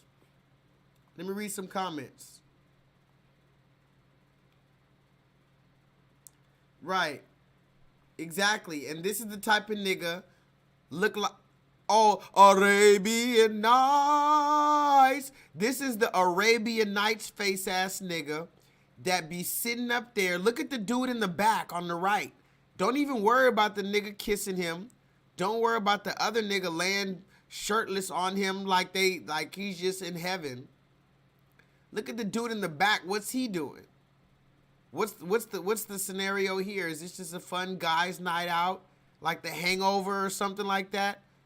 I guess so, but I mean, maybe I've just never been in those spaces to get kissed on the cheek by a red man and laid on with no shirt, while another man with no shirt is laid. I don't know. This is the same dude who said he laughs at Black Americans, though. He laughs at Black Americans. We need to stop complaining and pull ourselves up by the bootstraps. Black Americans just need to listen to the police when they pull us over and pull your license and registration out, and maybe you won't get shot. This is what he said. This goofy nigga had pictures recently leaked, I guess. And again, allegedly, because at this point, I don't know what's real. Everything can be artificial. Y'all can be artificial intelligence in the chat. But this is the type of nigga that goes to college and let them white boys fill up on his butt, kiss him in his mouth, and all type of other weird shit. And also make racist jokes around him. Probably talk about, I think I showed a receipt of, they kind of called him a monkey or something like that. They were treating him like a monkey. They probably be treating him like a monkey, but he laughs it off. And he just, oh, well, you know, I'm not like those niggers, you know. I mean, I'm a sand nigger. I mean, I'm kind of a nigger, but I'm not like those niggers. Like, you know, we can get together and laugh about those niggers, right? That's the type of nigga this is.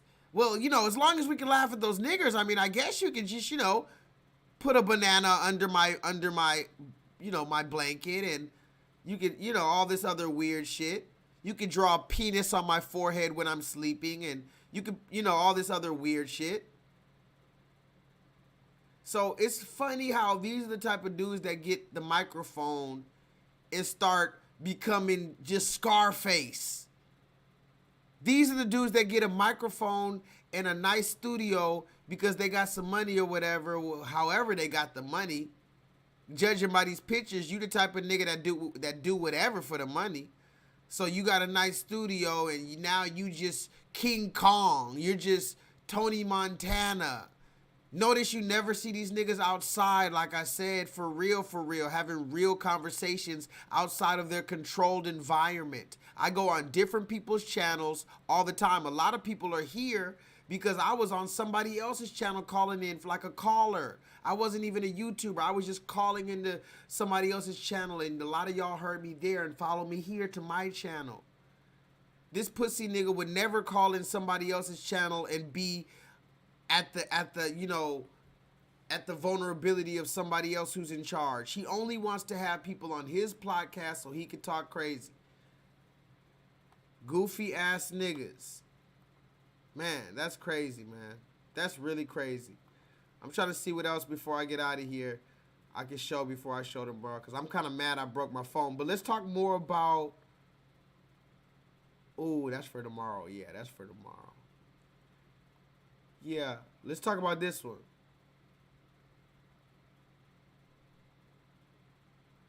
Oh, no.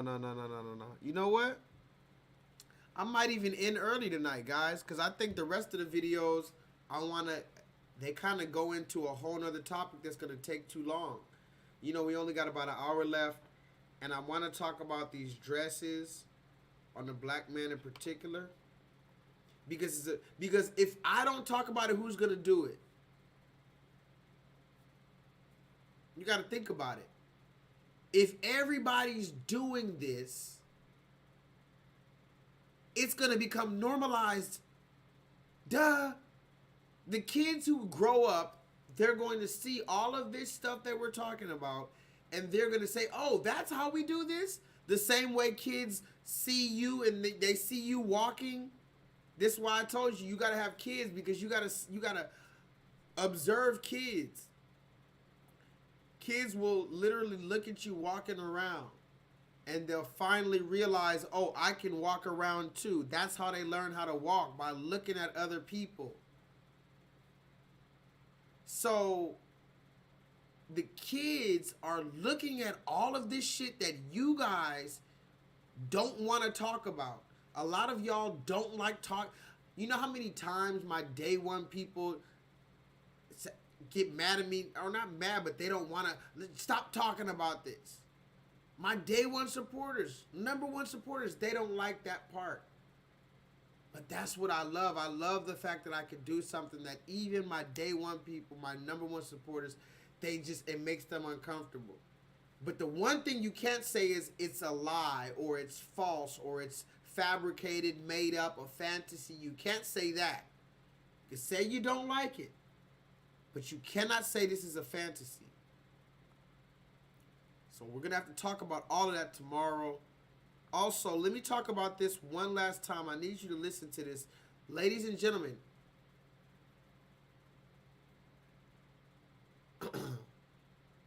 there's this one girl at my job. I talked to you guys about her before.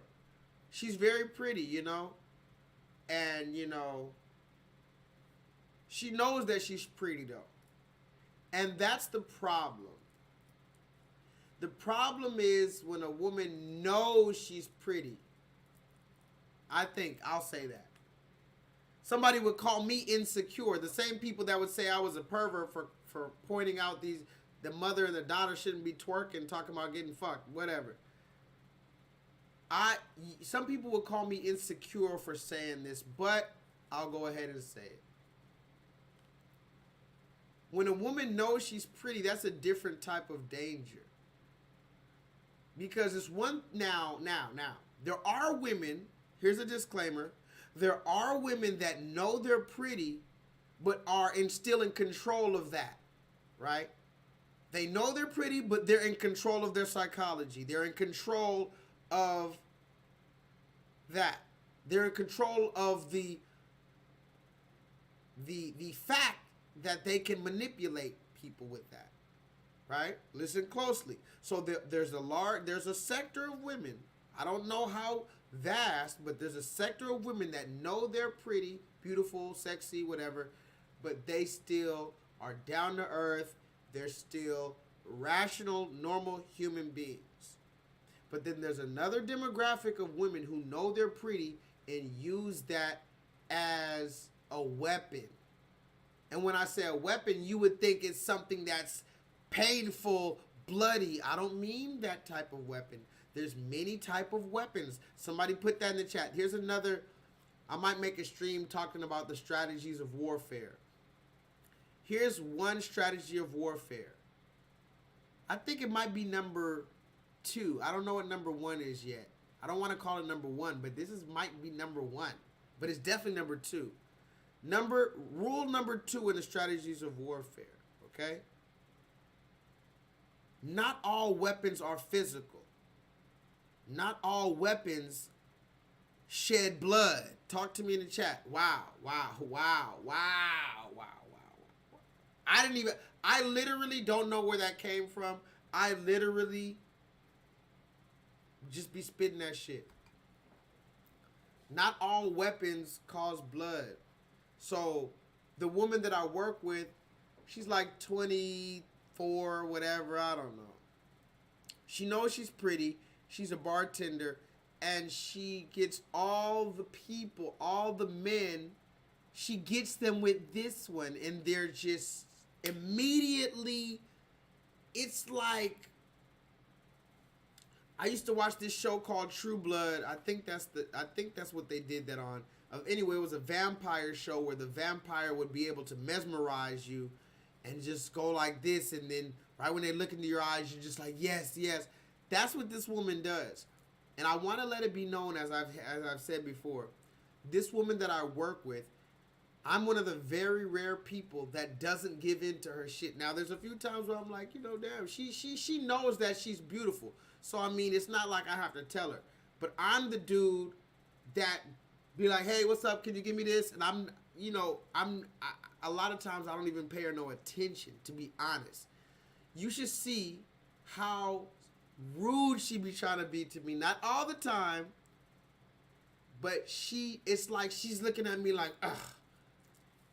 And it's the craziest thing, and I have to show this video one more time so we can talk about this at a different time. But this shit is deep, y'all. We got to talk about this. The thing about good men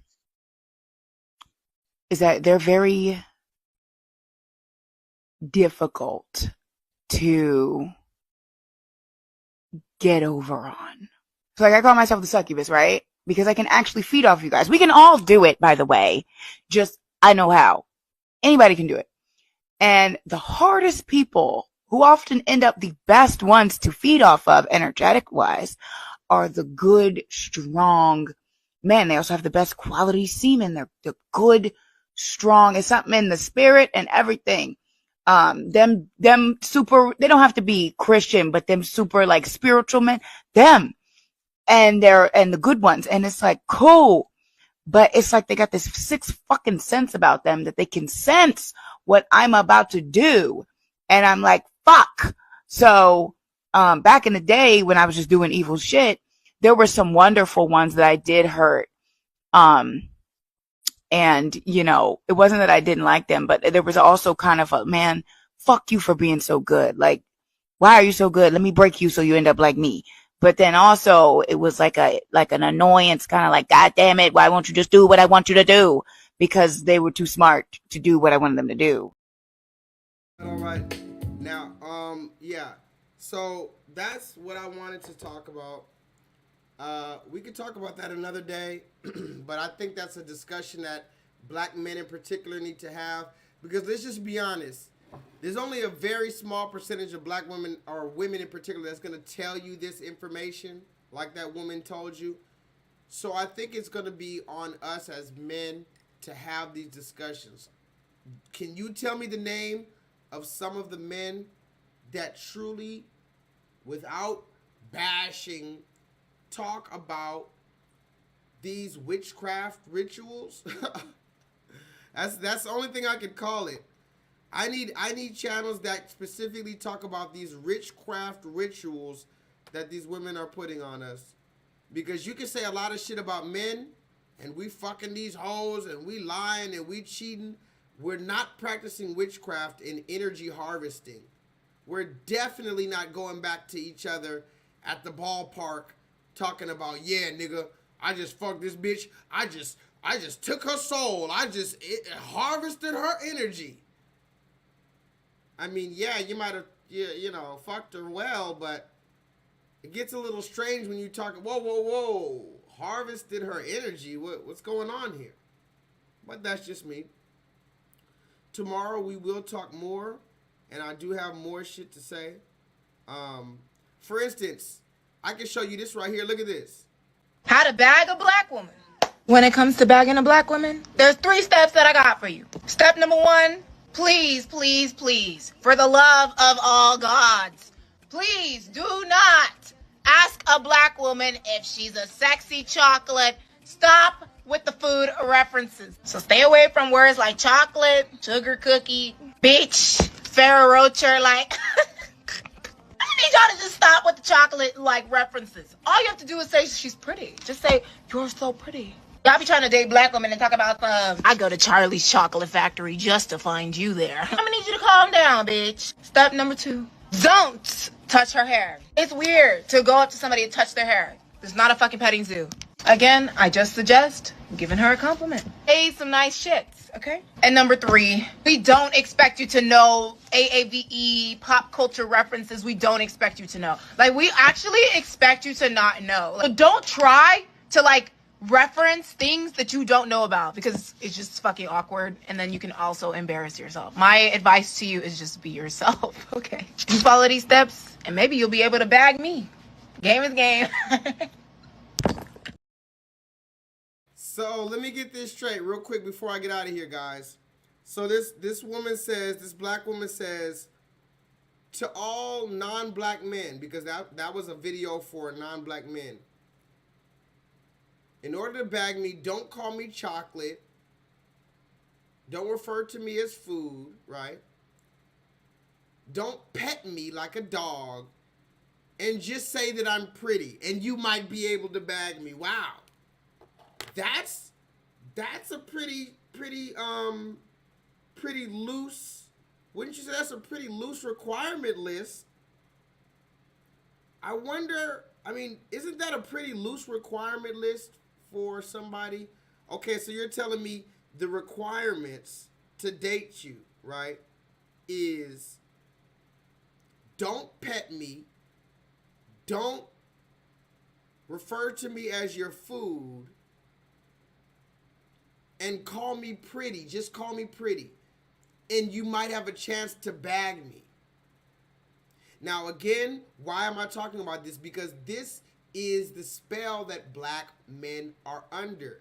The spell that we have to do so much to receive some type of cooperation. You know, I'm going to say this last thing and I'm going to get out of here. I saw, oh, actually, I'm going to play this one last video since we're talking about the Zaddy worship. I might as well show this other video and then I'm gonna get out of here. I was still in high school. I was so desperate for male validation and attention. I used to have a thing with this boy and he used to call me the N-word and I just let him. Not only Ooh, child. Martin Luther King Day, guys. I was still in high school. I was so desperate for male validation and attention. I used to have a thing with this boy and he used to call me the N-word and I just let him. Not only did he call me the N-word, but he wanted me to call him my master as a term of endearment, and I did. He'll be like, "What's up, my little N-word," or "my little slave baby," and I'd be like, "Hey, master." Unsurprisingly, it turned out he never liked me and I was just an inside joke between his friends. I am so embarrassed for my people today. I am so embarrassed for my people today. So yeah, and by the way, I didn't put that Dr. Umar on there. I don't show Dr. Umar no more. I didn't put that on the bottom. But yeah, let me say this last thing before I get out of here. So I checked into this hotel, right, today, and the hotel clerk, I'm cool with the hotel clerk. She's a black woman. I've known her for a little bit. I was asking her, what happened to that one lady that was working here for a quick little minute? She's not working here no more? And then the black lady said, no, she's not working here. She didn't like the management. The management, they're very chauvinistic and they're very misogynistic, right? And then this black woman is going on to tell me about the people who run the hotel. They're Indian, they're Pakistani, or they're Indian, right? And then she said, it's in their culture. Listen to me closely. This black American woman is telling me how it's in the Indians' culture to be very patriarchal, misogynistic, chauvinistic, and to make their women carry all the bags, and to make their women put their head down, and to yell at their women. It's in the culture of the Indian people, is the words of this black woman who told me this. This was today. And I couldn't help but think, I said, wow. I mean, I'm not saying I want that, but what would it take for black men, or better yet, why don't black men, you can answer either question, guys. Why don't black men, why isn't that the case with in the black American culture? That, you know, it's just known that they're patriarchal. It's just known that they're, can y'all hear me? Hold on, please tell me y'all hear me. Okay, I was making sure y'all hear me. Why isn't it just known in the black culture that we're patriarchal and chauvinistic and we make our women carry the bags and put their head down and shut the fuck up when we talk? Like the Arab or the Indian in this culture, in this case, where everybody just knows it, they respect it, and they act like they don't see it. Because this black woman's telling me this about her own boss, that she acts like that in the workplace, and another woman quit because it was obvious. They make it obvious. The Indian people make it obvious that they don't give a fuck up, or the woman is beneath them. So the questions are, either one you could answer. Why don't black men, why isn't that the case with black American men? And what would it take for black American men to have that. I'm not saying we need to have that, but hell, you go ahead and tell the Arab man or the man in Dubai, go tell the Chinese man, go tell the Indian man that it's wrong to be patriarchal and da da da da da da. That's another spell I'm trying to get you guys to be break. We are the only ones, black American men, the only ones told that we need to lower our voice and cooperate and all this other goofy parent, co-parent. We are the only ones, and that's the last thing I have to say. I'm gonna read comments, but I'm out of here. Happy Martin Luther King Day, I guess.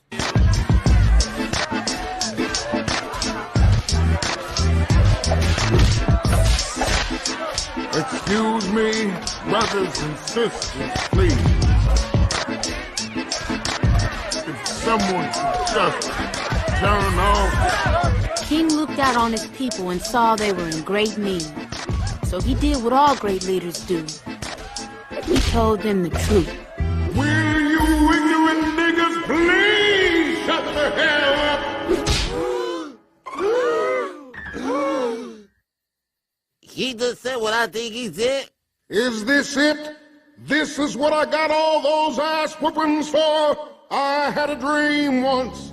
It was a dream that little black boys and little black girls would drink from the river of prosperity, freed from the thirst of oppression.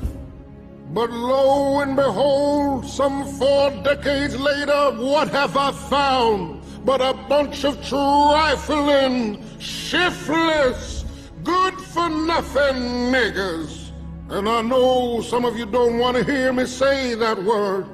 It's the ugliest word in the English language, but that's what I see now, niggers. And you don't want to be a nigger, 'cause niggers are living contradictions. Niggas are full of unfulfilled ambitions. Niggas wax and wane. Niggas love to complain. Niggas love to hear themselves talk but hate to explain. Niggas love being another man's judge and jury. Niggas procrastinate until it's time to worry. Niggas love to be late. Niggas hate to hurry. Black entertainment television is the worst thing I've ever seen in my life. Usher, Michael Jackson is not a genre of music. And now I'd like to talk about soul playing. I've seen what's around the corner. I've seen what's over the horizon. And I promise you, you niggas have nothing to celebrate. And no, I won't get there with you. I'm going to Canada. All you need right there, that tell me that was no bar. That was no bar. Nigga, listen.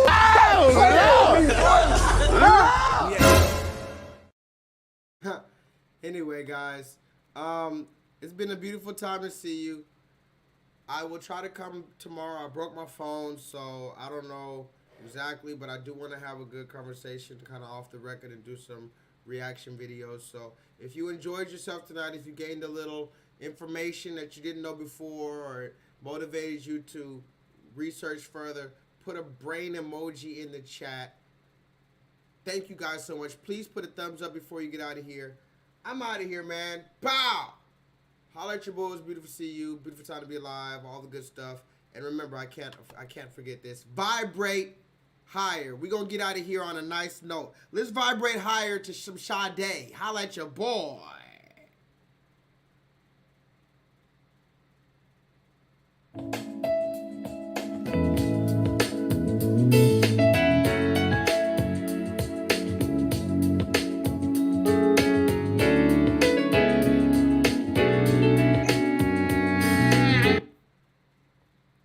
Oh no. Hold on. Whoa, whoa, whoa, whoa, whoa. What's up? What's up? Hold on.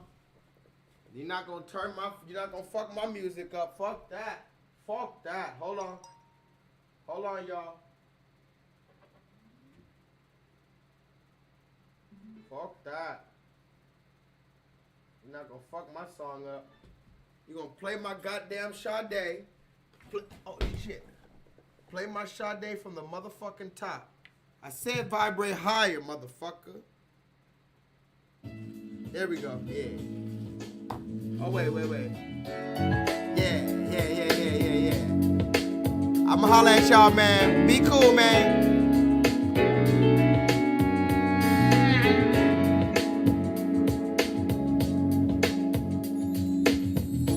There must have been an angel by my side. Something heavenly led me to you. Look at the sky.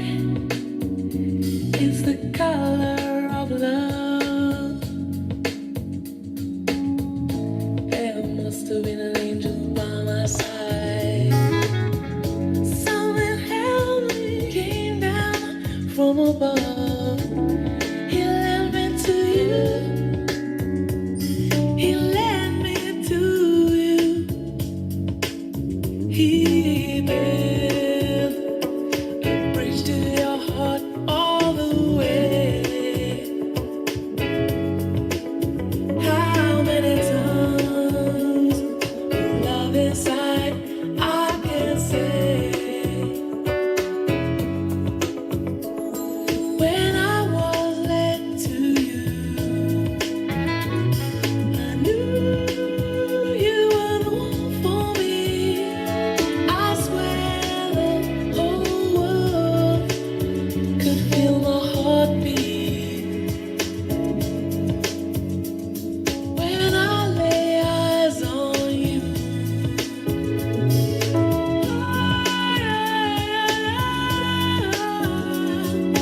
you wrap me up in the color of love. You gave me the kiss of life, kiss of life. You gave me the kiss that's life, the kiss of life.